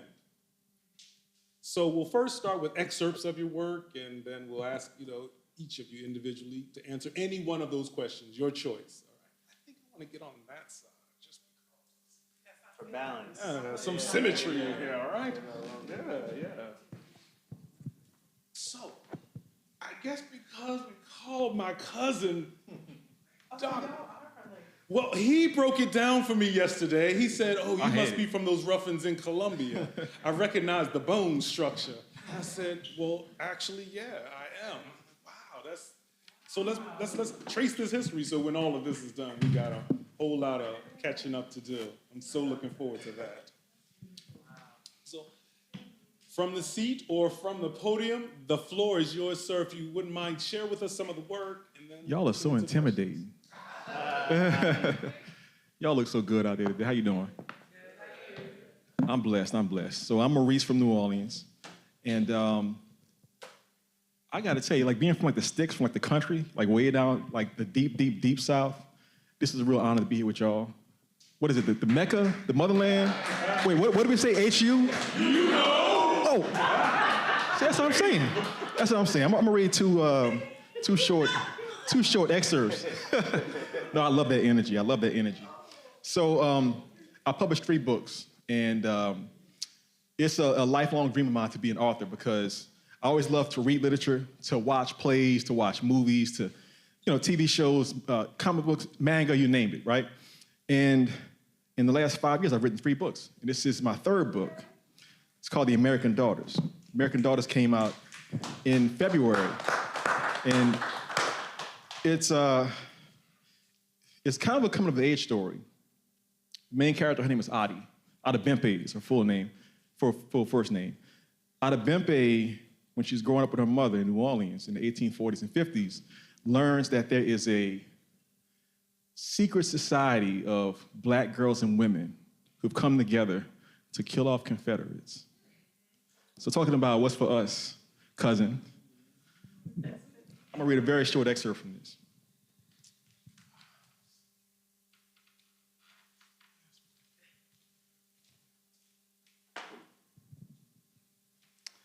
And by the way, let's give a hand to those amazing actors.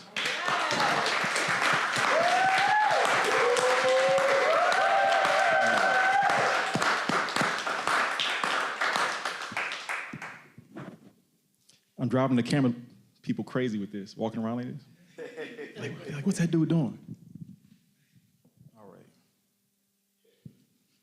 I hear it too, Mama. But what's that? It's just one of him, Sanit said, through clenched teeth. I was fine to let him be, but he done followed us this far. He up to no good.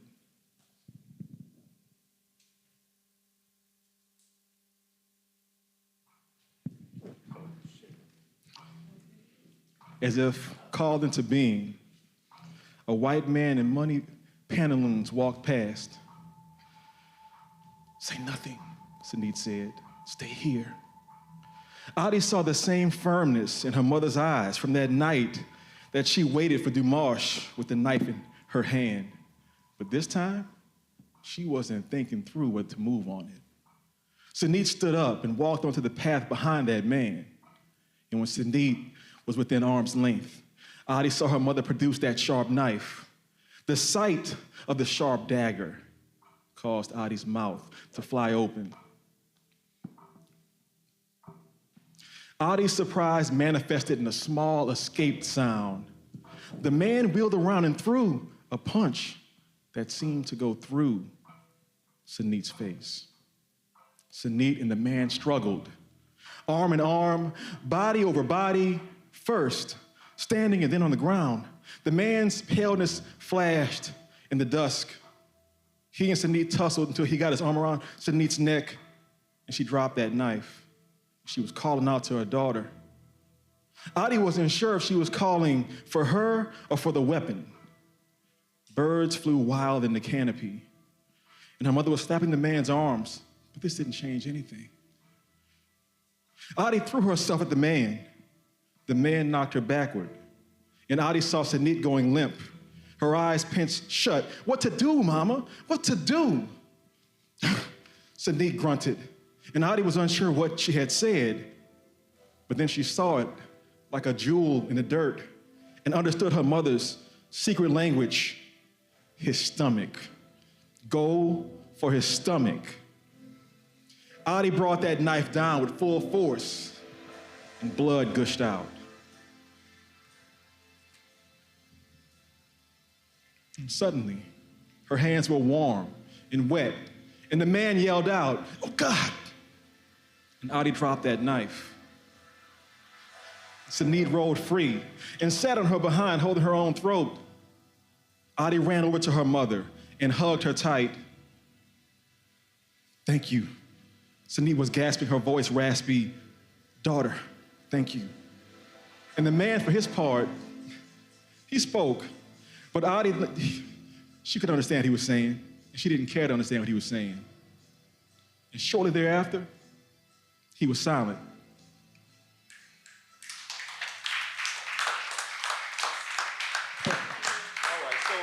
So that's a little bit of the American Daughters. And I really love your questions, too. I got a lot of things to say about that. I got one second short excerpt, too. Let's hear it. Absolutely. We got time. All right, cousin. All right, cousin. Cuzzo. All right, so that was my third book that came out this year. This is my second book, which has a New Orleans cottage on the front of it. This is my home book right here. This came out in 2021. It's 19 short stories. And my editor was like, well, you like writing a short story collection? Like, what's like the binding theme behind it? And I was like, I don't even know what the theme is. And then I thought about it, I'm like, well, first of all, I realized that before my other cousin, Sarah Broom, published a book called The Yellow House in 2019, August of that year, within the same neighborhood, there hadn't been a book by a Black author from the city published on an international scale in history, basically. Like small regional publishers had done the work. My first book came up before that in January of 2019. I was the first novelist. in 318 years of history to put out a book that's like a brother from the city of New Orleans. And so I'm thinking, well, like, what's missing in my culture? You say, who writes in New Orleans? Who are the New Orleans authors? I go around the country and they're like, well, William Faulkner, Tennessee Williams, Truman Capote, Sherwood Anderson, Anne Rice. I'm like, first of all, 4 out of 5 wasn't from New Orleans. Second of all, they was all white. New Orleans been majority black for most of its 300-something year history. So where we at? So this book is 19 short stories featuring all black characters. And except for this character. And I should, before I read this, I should say this. I'm a former corporate lawyer. I went to law school with my high school sweetheart. I was trying to follow her where she was going. So I got a law degree. And my job was to, I know, the things we do for love. The things we do for love. She still practices. She's a criminal lawyer. She still practices in New Orleans. I teach at LSU now, creative writing, which I love. But I love her so much. But I had to get out of that job, and the reason why I realized that it was doing so much harm in the community. Long story short, it's like being inside of a big killer robot. There was a lawsuit involving Shell Oil. I almost say like I was from New Orleans, Shell Oil, I don't know. But Shell had been poisoning this neighborhood on what's called the West Bank for like 50 years. And all the people were suing them for a long time.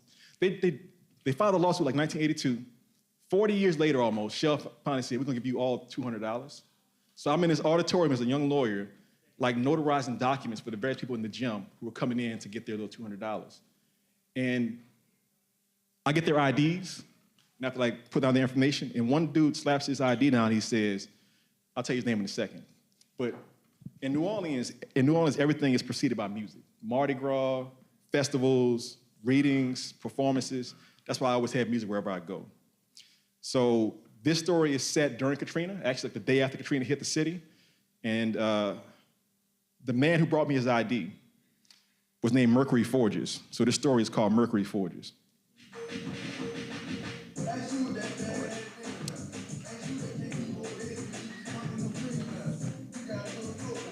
Little juvenile for you. All right, this is Mercury Forges. This is super short. Blink and you miss it, all right? So don't get on TikTok while I'm reading. All right. No, I'm just kidding.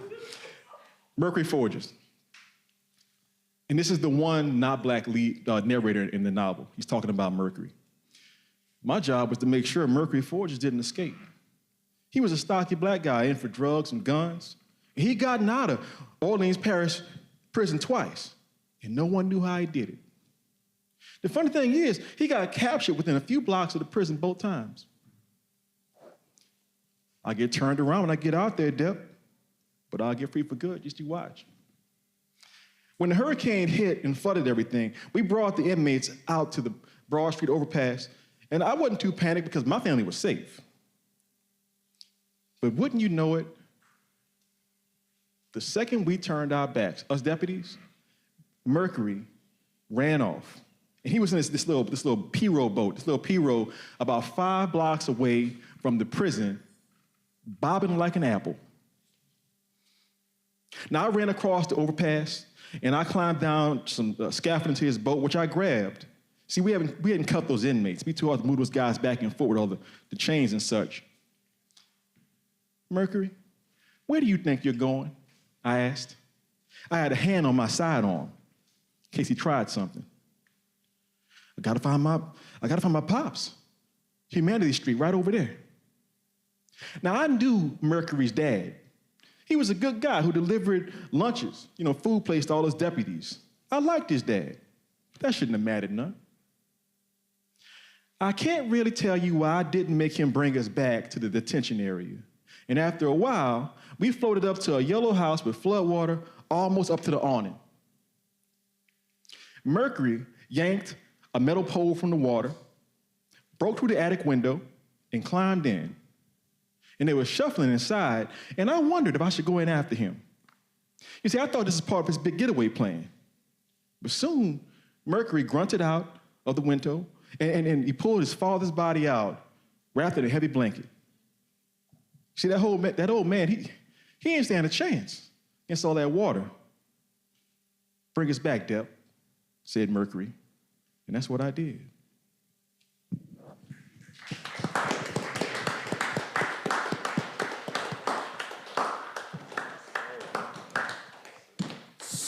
So I'm looking at the clock and realizing we need to get to hear all of the writings first. So why don't we go through and listen to all of the writings? Thank you. And then we'll ask the question. So, yeah, that way we can get to hear your work first. So, let's see. I'm a tail. I ski a board. My man. Let's make it happen. Thank you. Good evening, everybody. What's up? Wow, I didn't know we could have music. I'm gonna need my young brother with the cowbell. Ding, ding. Maurice already did it. I've known Maurice for years, but this is the first time that we've been able to meet in person. So I thank Howard for welcoming us, for bringing us here. Benjamin, appreciate it. As you could already tell, an incredible brother, and I'm just joined by amazing people on stage. Can we give another round of applause for all of the performers? I mean,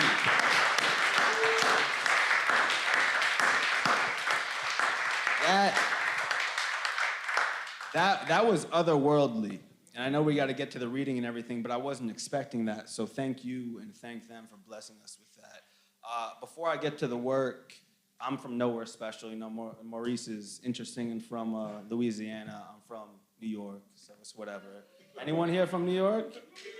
Hey, all right, there we go. We got a couple. Yeah, this isn't the type of place to be from New York. I can tell. I can tell. Real quick, is that Bradley? Stand up for a second, man. I never met Bradley in person, but Bradley is someone who read my first book, and we started to exchange some DMs. And he was always just encouraging me, supporting me. He got my second book, and then he told me what he thought. He said it wasn't what he was expecting, but he really enjoyed it. I never met Bradley in person, but I just want to shout out to you, Bradley. Thank you, bro. Thank you, bro. Yeah. A lot of people don't know. You see authors up here, playwrights, performers with books, but you don't know sometimes what it's like to get a message, especially from a young brother, and how that keeps a lot of us going. You know, it gets really dark, and my voice cracked. I wasn't gonna cry, but my voice cracked. Nah, should I? But anyway, I just had to shout you out, Bradley. Thank you, bro. Thank you. I can't do the whole hold the book and walk and talk, so I'm just gonna read from here if that's okay. This is my second novel, This Great Hemisphere. My first one took place in New York, called Black Buck, about the rise and fall of a young black salesman in an all-white New York City tech startup. That's the one that Brad read. This one, though, is 500 years in the future, where 30% of the population are invisible. Those who are invisible are relegated to second-class citizenship. Those who have skin are part of the dominant population.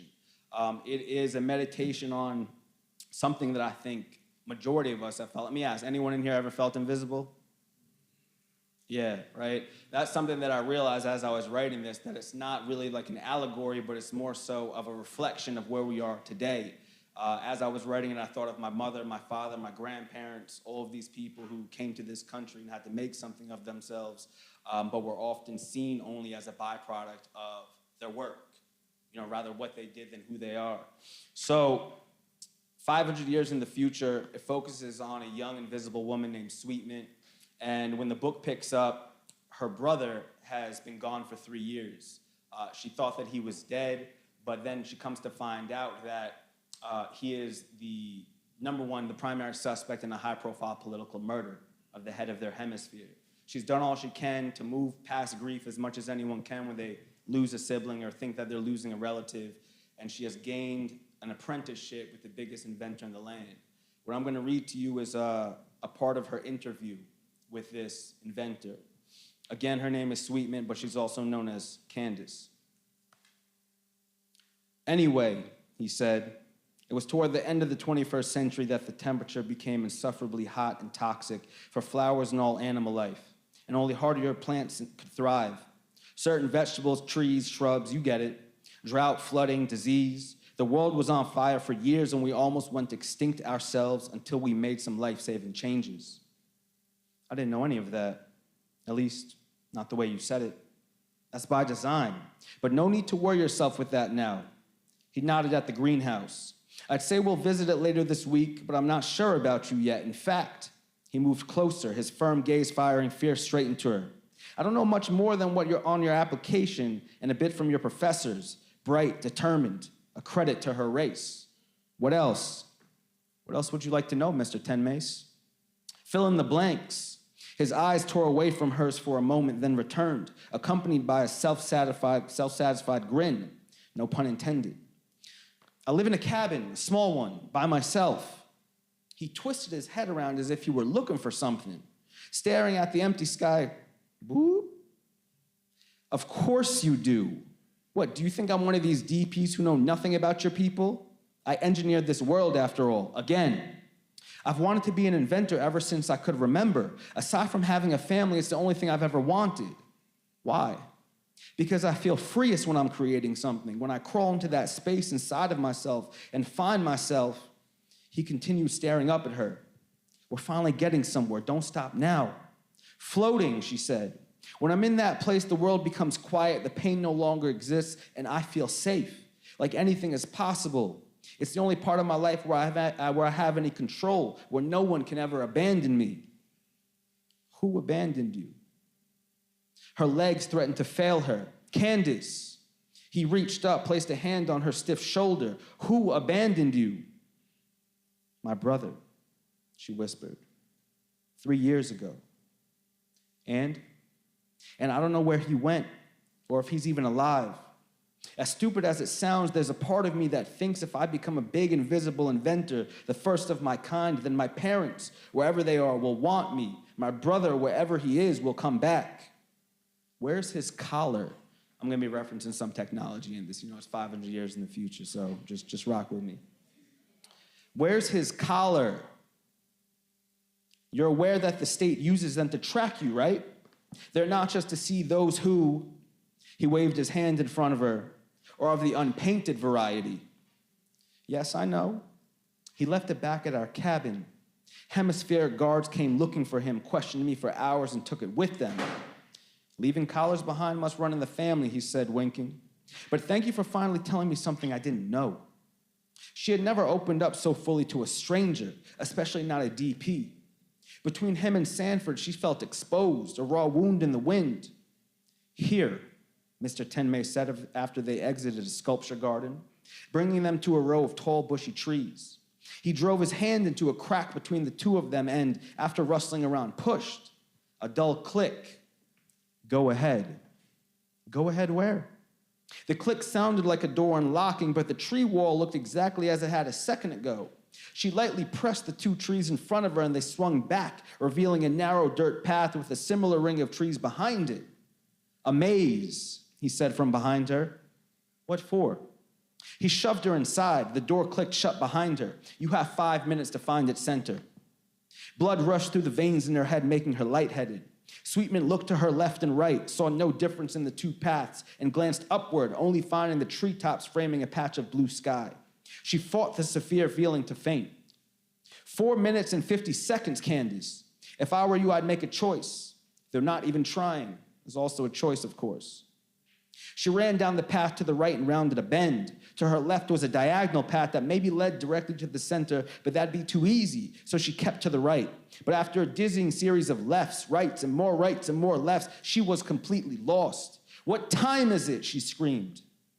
Here in this maze, on this property, over 250 kilometers from Forest 26, she was completely alone. The seconds slipped through her fingers. She went down the path she'd just taken. Air rushed from her lungs as her pulse raced faster and faster. I can't do this. I can't do this. I can't do this. She dropped to the ground, her bare back on the warm dirt, to ruin with it. Staring at the empty sky above her, she thought of her forest folk. They should have never believed in her, and she hated them for it. Their lives weren't easy, but at least tree fellers, tunnel diggers, domestics, cleaners, and every other role where you performed a defined function came with clear instruction. This was something else. They had no idea. They couldn't. The sun moved above her, shining directly into her eyes. She turned and rested her cheek against the dirt. Then she smelled something new. The dirt that she lay on was dry and looked the same on every path she'd walked, but a meter or so beneath her was an almost undetectable but very real dampness. Why is this wet? She sat up, brought her nose so close to the dirt she inhaled its particles and coughed until tears struck the ground. What is this? Closing her eyes, she relaxed each of her limbs, allowed herself to fall into the darkness, plunging farther and farther until she stopped and became suspended in midair, until she floated. The dirt is wet because the trees were just watered. No, it would dry in minutes. The dirt is wet because of humidity. No, it never reaches that deep. Without arriving at a perfect answer, she decided to follow the smell, to let her curiosity take control. Sweetman jumped to her feet but remained low, hands on her knees. She made a left, then another, until finally, after rounding one last corner, she saw Mr. Tenmei sitting on a long white chair at the edge of the first pool she'd ever seen in person. His face cast upward, basking in the sun's intensity. Unable to stop herself, she fell to the blue and white tiles at the pool's edge, cupped her hands and plunged them into the cool water before bringing it to her mouth. It sent pleasant shivers down her back. She looked at the water, thought how beautifully the sunlight danced on it like a sheet of gems, then threw back another handful and another, and was close to a fourth when Mr. Tenmei touched his soft hand to her back. That's enough. You'll get sick. She swallowed the apology. Did I make it? He laughed, his cheekbones rising to the same level as his mud rock colored eyes. You did. 2 seconds later, and it would be a different story. A different future for us both. How did you find your way out? Moisture. One path had more than the others. That's right. From the pipes used to cool the pool. They do run beneath the maze. He was right next to her, but he sounded a kilometer away. Can I please sit here for a second? My head feels like it's about to split open like a squash. Well, you don't get squash soup without some squash, yes? But no time to rest. You, my dear, have one more test. One more? Every cell in her body was exhausted, but she got up, wobbly on her legs, and followed him to the rear of the castle. They ascended a set of stairs that led to a balcony overlooking the back of the property. Its gray concrete slightly crumbled from the humidity and entered the castle on what must have been the first floor. Cool air kissed her face, the first time she'd been in a home with regulated temperature. She thought about the thin line between the natural and unnatural, how for whatever was gained in these minor comforts, something was also lost. Thank you.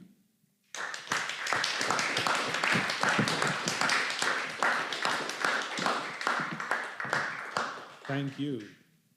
Just thinking about that, the connection here also. You know, it's like I had a psychologist that I approached when I would approach teaching, and he said, you just keep shining the light. The cracks, the light gets through the cracks in the door. The door may appear shut, but the light gets through the cracks. And so you never know who's reading. You never know, who's and listening. right, and again, thank you, Brad. Yeah. Just visualizing these two stories already, I'm thinking, oh my Lord, I need to see this on stage. So next, why don't we listen to Jai John's work? Please introduce yourself and share, please.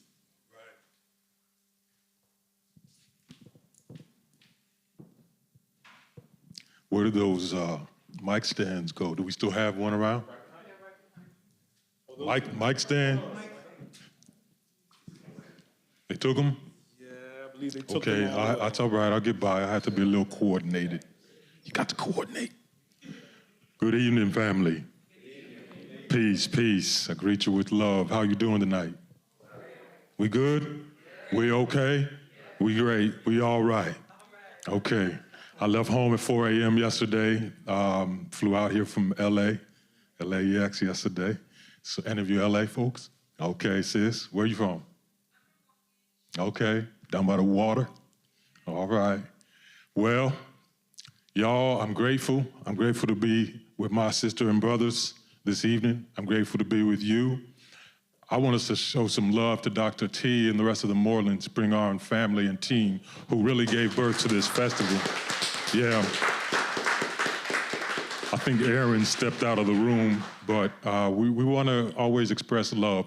It's not an easy thing, this birthing thing. And to birth a whole darn festival, that's a lot. You know, it's a lot. And so we thank you. We thank you. Lord. So my heart is full. Had a major loss in the family this morning. I want to share that with you because we're human beings here. Yeah. And so I'm carrying that with me and feel blessed by it, you know, even in the heartbreak of it. Also, This is a homecoming for me, family. I was a professor here of psychology back in the day, and wow, I haven't been back to Howard that many times since I moved to California in 2013. So I was a professor, I'm about to age myself. I was a professor in the 90s. That's like the last century. Yeah, the last century. Yeah, there was one. And so, wow, just, coming back to the grass, to the lawn, to the yard, to the buildings, to the air, the scent, the smell, but most of all, the people, right? I've been missing you. I've been missing you terribly and deeply. I'm talking to the students in particular. You were like the joy of my whole life as a professor. I didn't care nothing about research or administrative responsibilities or committees or titles or this and that. It was just, spending time with y'all in my office, on the yard, walking through campus, wherever we were in DC, running into each other. I love you, I've missed you, and it's so beautiful to look out upon you and your divine faces this evening. So, for the students, including those incredible performers, one more time, can we shower our love? Yeah. Yeah. Lastly, this is today, September 26th, is a book birthday for me, y'all. So my newest book, which is a 2-volume book, We Birth Freedom at Dawn, which is book number 20 and 21 for me. Yes, thank you. That's out today. That's out today. So this right here is the official global book launch for We Birth Freedom at Dawn. Hate you? Yeah, that's my people. This is the book right here. So I'm across the street in a little while. I'll go over to Sankofa and do a book reading and a discussion and a signing. So I hope some of you will follow me across the street to Sankofa, to Brother Haile Jarima's space, and we can celebrate together this life, this literature, this language, and this love.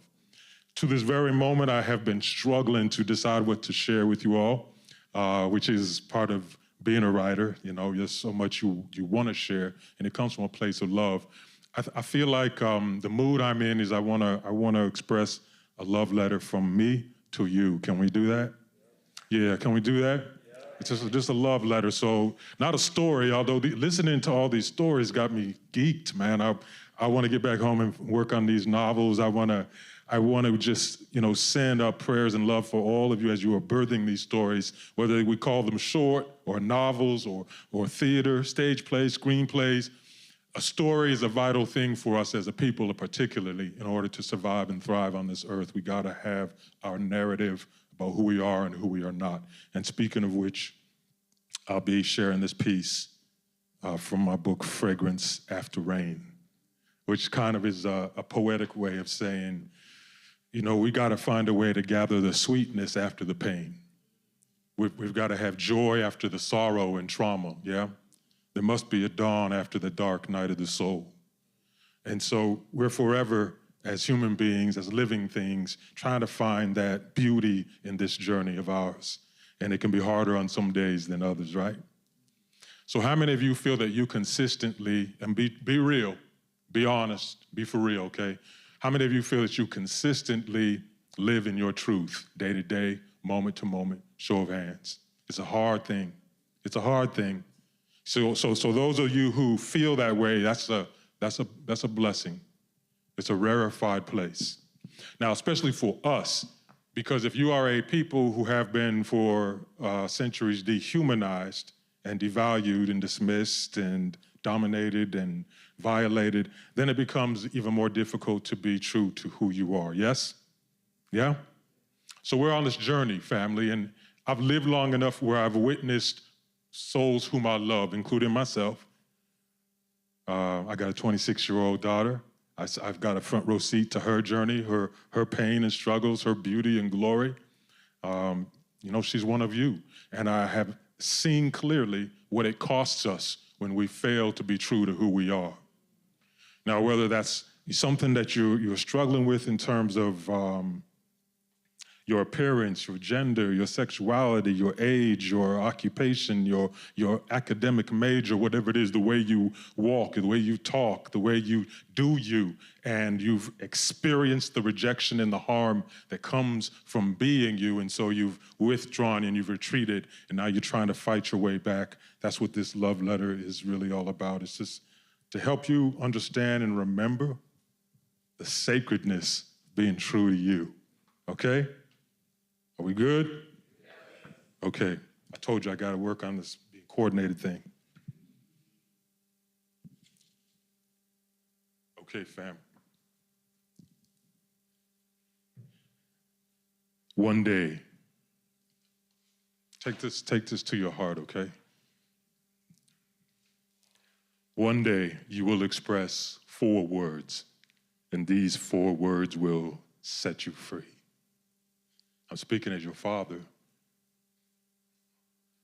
speaking as your uncle, your brother, your son. I'm someone who loves you and needs you in this world all the way. These 4 words will set you free, and the words are, this is my truth. You will speak, write, sing, dance, laugh, act on, and remember. You will celebrate, feel, dream, and live these words in endless ways. And these 4 words will clarify your relationships, illuminate who means what in your life. These 4 words will steady your soul and introduce the false you to the true you. In the presence of the true you, the false you will grow tentative and begin to fade away. Wounds in you will tenderize, then transform like snow in a warm sky. The healer that you are, will awaken and stretch its translucent muscles. This is my truth. Will be your ointment, herb, tonic, and ceremony. You will pray, this is my truth.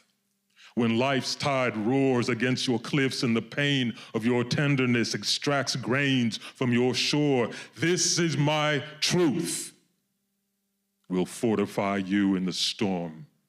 It will be your reassuring rainbow after. Some misty mornings you will go walking into the woods seeking these 4 words, and you will find them growing wild in a clearing rimmed with tall sage trees. And you will kneel in the soft moss of these 4 words. And the sun bars will bless your skin as you gently pluck petals from these 4 words and place them in your mouth. And the softness of their offering will soothe what trembles in you. You will learn to stay in wild meadows where these 4 words grow. And you will stay even as the world's unwellness swells around you, threatening to erase these 4 words. And you will chant these 4 words, and you will chant until they become your native tongue. Until these 4 words rearrange your molecules and juice your atoms with their airy essence. Now one day, family, a mountain will rise in the ocean of your soul. And it will be these 4 words. This is my truth. Will be your island, your oasis, your paradise, your power. This is my truth. Will be your mating call.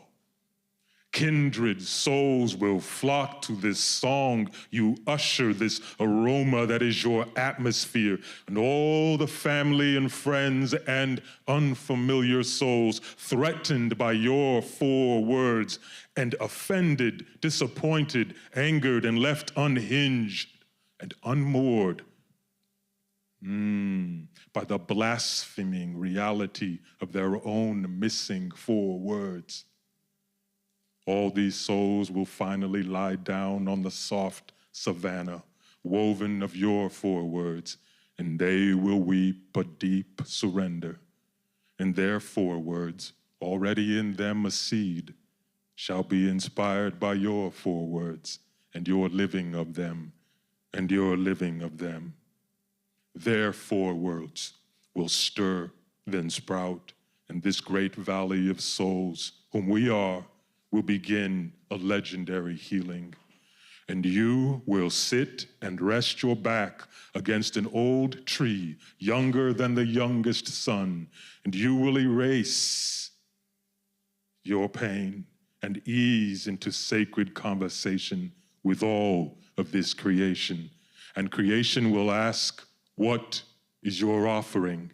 And your sweetened soul will gather its eons of love harvest, and it will answer, I shall offer this.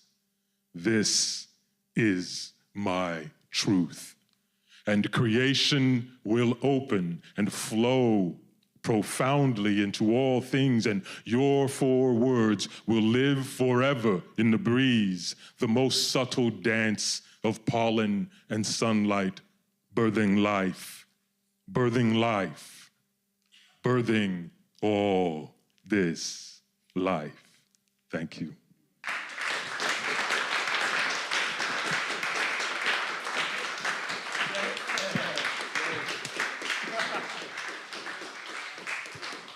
You ever like sit down to dinner and you find yourself full? Like I am, but I got room for dessert. I got room for dessert. But I just keep with each writer, I'm just like, oh, I'm full. This is like my spirit is being filled. Thank you, thank you, thank you. So next is Nina Angela Mercer. I think we've known each other for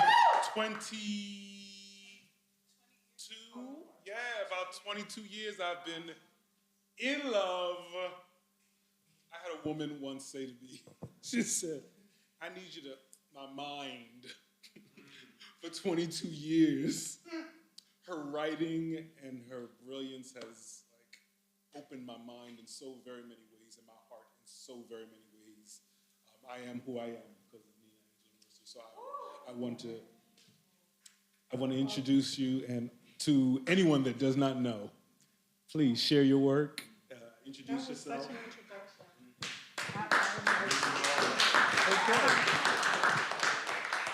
So I really don't want to stand up, but what I'm going to do is move my chair up because I don't want to have to negotiate politics.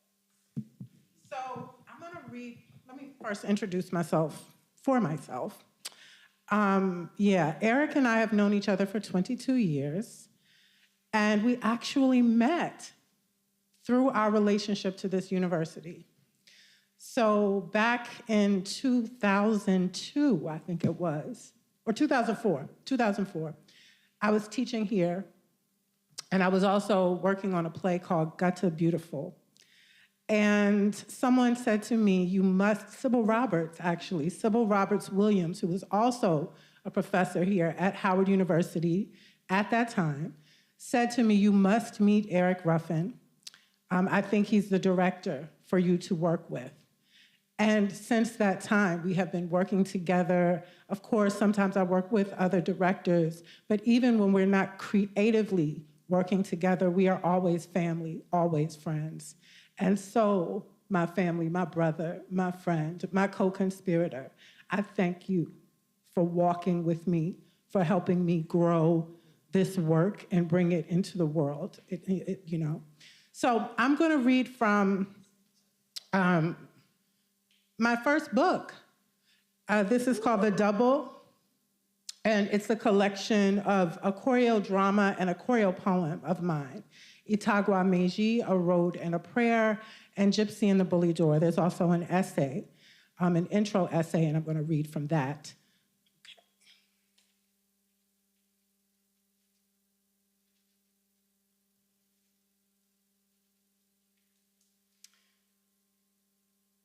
And I got to thinking about the moral meaning of memory, per se, and what it means to forget, what it means to fail to find and preserve the connection to the dead, whose lives you or I want or need to honor with our own. Those are the words of June Jordan from the introduction to Some of Us Did Not Die in the We're On, a June Jordan reader. Year 2001 is when that reader was published. We gather inside the sound and space where time suspends. There is vital life in the pocket and in the amber spotlight. We are heard and seen dancing the intimate connection between the living and dead, incited by congos, cowbells, rototoms, that bass and hi-hat.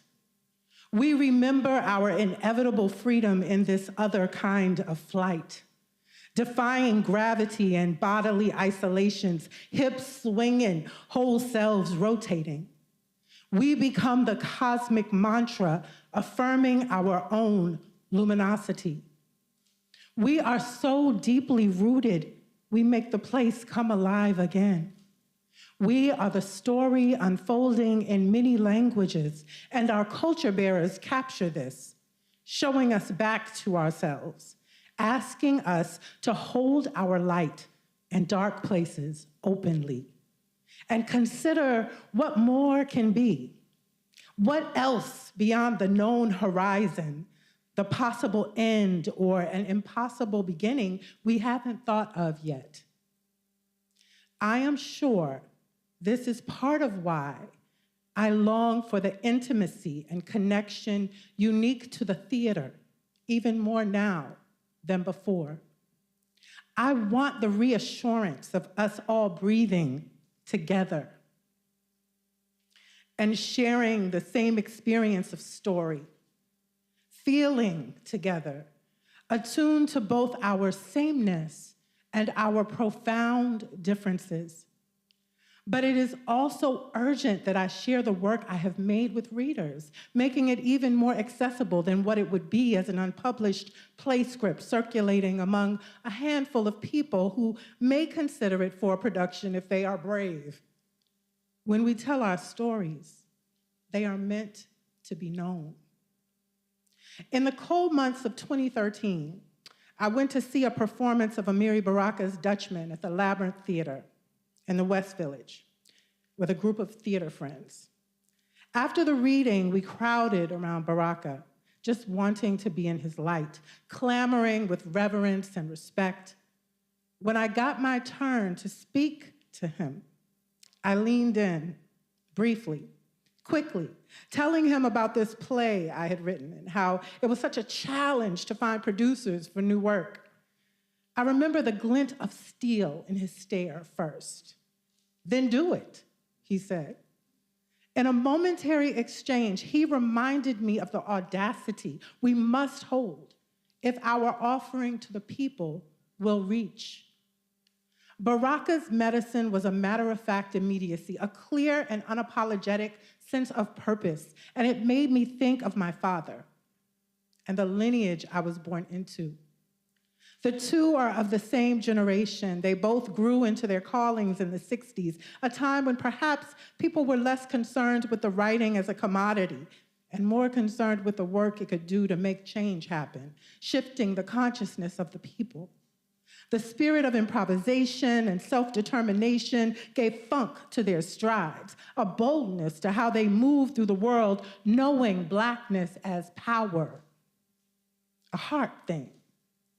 I used to emulate my father's walk as a young girl, the subversive power in his cadence and gait, the courage to refuse the complicity and ease of silence. I know we cannot turn away. I know we must remember and tell the stories, especially the ones they want us desperately to forget. This is why we do it. To remember the human will to live despite the explosions clouding the sky. to remember the lives once lived, now demanding our presence in different ways. As I write, 37,626 people have been killed in Gaza. 86,098 people injured. That's 37,626 people gone from this world. More than 500 martyred in the West Bank, and 12 children on a soccer field in Masjid Shams also gone. So many laughing children, their eyes full with audacious hope, dreaming, wonder, no more. 21,000 children missing in Gaza or separated from their families. 17,000 unaccompanied and separated from the people they love. Another 4,000 likely buried under the rubble. We know that nearly 15,000 children have been killed in this genocide since the war began again on October 7th, 2023. How do we hold this? And also ourselves? Choosing to consider the responsibility we have to those who have crossed over as martyrs, their lives transmitted into a frequency of love that charges us with a demand to resist this unknowing. This is why I come to the page, to take risks, challenging first myself to think about my own relationship to power and offering that outward, stripping the layers back in a pursuit to provoke a kind of internal reckoning, holding up a mirror for reflection through spectacular provocation, as well as what could appear to be mundane, ordinary, everyday. But in offering these, it is not from an arrogant pretense or egotistical drive to solve the lethal riddles still haunting humanity, but to pull back the shroud from what cannot die inside us.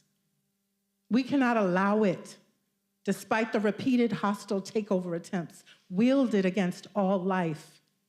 Here, I offer this invitation to consider otherwise, to conspire together, to study and plan for possibilities beyond our perceived limits.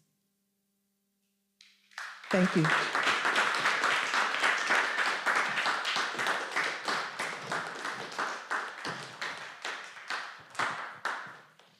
I am simply just honored and so grateful that you all are doing the work. I'm honored and grateful that you all are here in community with us. Let's have some questions. We have some more minutes here. Thank you. Thank you. So here are the questions. I'll let you answer which one. How does capitalism/commercialism affect a writer's choices, your choices?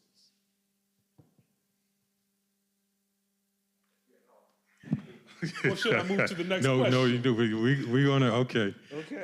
Yeah, I like to consider the question, which is itself of value, just the offering. Thank you. Well, we know that our worries about paying the bills have a strong tendency to affect every aspect of our beingness, and so I think for each of us, we have our own ways to navigate that and contend with that. You know, I'll tell you a story of an independent artist, because since I birthed the first book in 2002, which was my memoir, I just had a fierce determination to publish independently, and for many reasons. Not that publishing through a conventional publisher is something that I would never consider. It's just that with each birthing, I revisit that question and I come up with my answer and I proceed. And so working independently has its own unique challenges, and certainly the money has been a big part of that, you know, just being able to make a way to continue to birth and share and offer. So for me, I have to be very careful. You know, we talked about that this morning in the panel discussion with Ihime Ora. Social media has a way also of seducing you into writing to the style, writing to the trend, writing to the popular appetite, right? And you have to be very careful because even in terms of your formatting of your writing and how you share it on social media, you find yourself serving a master. You know what I'm saying? You feel me? Serving a master. And so there's a master that exists on X, that exists on Instagram, that exists on TikTok. There's a master, and that master says, this is how you do it in my space. And so you have to just be very careful. And for me, it comes down to being still enough as I move through my life to be able to see and discern what is pulling at me so that I do not become a puppet. And when I notice myself puppeting, to not be harsh on myself and punitive, but to be merciful and compassionate and simply say, okay, I choose to release. I'm not gonna go that way. So that's just my practice, is being aware, being conscious, being still, being discerning, and then noticing when I'm being seduced, and then choosing to step out of the seduction to return to my truth. Yeah, I definitely want to answer that. And I have a lot of respect for that self-determination and independence and stepping out there, getting in front of your work. Thank you for that. Thank you. Yeah, so I'm a multidisciplinary artist, right? I write across genre, I perform, and so I'm a bit of a shapeshifter. And that also means often I have a circuitous route, you know, like it's like a spiral, I feel, a lot of the time, which is already in like contradiction to what is expected of us in a capitalist economy and culture. Because capitalism is looking to be able to put you in a particular market, right? You want to know, where does this person fit? Where do you belong? How do we brand you, right? How do we define who you are so we know where to put you on the shelf? And that is not who I am. You know, like I have to express myself in these multiple ways. That's what thrills me. And so that has meant being a producer for my plays, you know. The very first play, Gutta Beautiful, started out with a producer, and then we lost our producer. I told this story on Tuesday, and my father said, you gotta shit or get off the pot. And that then jumped me in to becoming an entrepreneur, where we founded a 501c3 organization and set about raising money at a time that was pre-social media, right? So we were actually cold calling people and writing letters and things like that. And it continues to make for a particularly challenging experience, but also an equally rewarding experience, because you're tapped in to your creative control. You get to make the decisions about how you're going to put this art out into the world, who gets to be in the room with you, what that room, the shape of that room can be, how much you actually pay people. And I actually think we've been more fair. Through like being an entrepreneur, I think we've been more fair often in paying actors, because we have had the ability to say, let's step outside of the box of paying the minimum and really honor people. And you've helped a lot with that as well. So, you know, capitalism is not the cage that, you know, we are meant to believe it is. You know, and we can also get in the market ourselves. And so I don't see it as a boundary, you know? Even this book here, I wanted to put it out immediately, and I'm gonna tell you why.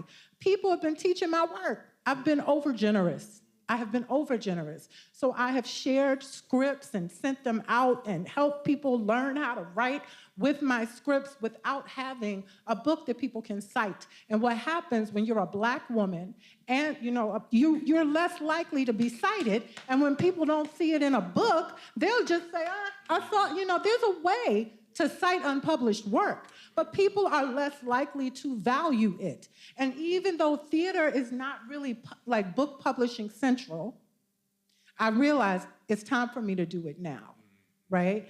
And how did we do it? We created a mutual aid publishing collective. It came out of Georgetown University first through a group of professors and students, and they developed this collective called Kavia Press. And then moving out from Georgetown, the kinship among the people continued this collective, and it became a mutual aid collective press, where we are actually distributing the books, right? And as we grow, we'll have to make some other choices with printing. But I say all this to say, if you have something that you want to see in the world, you can do it. And capitalism is not the boundary to you doing it at all. You can actually flip that to benefit yourself. Amen. Thank you. Thank you. Right on. So, I know we're about 10 minutes away from that 7 o'clock window, and I'm looking at the questions and thinking, all right, well, how can I press that into that? And I think, well, the questions were, do you consider Black community? Do you consider white gays as you write? I think that's an obvious question. We already answered that with your reading. Love ethic, how it manifests in your writing. I felt love. So I think it blanketed the room, and it'll blanket anyone that reads the work. So we don't need to ask this. We know that. What would you like audiences to take away from your body of work?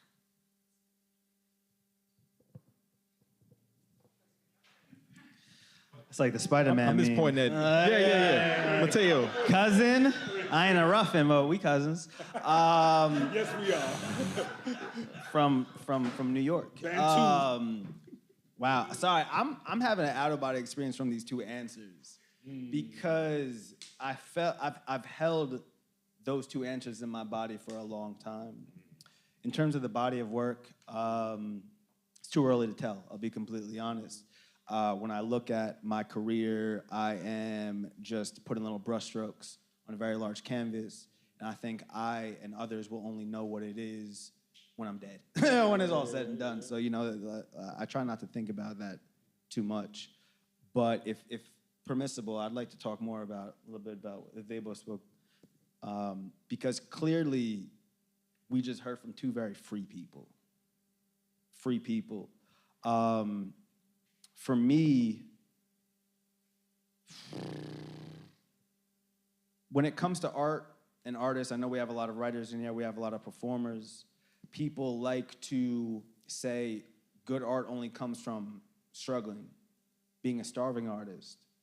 In my experience over time, good art comes from when you're healthy, right? When you are emotionally, mentally, financially in some ways, held down and secure. Of course, good things can come when you have fewer resources, but personally, I create best when I'm feeling good, when I'm feeling secure. With that said, I think it's important what you brought up in that capitalism as a system and as a structure is exploitive and diabolical in many ways, but I don't think that we should be pro-broke. I'm gonna be completely honest, right? With getting our work out there, with getting our work in the hands of other people. For me, though, just keeping it a buck, all the way real, and this is where I said that I can tell that I've heard from free people. My first book, I wrote it in my childhood bedroom. I had this career in the world of sales and startups. My parents never thought I was gonna ever go back home, so my mom threw my bed out. She took all my posters off the wall, and she put like 1,000 cookbooks in there and a little futon. They said, he's never coming back, but I came back, and I lived at my parents' house. And I was sleeping on that little futon. I'm not a big guy, but I was sleeping on that little futon for a year. And I had a little desk a few feet away from me. And I was writing my first novel, Black Buck. And I don't think, to be all the way real, that I've ever been freer than in that moment. When I was just writing for myself, when there wasn't a traditional publisher or people that, I was trying to get the book into their hands, when I was just writing for me, when I said, screw it, I'm gonna write this in the way that I want for the people that I want to resonate with them in a certain way. And that book, right, was the one that got me on. That book was commercially successful. That's how young brother Brad was able to read it. He heard about it. But there were times that I wondered if I left one rat race for another of my own creation. And I was like, okay, I'm writing now. I'm able to do this full time. But am I as free as I was when I was at my parents' house, in my childhood bedroom? And what I've had to work through is that when you have a work that gets out there that's consumed by a lot of people, there's a lot more noise in your head. There are critics. There are people that live in my head rent-free. Talking about social media, there was a couple of early reviews that live in my head rent-free, to be completely honest, right? And then you got people that loved your book. My mom is my biggest fan. My mom loves my work, or she says she does, right? Got an editor, got an agent, got all of these people that are in my head that I didn't have in my head when I was writing in my childhood bedroom. So what does that mean? Capitalism, commercialism. It means that I have to do more work in order to attain a sense of silence and purity when I come to the page. And that's on me, because this is what I dreamed about. Back in my childhood bedroom, I asked to be on a stage in Howard. I dreamt this up, so I have to be grateful and sit in that gratitude for every day of being able to live this life, but at the same time, sometimes it makes it harder to come from a pure place when creating the art. And then like you said, Jaya, I gotta do the work. I gotta get off social media. I got to try to parse out what is a commercial concern, what is toxic to the work, and then what is my truth. So yeah, I know that we only have a few more minutes, but that's a little bit of how I reckon with capitalism and commercialism. That was beautiful. Absolutely Thank you. appreciate it. Thank you. Absolutely. Yeah. Thank you. So, cousin, you have the option. You have options. We can pivot to other question, or you can stay on this. I know you wrote a lot of amazing questions, cuz. What else you got, cuzzo? So, are there writers that you would recommend? Well, the obvious answer is people here on stage. But for people who are not here on stage, there's my brother up in Brooklyn, Robert Jones Jr. has a book called The Prophets. It's my favorite thing I read in the past, I want to be like that one day when I grow up as a writer. The depth of it. I mean, hearing y'all talk about, I'm reminded of him. He has that silence on the page, comes from silence in his life, that sort of thing. I mentioned Sarah Broom. She was here yesterday. Jamila Minix has a book called Moonrise of New Jessup. I mean, that sister, she like Toni Morrison said, just take what I was doing and bring it into the present, basically. And it's just such an amazing skill set. You know what? Go to my Substack. I got all kind of recommendations on my Substack. I got 1,000 things up there. Yeah, what's your Substack? Tell us. Good question. Sitting in Silence, which is about taking that moment to disconnect from the world and just recognizing all the questions you have. As you were all talking, I was thinking about Tupac at the end of To Pimp a Butterfly on Mortal Man, when he said, I ain't even rapping. It's the spirits. I'm just telling my dead homie stories. That's how I feel about all this. Is that when I was trying to write myself, I'm this corporate lawyer in New Orleans. I'm gonna tell these stories. It wasn't working. And I was like, you know what? It's not me. My city needed a writer. For a lot of reasons, mass incarceration, wage theft, capitalism in New Orleans, our stories mostly came out as lyric. So Lil Wayne, Irma Thomas, Louis Armstrong, that kind of thing. But people couldn't there were no books. You couldn't find books in a lot of the classrooms. Or if the books were in the classrooms, they were from 3 generations back. And so we're being suppressed like that. And so I just remember just laying in bed one night being what stories you gonna tell? And it's just write for us. Forget what you wanna write, just write our stories. And that made it easier. And being here, again, is a dream, like my brother Mateo was saying. I mean, being in front of y'all at the Mecca is the recognition of how that dream has persisted. They keep trying to kill us, and they can't kill us. They just can't kill us. So I think that is a wonderful pivot to how we might bring some closure. What parting advice might you give for young writers? Check yourself first and foremost. I've seen this in my friends and loved ones who are writers. I've seen it in my students that I teach at LSU and Randolph and other programs. You have to know who you are. You have to be healthy.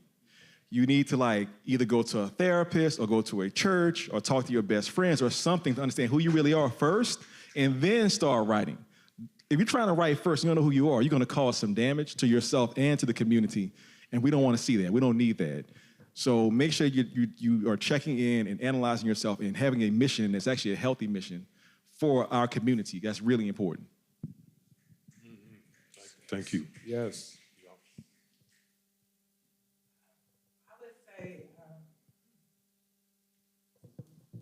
Testing. I got it. Thank you. Share your work with your folk. Cultivate your community of accountability partners. Your co-conspirators. You want to be reading together, discussing what you're reading together, writing together. Very informally. Even if you're gathering in your living room. But it's important to have community when you do this work, and also to never hesitate to reach out to some of the writers that you admire. I know personally for myself, mentorship is a really important practice to me. I feel like it's a responsibility as a cultural worker that I'm also about the lineage, right, and passing it on, because there are people who did that for me, who took the time to sit with me and help me to discover the fullness of my own journey. So don't hesitate to reach out to people, even if it feels a little awkward. Send that email, stop the person in the hallway, and just say, listen, I really love what you do, and I would love to continue the conversation. Because those relationships oftentimes can be the seed of, many years of reciprocal exchange, very rich reciprocal exchange. Yeah. Connection is everything.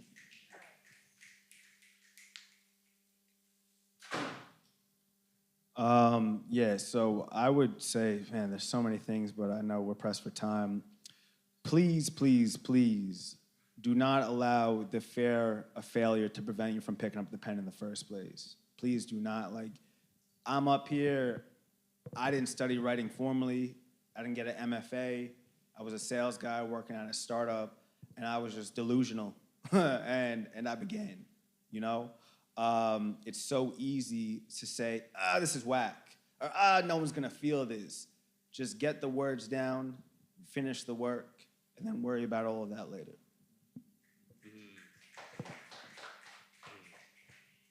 Yeah, like Mateo was saying, there's so much.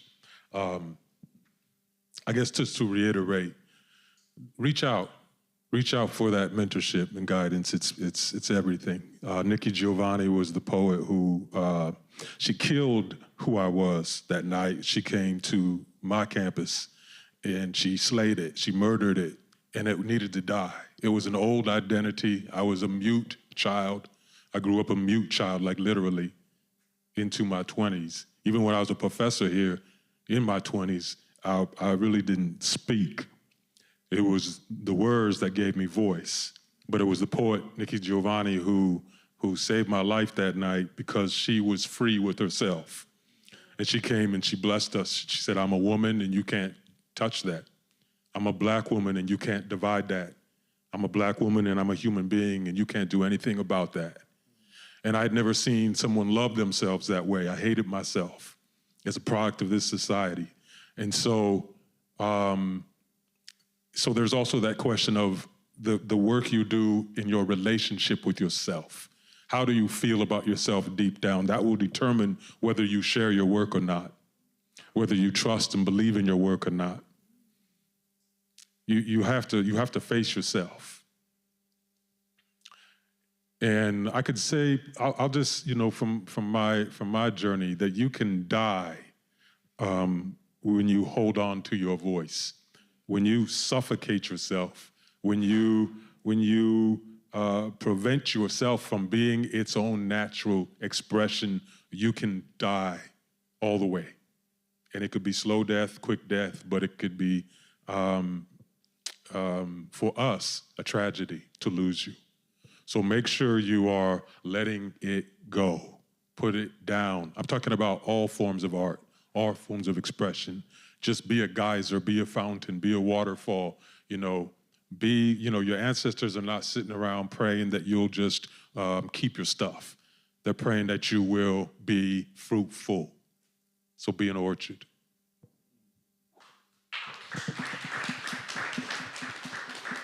Well, my role this evening has been moderator. I am closing out as moderator and turning it over to the representative from the Moreland Spring Garden Center. I want to give just one final round of applause for those who have shared this evening, all of these wonderful writers.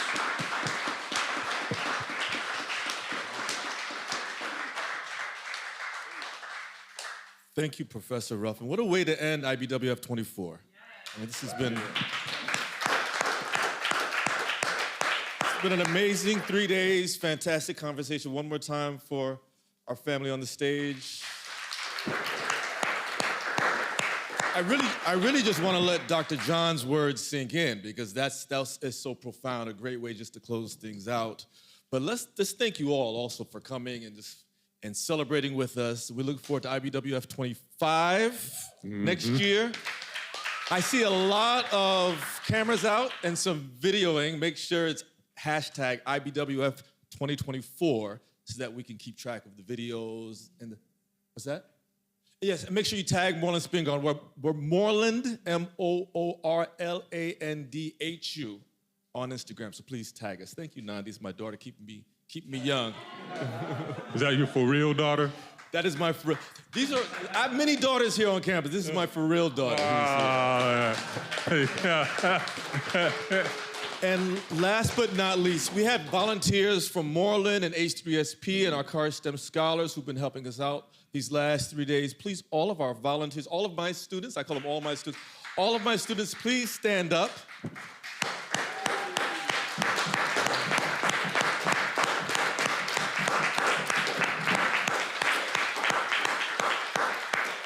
And we also have two members and our former students as well. You still stand up? Yeah, please stand up, former students. Yeah. Sonia Woods is here, who's our university archivist, representing Moreland staff.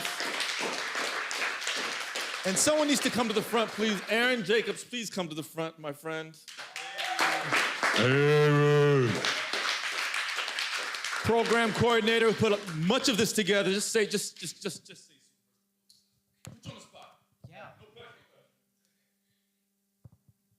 IBWF 2024, yeah, right? How was it?